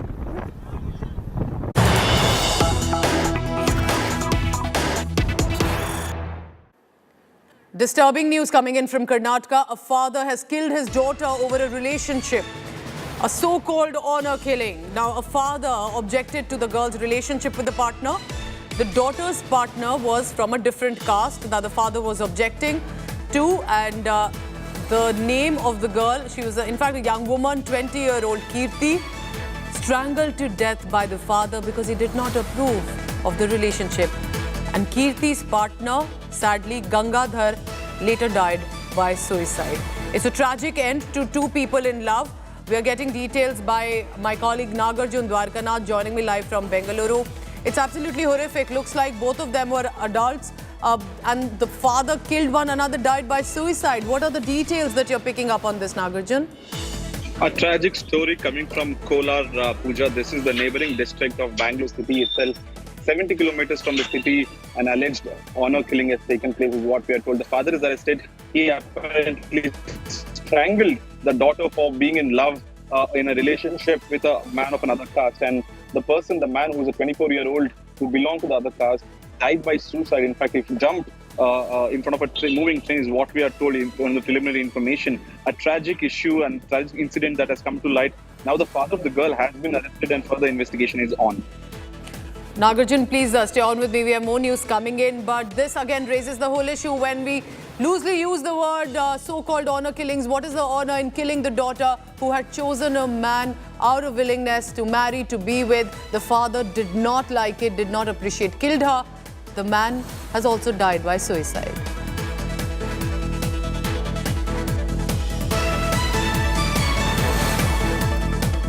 The Karnataka government of the Congress party has decided to probe into all the alleged scams of the previous Bommai government. This is going to be a full-on political showdown. The Congress government is reportedly looking at forming a special investigation team. They'll investigate all alleged scams during the BJP tenure, particularly the Bitcoin scam, the PCI scam, the alleged COVID bed scam, and the 40% contractor corruption scam. That had become a huge bone of contention ahead of elections, and other corruption allegations as well. We have sources telling us that 3 cabinet ministers have recommended to the chief minister there should be an SIT. All of this should be done before 2024 Lok Sabha general elections. The Siddaramaiah government, however, has not yet taken a final call. They'll be, of course, taking the decisions as and when, but it will be a sword on the former Bommai government on this. Listen in to the reaction coming in from the ministers, specifically Siddaramaiah, the CM. 4 medical ಕಾಲೇಜುಗಳನ್ನು ಕಟ್ಟಿಸಿದ್ದಾರೆ. ಅದರಲ್ಲಿ ಬಹಳ ಅವ್ಯವಹಾರ ನಡೆದಿದೆ ಅಂತೇಳಿ ಕೇಳಿ ಬಂದಿದೆ. ಅವನ್ನ ಮಾಡ್ತೀವಿ. ಮತ್ತೆ ಇದ್ರ ಬಗ್ಗೆ 40% ಕಮಿಷನ್ ಬಗ್ಗೆ ಅದ್ರ ಬಗ್ಗೆನೂ ಕೂಡ ಮಾಡ್ತೀವಿ. ಅನೇಕ ಆರೋಗ್ಯಕ್ಕೆ ಸಂಬಂಧಪಟ್ಟಂತ ಸಾಮಗ್ರಿಗಳನ್ನು ಕೊಂಡುಕೊಂಡಿದ್ದಾರೆ. ಅದರಲ್ಲಿ ಅವ್ಯವಹಾರಗಳೆಲ್ಲ ನಡೆದಿದ್ದಾವೆ. ನಾನು ಅಸೆಂಬ್ಲಿನಲ್ಲಿ ಕೂಡ ಪ್ರಸ್ತಾಪ ಮಾಡಿದ್ದೆ. ಅದನ್ನು ಇನ್ನಷ್ಟು ಚುರುಕು ಮಾಡಿ ಅದರಲ್ಲಿ ಯಾರು ತಪ್ಪಿತಸ್ಥಿದ್ದಾರೆ ಅವರಿಗೆ ಶಿಕ್ಷೆ ಮಾಡ್ತಕ್ಕಂಥದ್ದನ್ನ ಮಾಡ್ತೀವಿ.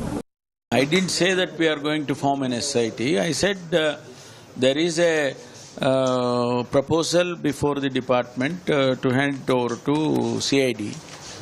That discussion is going on, and we will take a decision as quickly as possible. But we will definitely,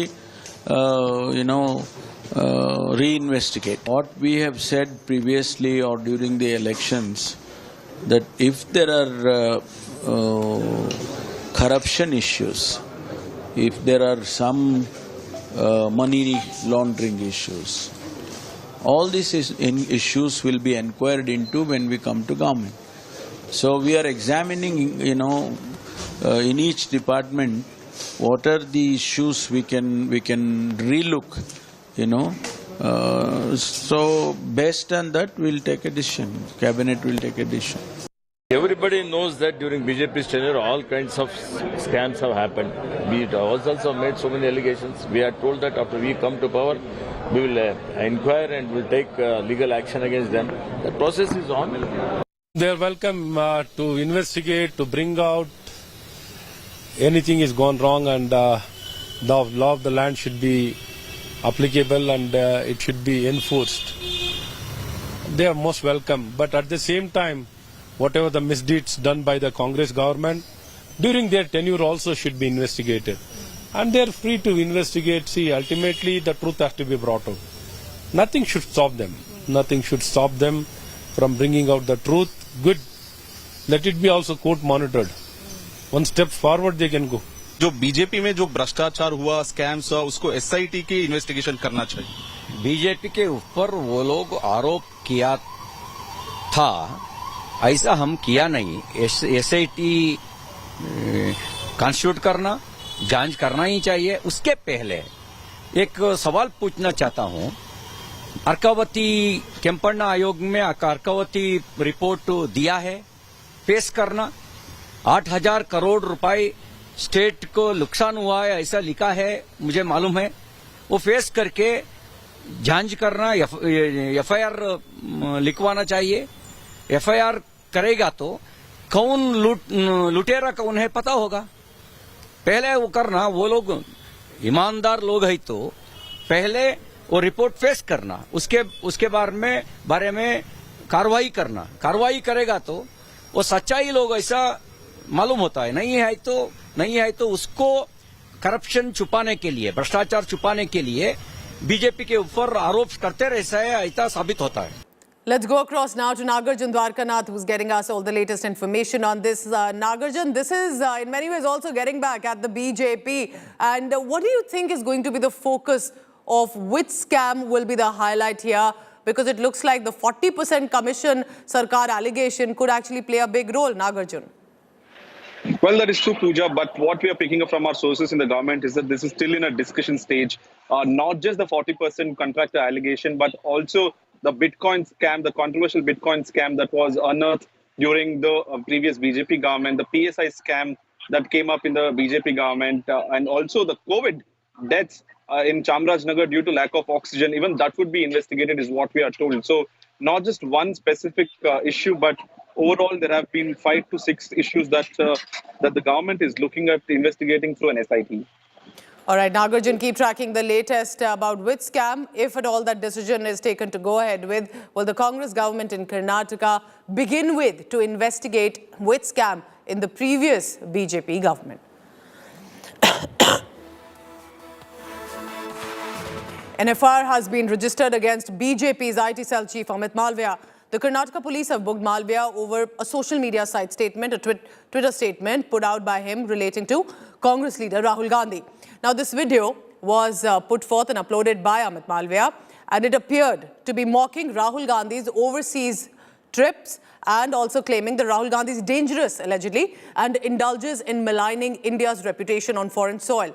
Malviya has been booked under sections related to criminal conspiracy, common intention offence, and that is committed in a place of worship, among other charges. Now, according to initial reports that are still coming in, it's a developing story. Police have booked Malviya after Congress leader Ramesh Babu lodged a complaint against him. Slamming this animated video that was shared by Amit Malviya, Congress has called the police action as a crackdown on fake news. Now, this is not the first time that Amit Malviya took to criticizing the Gandhis.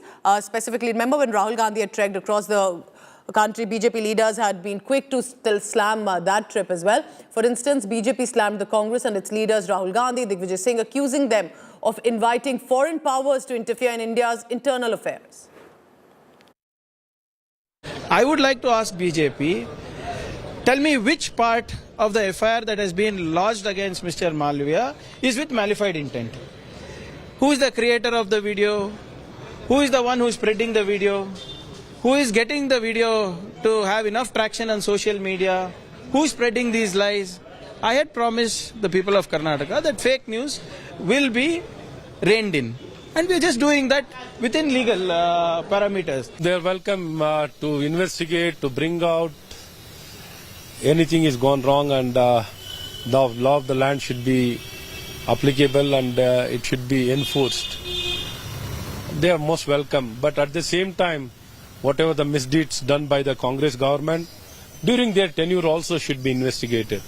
And they are free to investigate. See, ultimately the truth has to be brought out. Nothing should stop them. Nothing should stop them from bringing out the truth. Good.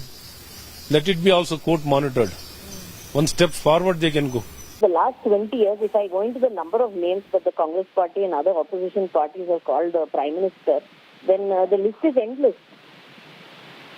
So, for Congress party to feel offended that Rahul Gandhi has been named by a Karyakarta of the BJP, I find it rather immature and desperate on their part to file an FIR. The ideal response would have been on Twitter. ये अच्छी खबर नहीं कि एक ही हुई, बहुत होनी चाहिए. जिस तरह से वो ना केवल सच के साथ खिलवाड़ करते हैं, लोगों के चरित्र के साथ खिलवाड़ करते हैं, लोगों की छवि के साथ खिलवाड़ करते हैं, और देश की छवि सबसे ज़्यादा बिगाड़ने में अगर किसी का योगदान रहा है तो बीजेपी के आईटी सेल का रहा है. पूरी एक प्रधानमंत्री की यात्रा पर एक अकेले व्यक्ति ने पानी फेरा तो उसका नाम यही है जो आपने अभी नाम लिया. तो मैं तो हैरान हूं कि सरकार ने अभी तक उन पर कोई एफआईआर क्यों नहीं की.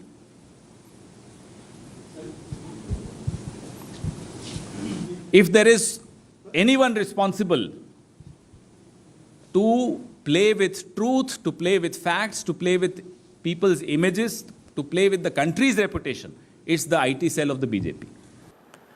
All right, time for a quick commercial break. But when I return, we take you to news coming in from Russia. Remember, the mercenary chief Yevgeny Prigozhin has arrived in Belarus now after he went missing for about a day. And there was a brief mutiny that was ended by the Wagner fighters. We get you the details after a very short break. What has led him to Belarus and what's more coming in from Russia.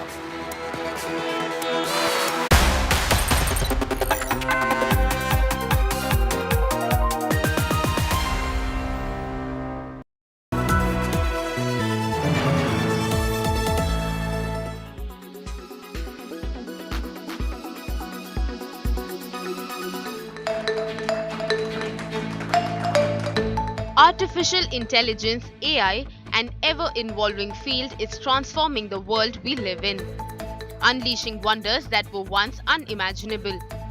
Now, artificial intelligence is transforming lives in Lucknow in the field of medical science.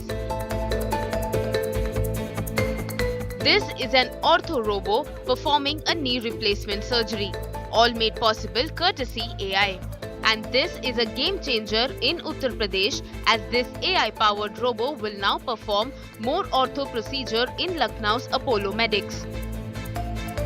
This is a most advanced active robotic system. Active means कि हम इसमें surgical planning करते हैं और वो surgical planning surgeon अपने experience के हिसाब से पेशेंट की बॉडी के हिसाब से करता है, तब उस सॉफ्टवेयर को सेव करके और रोबोट में कनेक्ट कर दिया जाता है.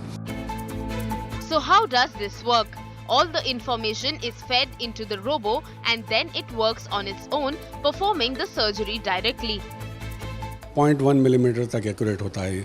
और अगर आप मैनुअल सर्जरी और रोबोटिक सर्जरी की बात करें तो मैनुअल सर्जरी 70% एक्यूरेट, तो this is 95% accurate. From revolutionizing industries to enhancing everyday life, AI has proven to be a catalyst for progress and innovation. Bureau Report, India Today.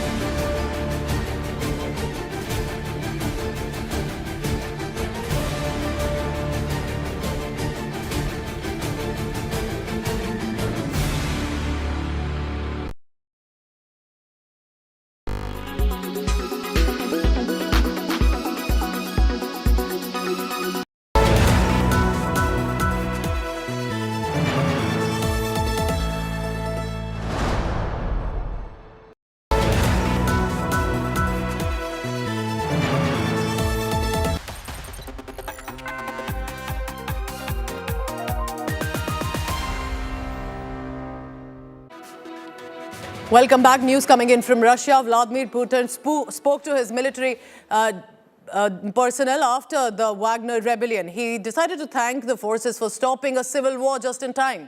Now he's blaming the West already for a conspiracy, for allegedly wanting to kill Russians and kill each other. Meanwhile, the Wagner chief is about to land in Minsk. What's happening? Take a look at this report coming in. Russian mercenary chief Yevgeny Prigozhin landed safely in Belarus from Russia on Tuesday morning. Flight Radar 24 tracked his business jet taking off from the Rostov region in Russia and descending near Minsk in Belarus. The Wagner chief was the first to avail the escape route offered by Russian President Vladimir Putin. I thank those soldiers and commanders of Wagner Group who made the only right decision. They did not go to fratricidal bloodshed. They stopped at the last line. Today, you have the opportunity to continue serving Russia by entering into a contract with the Ministry of Defense or other law enforcement agencies, or to return to your family and friends. Whoever wants can go to Belarus. The promise I made will be fulfilled. Данное мною обещание будет исполнено. The charge of mounting an armed mutiny carries a punishment of up to 20 years in prison in Russia.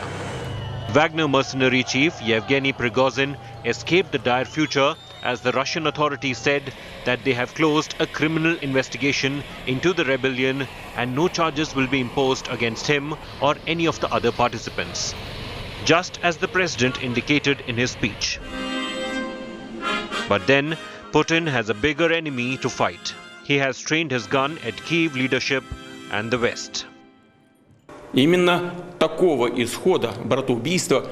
was precisely this outcome, fratricide, that Russia's enemies wanted. Both the neo-Nazis in Kyiv and their Western patrons and all sorts of national traitors. They wanted Russian soldiers to kill each other, to kill military personnel and civilians, so that in the end, Russia would lose and our society would split, choke in bloody civil strife.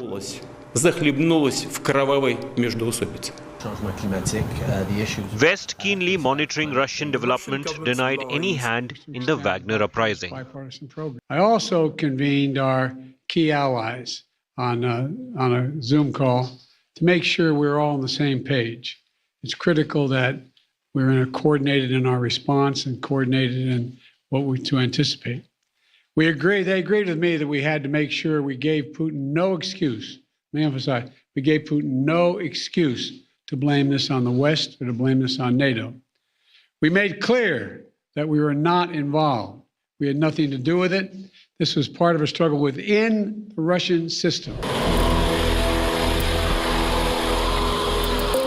After a tumultuous weekend mutiny in which the Russian mercenary chief exposed Kremlin's vulnerability, Moscow is working hard to gloss things over to justify and blame the rest of the world for its predicament. Bureau Report, India Today. Now for some sports news. There was a lot of excitement over the ODI World Cup announcement of the schedule, and there was a lot of politics immediately. Amid this tussle over the selection of the World Cup venues, the BCCI has reacted and defended the selection of the fixtures. BCCI Vice President Rajiv Shukla has spoken and said that the selection of the venue is not just in the hands of BCCI. Eventually, the ICC consent is also needed for the same. He cited the example of Mohali and said the stadium did not meet the standard of ICC, where the consent is required eventually for the venue. But the opposition party leaders are expressing disappointment that Punjab's Mohali and Kerala's Thiruvananthapuram were deliberately excluded from the World Cup venues, alleging that because they are not from the ruling party, that is why their state was not chosen. I think it's a well-drafted schedule, and everybody has pondered over it, and new venues have been added. Like Lucknow has been added. UP never got any chance to host World Cup, ever before. So they have been given chance. Guwahati has been given chance.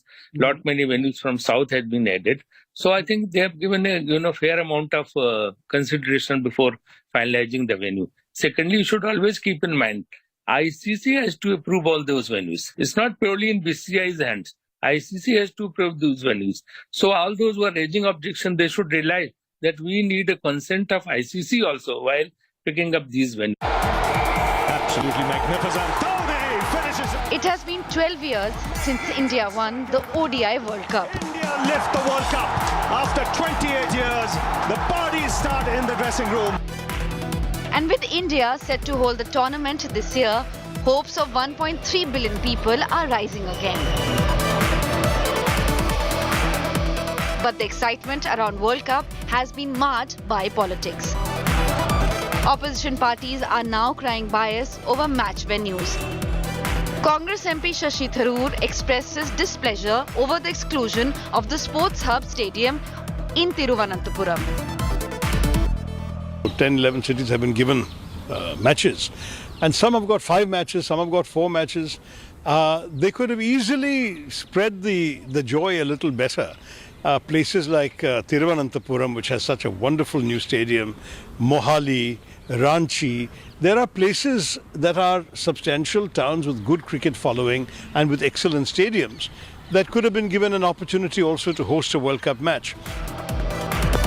Mohali, which hosted the iconic India-Pakistan semi-final in 2011, is not hosting a single World Cup match. And so a similar objection has been raised by Punjab's Sports Minister too. ਜਦੋਂ world cup Bharat ਦੇ ਵਿੱਚ ਹੋਏ ਤਾਂ 96 ਦੇ world cup ਦਾ semifinal Mohali 'ਚ ਹੋਇਆ 2011 ਦੇ world cup ਦਾ semifinal Mohali 'ਚ ਹੋਇਆ ਤੇ ਐਤਕੀ ਸੈਮੀਫਾਈਨਲ ਦਾ ਕੀ ਇੱਕੋ ਹੀ ਮੈਚ ਜਿਹੜਾ ਪੰਜਾਬ ਨੂੰ ਜਿਹੜਾ ਮੋਹਾਲੀ ਨੂੰ ਹੋਸਟ ਕਰਨ ਦਾ ਜਿਹੜਾ ਮੌਕਾ ਨਹੀਂ ਦਿੱਤਾ ਗਿਆ ਤੇ ਉਹਦੇ ਨਾਲ ਨਰਿੰਦਰ ਮੋਦੀ ਜਿਹੜੇ ਸਟੇਡੀਅਮ ਅਹਿਮਦਾਬਾਦ ਉਹਦੇ 'ਚ ਤੁਸੀਂ ਪਹਿਲਾ ਮੈਚ ਵੀ ਕਰਵਾ ਰਹੇ ਹੋ ਓਪਨਿੰਗ ਵੀ ਉੱਥੋਂ ਹੋ ਰਹੀ ਹੈ ਇੰਡੀਆ ਪਾਕਿਸਤਾਨ ਦਾ ਜਿਹੜਾ ਵੱਡਾ ਮੈਚ ਆ ਉਹ ਵੀ ਉੱਥੇ ਹੋ ਰਿਹਾ ਤੇ ਜਿਹੜਾ ਫਾਈਨਲ ਵੀ ਉਸੇ ਸਟੇਡੀਅਮ ਜਿਹੜਾ ਕਰਵਾਇਆ ਜਾ ਰਿਹਾ ਹੈ The Congress has accused the BJP of conspiring against the border state. Punjab को पहली बार इग्नोर नहीं किया गया ये मैं सीधा सीधा कह सकता हूं कि ये भी इसमें भी बीजेपी की साजिश है और इस प्रकार से मोहाली का स्टेडियम का नाम हटाना मैं समझता हूं कि 100% इसमें राजनीति हुई है A top sporting tournament scarred by unsporting politics. Bureau Report, India Today. Now, interestingly, Pakistan Cricket Board has made a request to change some of those venues and fixtures to locations, but it has been rejected by the ICC. Indian cricketer Ravichandran Ashwin slammed Pakistan's request, saying changing these venues will play into an advantage for them and locations can be changed only for security reasons. Former Pakistan cricketer Wasim Akram has added on to this and said that Pakistan shouldn't create unnecessary problems by demanding these change of venues now, just play as per schedule. कोई issue इसमें issue की बात क्या जहाँ match होगा वहाँ खेलना है पाकिस्तान से ख़त्म होगी बात सिंपल ये अननेसेसरी स्ट्रेस अननेसेसरी चीज़ें कि अहमदाबाद में नहीं खेलेंगे तो वहाँ खेलें पाकिस्तानी प्लेयर से पूछो they don't care they will play wherever the schedule will come. Well, let's just hope that all controversies come to an end and it will be an electrifying World Cup season and that India is the host adds on to that as well. I'm wrapping up this bulletin for now. Stay tuned. After a very short break, I get you some top stories coming in from across the country. Thank you for watching.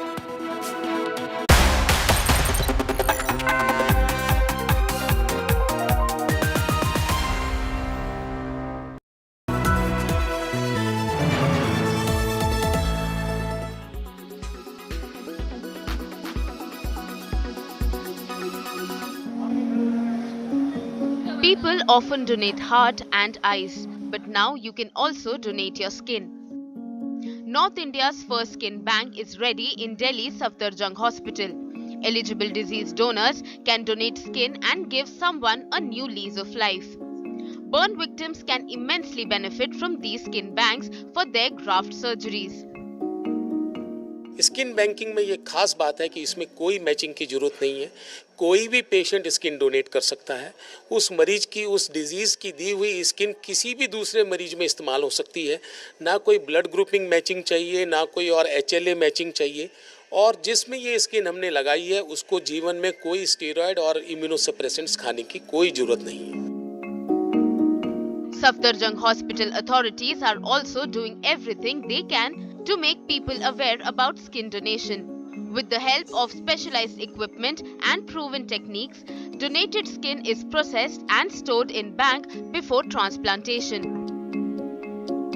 इतने सारे wards हैं जो भी नए doctors join करते हैं junior residents हैं वो ज्वाइन करते हैं तो उनको सेमिनार्स लेके उनको इन्फॉर्म करके उनको बताया जाएगा डेथ फॉर्म है जब हम लोग उसको साइन करते हैं तो उसमें भी हम सोच सकते हैं कि हम उसमें भी ऐड करा दें कि हम आई डोनेशन के लिए विलिंग हैं और स्किन डोनेशन के लिए विलिंग हैं As of now, there are 16 skin banks across the country, and here's hoping that this latest center in Delhi opens the doors for many more such skin banks. Co-powered by The World Comes Together at Sharda University.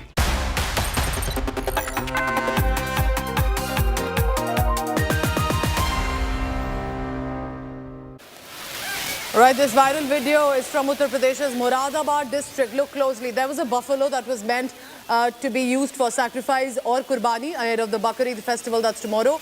And the moment it was brought down from the truck, it went on a rampage.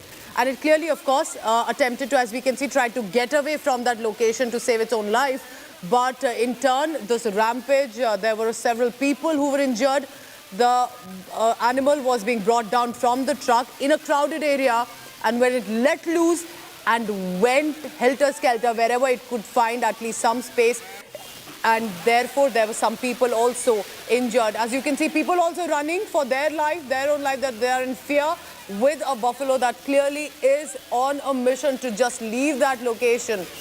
We're being told that it was brought in for sacrifice or qurbani for the festival. But this is what happened. This is Moradabad, where the video was recorded by those who were, of course, trying to save their own life as well.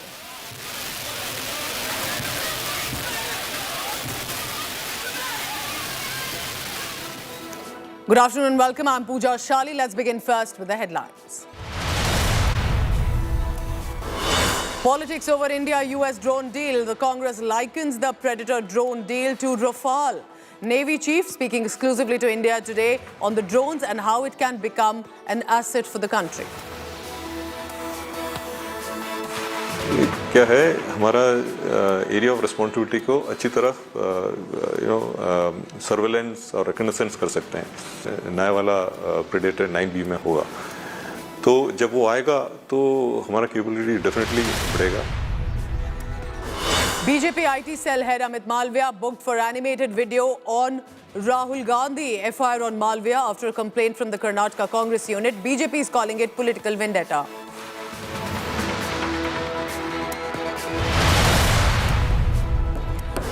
Protests have broken out at Cuddalore's Chidambaram temple as priests are alleging it was a takeover bid by the Stalin government.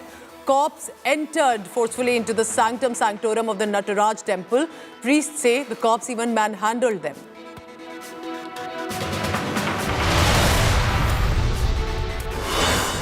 Chief Minister Mamata Banerjee injured after the chopper emergency landing, stepping out in a wheelchair. BJP quick to taunt, says she gets a leg injury before every election in Bengal.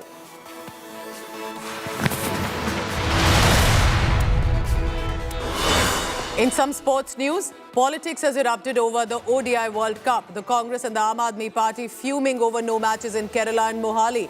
BCCI Vice President Rajiv Shukla has responded and said ICC eventually decides on venues depending on standards for the World Cup.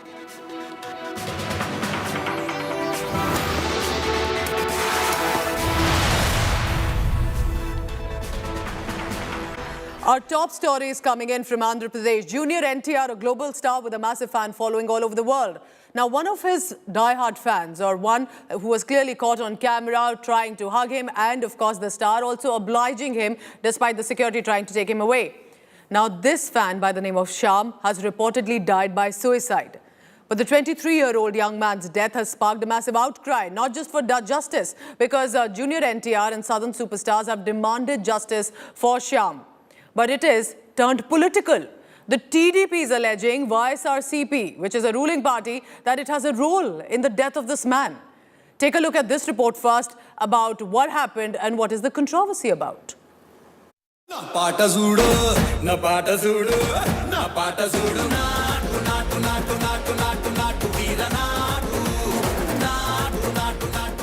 A global star with massive popularity.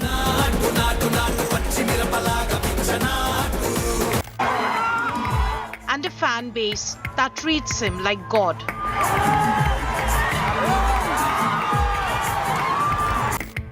One such junior NTR fan was Shyam. Spotted at every event, cheering his screen idol.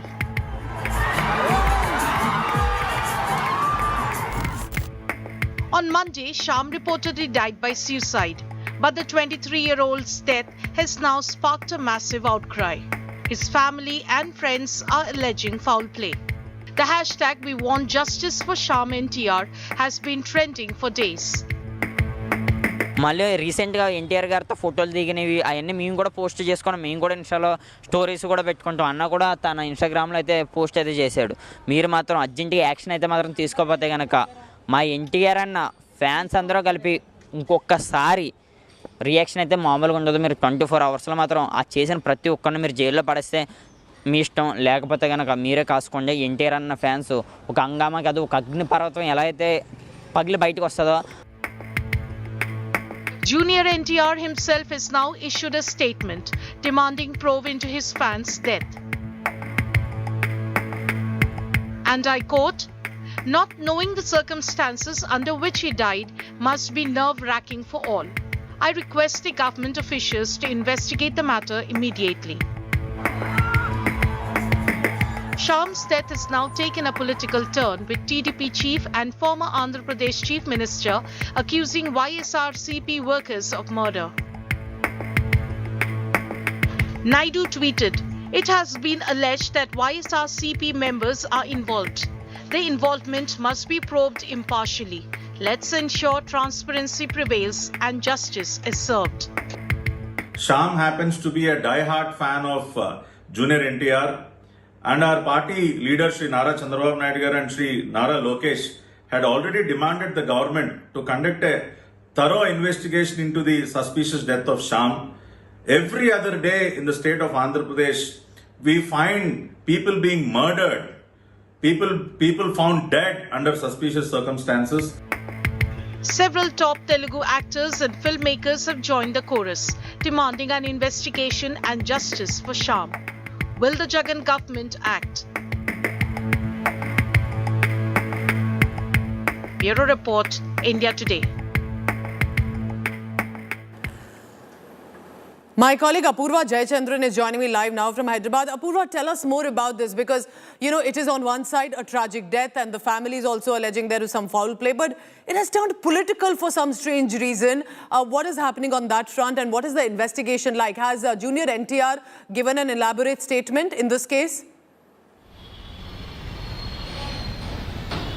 Well, Pooja, we do know that unfortunately Shyam had died by suicide, and you know, ever since his death there has been rumors that have been going on around the circumstances in which he had died. In fact, we have political leaders from the TDP as well as Janasena there who are stating that there's possibly hands of, alleging that there is hands of YSRCP people behind the the death of Shyam as well. But we've given the we've seen the police statement that has come out, where the police have said that an investigation is ongoing and that the parents themselves do not have any suspects that they have in mind when they were interrogated by the police as well. All investigation that is ongoing there on one side, but this political war over the death of the Junior NTR's fan there definitely has caught into a midriff right now, because what we are seeing is there was this fan who had died by suicide, and ever since his death there has been a uproar here, not only in the political arena but also in the film as well, because several Junior NTR fans have also called out demanding that the Andhra Pradesh government take action and conduct a custodial probe into the death of Shyam as well. Remember, we're seeing that this comes even as Shyam was just a couple of months back when RRR film had released as well. We've seen videos that had gone viral of Shyam there hugging Junior NTR, the actor, in RRR, and now we're seeing that ever since those videos have gone viral, all of them, not only from Junior NTR's Fan Club Association but also other political and film leaders also have called out, asking and demanding that a probe be initiated into Shyam's death. Definitely there we're seeing a lot of voices that are being called out. In fact, TDP has gone on and Chandrababu Naidu, the TDP chief, has also gone on and stated that this kind of violence has been perpetuated time and again in the last 4 years, especially under the YSRCP rule. He's also gone on to state, alleging that there might be the hands of YSRCP leaders behind the death of Shyam. That's what he's also Apurva, because eventually it will be a police investigation and an impartial one at that will able to reach some conclusion, because we cannot speculate on what happened. But what is there a police statement that has come in just yet on this tragic death? Well, definitely, the Konaseema SP there, he has in fact gone ahead and issued a statement where he has said that all angles are being looked into, be it, they had received the call that, a young male, unidentified male had died by suicide in his apartment, and following that they had also sent in teams to look into the area, and that is when they got to know that this youth had been named as Shyam and he had died by suicide. And they are also, the Konaseema Esmi has also stated that they will be going ahead and launching a complete probe and investigation into this. He's also asked for any people who have any kind of suspicion over Sham's death to also come ahead and give clues. He continues to say that yes, a post-mortem report has already been asked for.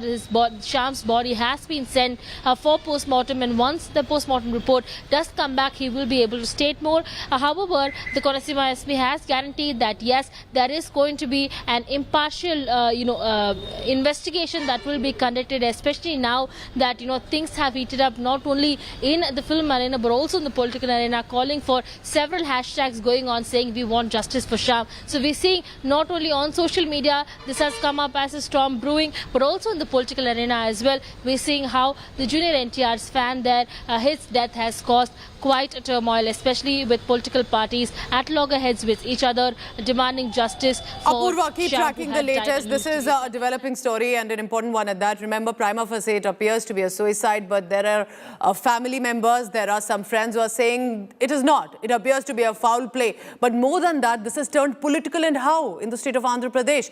TDP spokesperson, who I spoke to a short while ago, Patabi, has said, and he's claiming this is not a death by suicide, it's a murder. And he's saying the ruling party, the YSRCP workers, are involved in it. I asked him, what is the evidence of it? This is what he's saying. Mr. Patabi, why are you blaming, or why is the TDP stating there is a YSRCP role in that? What is leading your party to claim that? Pooja, good morning. It is very tragic and unfortunate that we have lost another young man, Sham, under suspicious circumstances in East Godavari few days today. See, I mean, there are reports coming in very strongly that sympathizers of YSRCP are behind the suspicious death of Sham. See, it is hardly few days ago, Pooja, that we have seen another gruesome incident where a young boy called Amarnath was burnt alive by pouring petrol over him in a village near Repalle. So these incidents are not stopping. And a few days ago, a young woman named Francica died because of an acid attack in Elur. And another 15 days ago, there is another young lady in Machilipatnam who was kidnapped and then forcibly given a dose of ganja and was brutally raped. So what is happening in Andhra Pradesh? Every other day you find one suspicious death or an attack or a woman or a rape incident or a murder. So there is absolutely no law and order prevailing in the state of Andhra Pradesh. The Chief Minister Jagan Reddy is completely silent. Have you heard one single statement from the Chief Minister when so many gruesome incidents are happening? Why is the Chief Minister silent? Why is he not acting? So it's absolutely fair that you're raising a question to the government and to the Chief Minister about why there are these deaths of young people taking place. But for the TDP to blame the death on YSRCP, there has to be some evidence. There has to be There are, Pooja. There are evidences. You take the ground report from the people living in those villages. You speak with people living in the village where Sham had died suspiciously. People are strongly saying there are names coming out from YSRCP. It is the government which is not acting. Just because the government is silent, the YSRCP goons are committing these offences every other day. There is absolutely no law and order. From Andhra Pradesh, let's go across to Tamil Nadu because there's a massive protest that's broken out there, and here's what's happened. This is a big temple trust versus Tamil Nadu government controversy. The fresh controversy is over. Some devotees who were, after some devotees were allegedly stopped from getting on top of a holy place to pray, and this prompted a government's intervention. This is a very popular Chidambaram Nataraj temple in Kudalur. Now, the incident took place at the Thilai Nataraj temple where Dikshitars, or the very reputed priests governing the temple, placed a board. They were forbidding devotees from praying in that area for at least 4 days, citing some security reasons due to, we are being told, information covering, because there is gold kept in the Sanctum Sanctorum. Following this, Tamil Nadu cops, along with HR and CE officials, marched into the Sanctum Sanctorum directly. Now, the priests are crying a takeover bid. As soon as the police entered into the holy site, they were stopped from going atop the Sanctum Sanctorum, and they went there as well. It has led to a massive protest. Now, the HR and CE Minister, Sekhar Babu, however, has slammed the temple trust, accusing them of doing what they're not supposed to do, confirming that the work is on to bring the temple under government board.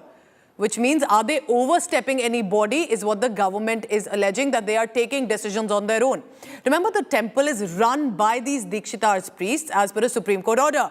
But there have been constant tussles between the priests, the government, over how the temple should run and the decisions to be taken, specifically often when it comes to finances. சட்டப்படி பக்தர்கள் சுதந்திரமாக இறை வழிபாட்டிற்கு அனைத்து உதவிகளையும் இந்து சமய அறநிலைத்துறையும் அரசும் செய்யும். இதில் யார் பெரியவர்கள் என்பது பிரச்சனை அல்ல. இறை என்பர்களுக்கு தேவையான தெய்வத்தை வழிபடுவதற்குண்டான அனைத்து ஏற்பாடுகளையும் செய்து தருவதுதான் எங்களுடைய நோக்கம். There are issues. Even the court already had ordered that the temple should be taken, can be taken by the HRNC. But let Modi consider this and bring in a uniform civil code within Hinduism. It's a Supreme Court order. Whatever the Tamil Nadu government today is contemplating is against the Supreme Court order and against the Constitution. People should understand there is a very, very clear Supreme Court order that this temple should be under the Dikshitars' control. And whatever the government of Tamil Nadu doing is unconstitutional. That is what we have been saying. Even if Mr. Sekhar Babu tries, ultimately the Supreme Court will definitely hit back at the government of Tamil Nadu. Let's get an update then. My colleague Shilpa Nair is joining me live in this telecast from Chennai. Shilpa, this has communal sensitive overtones, and this is a tussle about how there should be either the religious priest who should take the decision or the government. Who has an upper hand here? What exactly happened? You know, because cops literally walking atop a holy place can actually become very problematic.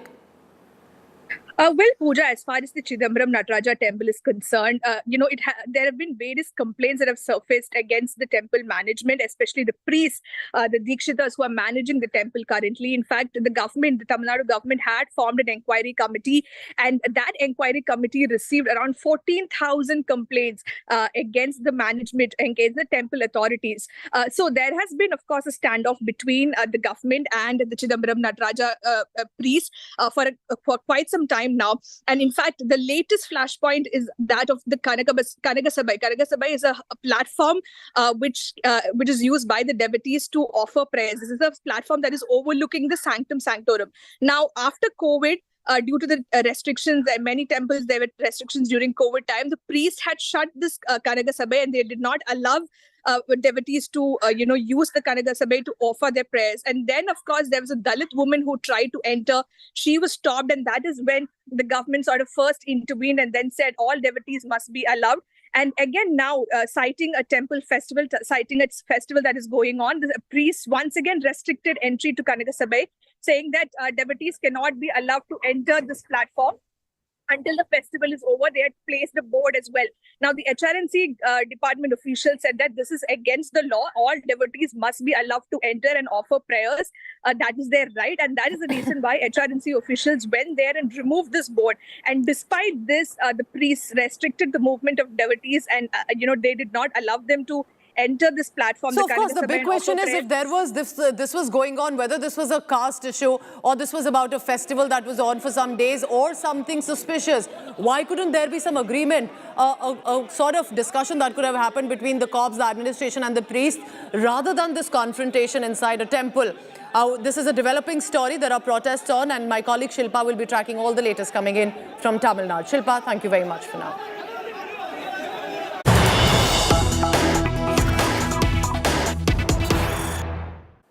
All right, big news coming in. Aam Aadmi Party supports the Uniform Civil Code. This is a big news coming in. AAP has sent out a support statement that UCC must be implemented.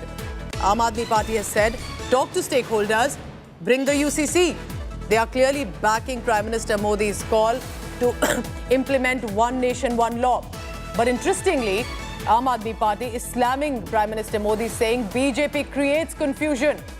So the Aam Aadmi Party has given out a statement, says that our party supports one nation, one law. the Uniform Civil Code, which will basically mean whether it's about marriage, divorce, inheritance, succession. These are some of the civil laws where some religious personal laws are currently implemented. But if the UCC gets implemented in India, and it has been a BJP manifesto since 2019, and ahead of 2024 becoming an election issue, if it gets implemented, it will be one law for different communities as well. And now Aam Aadmi Party has decided to back this decision. Ashutosh Mishra, who closely tracks the Aam Aadmi Party, is joining me now. Ashutosh, I find it very interesting because is this in some way Aam Aadmi Party, of course, sending out support, but challenging the BJP to implement it, to not delay it ahead of 2024 elections?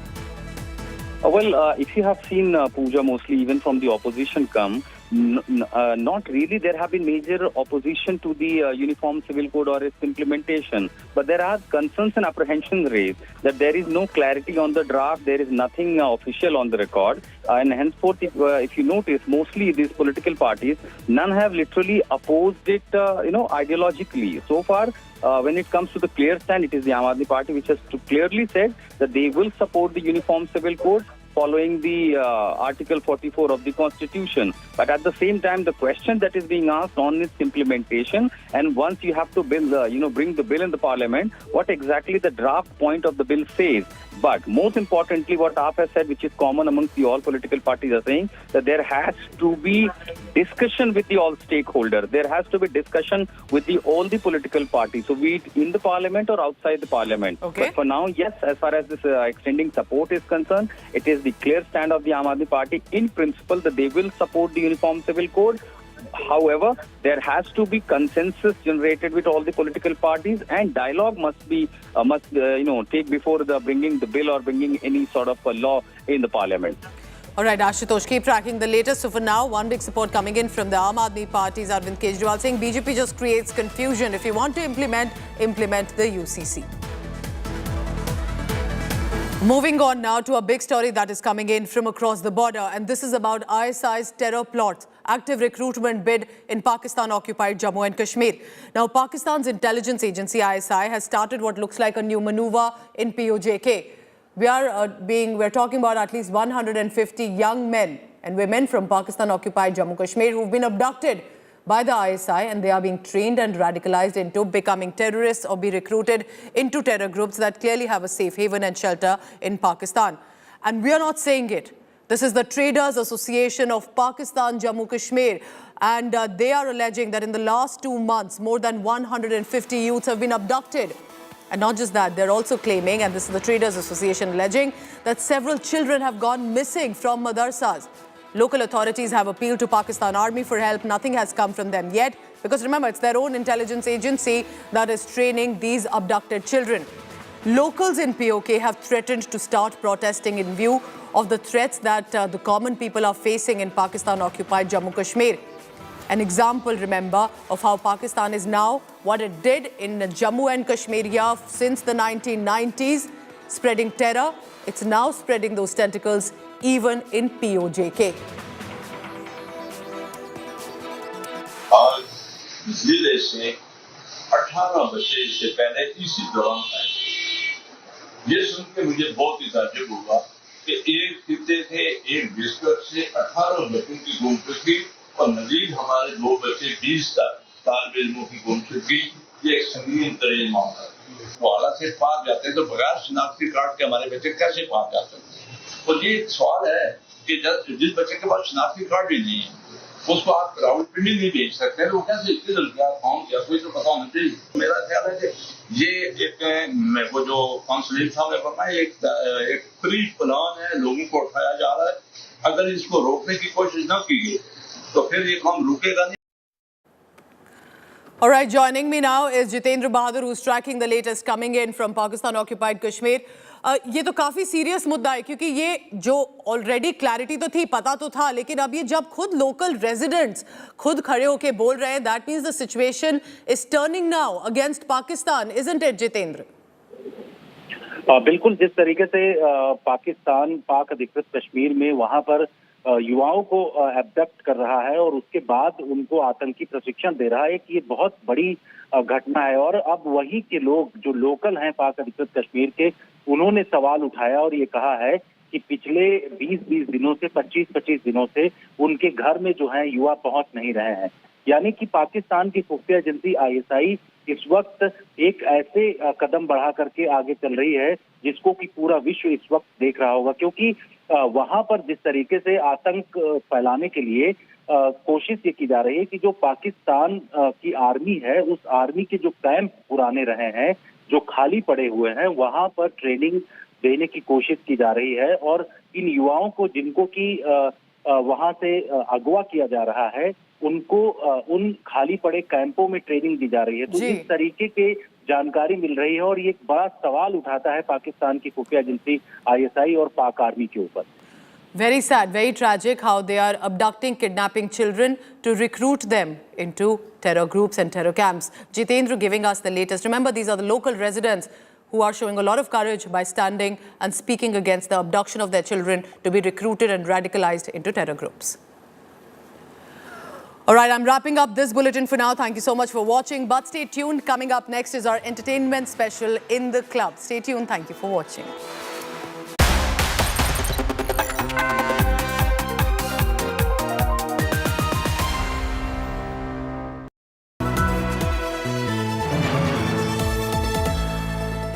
Best colleges of the country. Which one will boost your aspirations? From courses to placements, know them all. India Today Best Colleges Survey 2023. Issue out this Friday, 23rd June. Subscribe now to indiatoday.in/subscribe.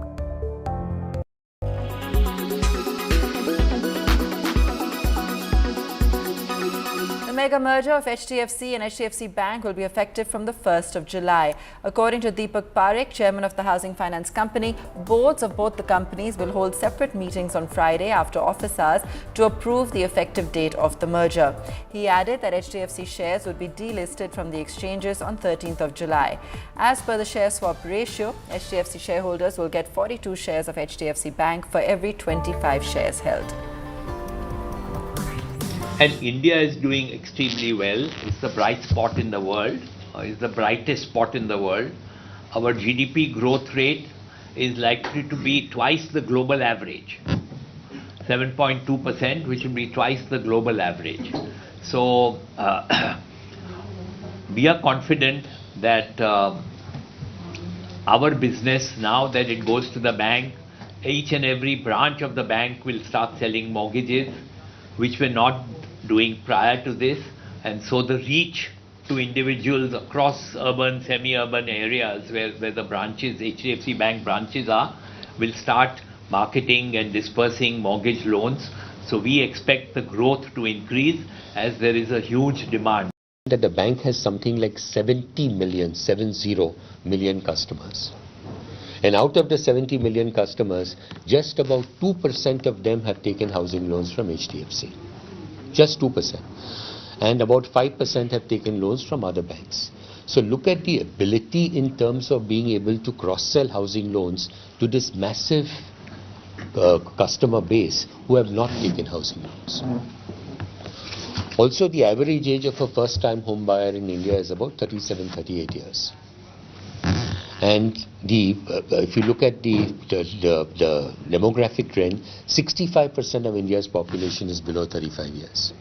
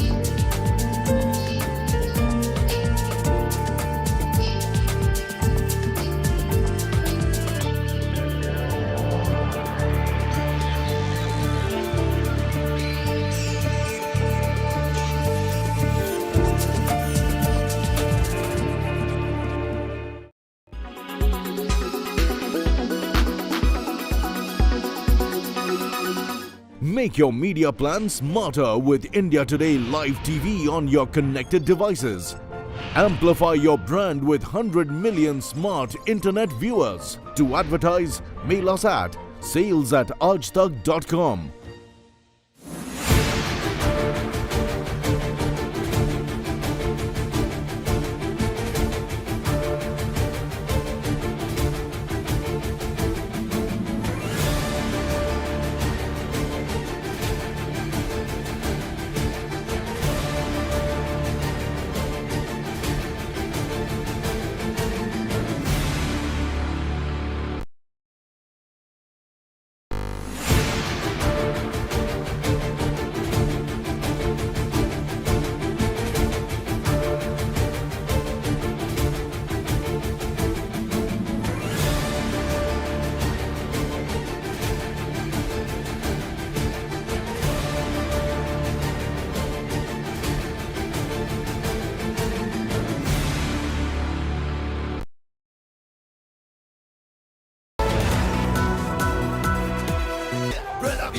Gonna be alright, you gonna be the hero.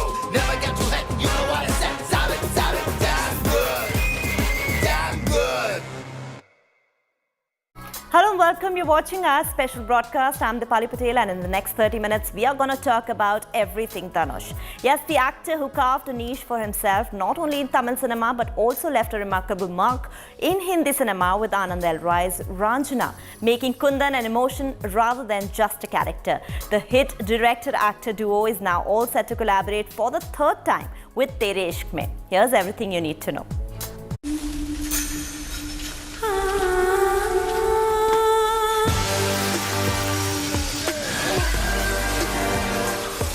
तेरे हाथ की मेहंदी मुझ पे चोट बन के उभर आती है. Tere Ishq Mein, a title that exudes all the romantic movie feels. But is it just a story of a happy ending? Well, only time will tell that.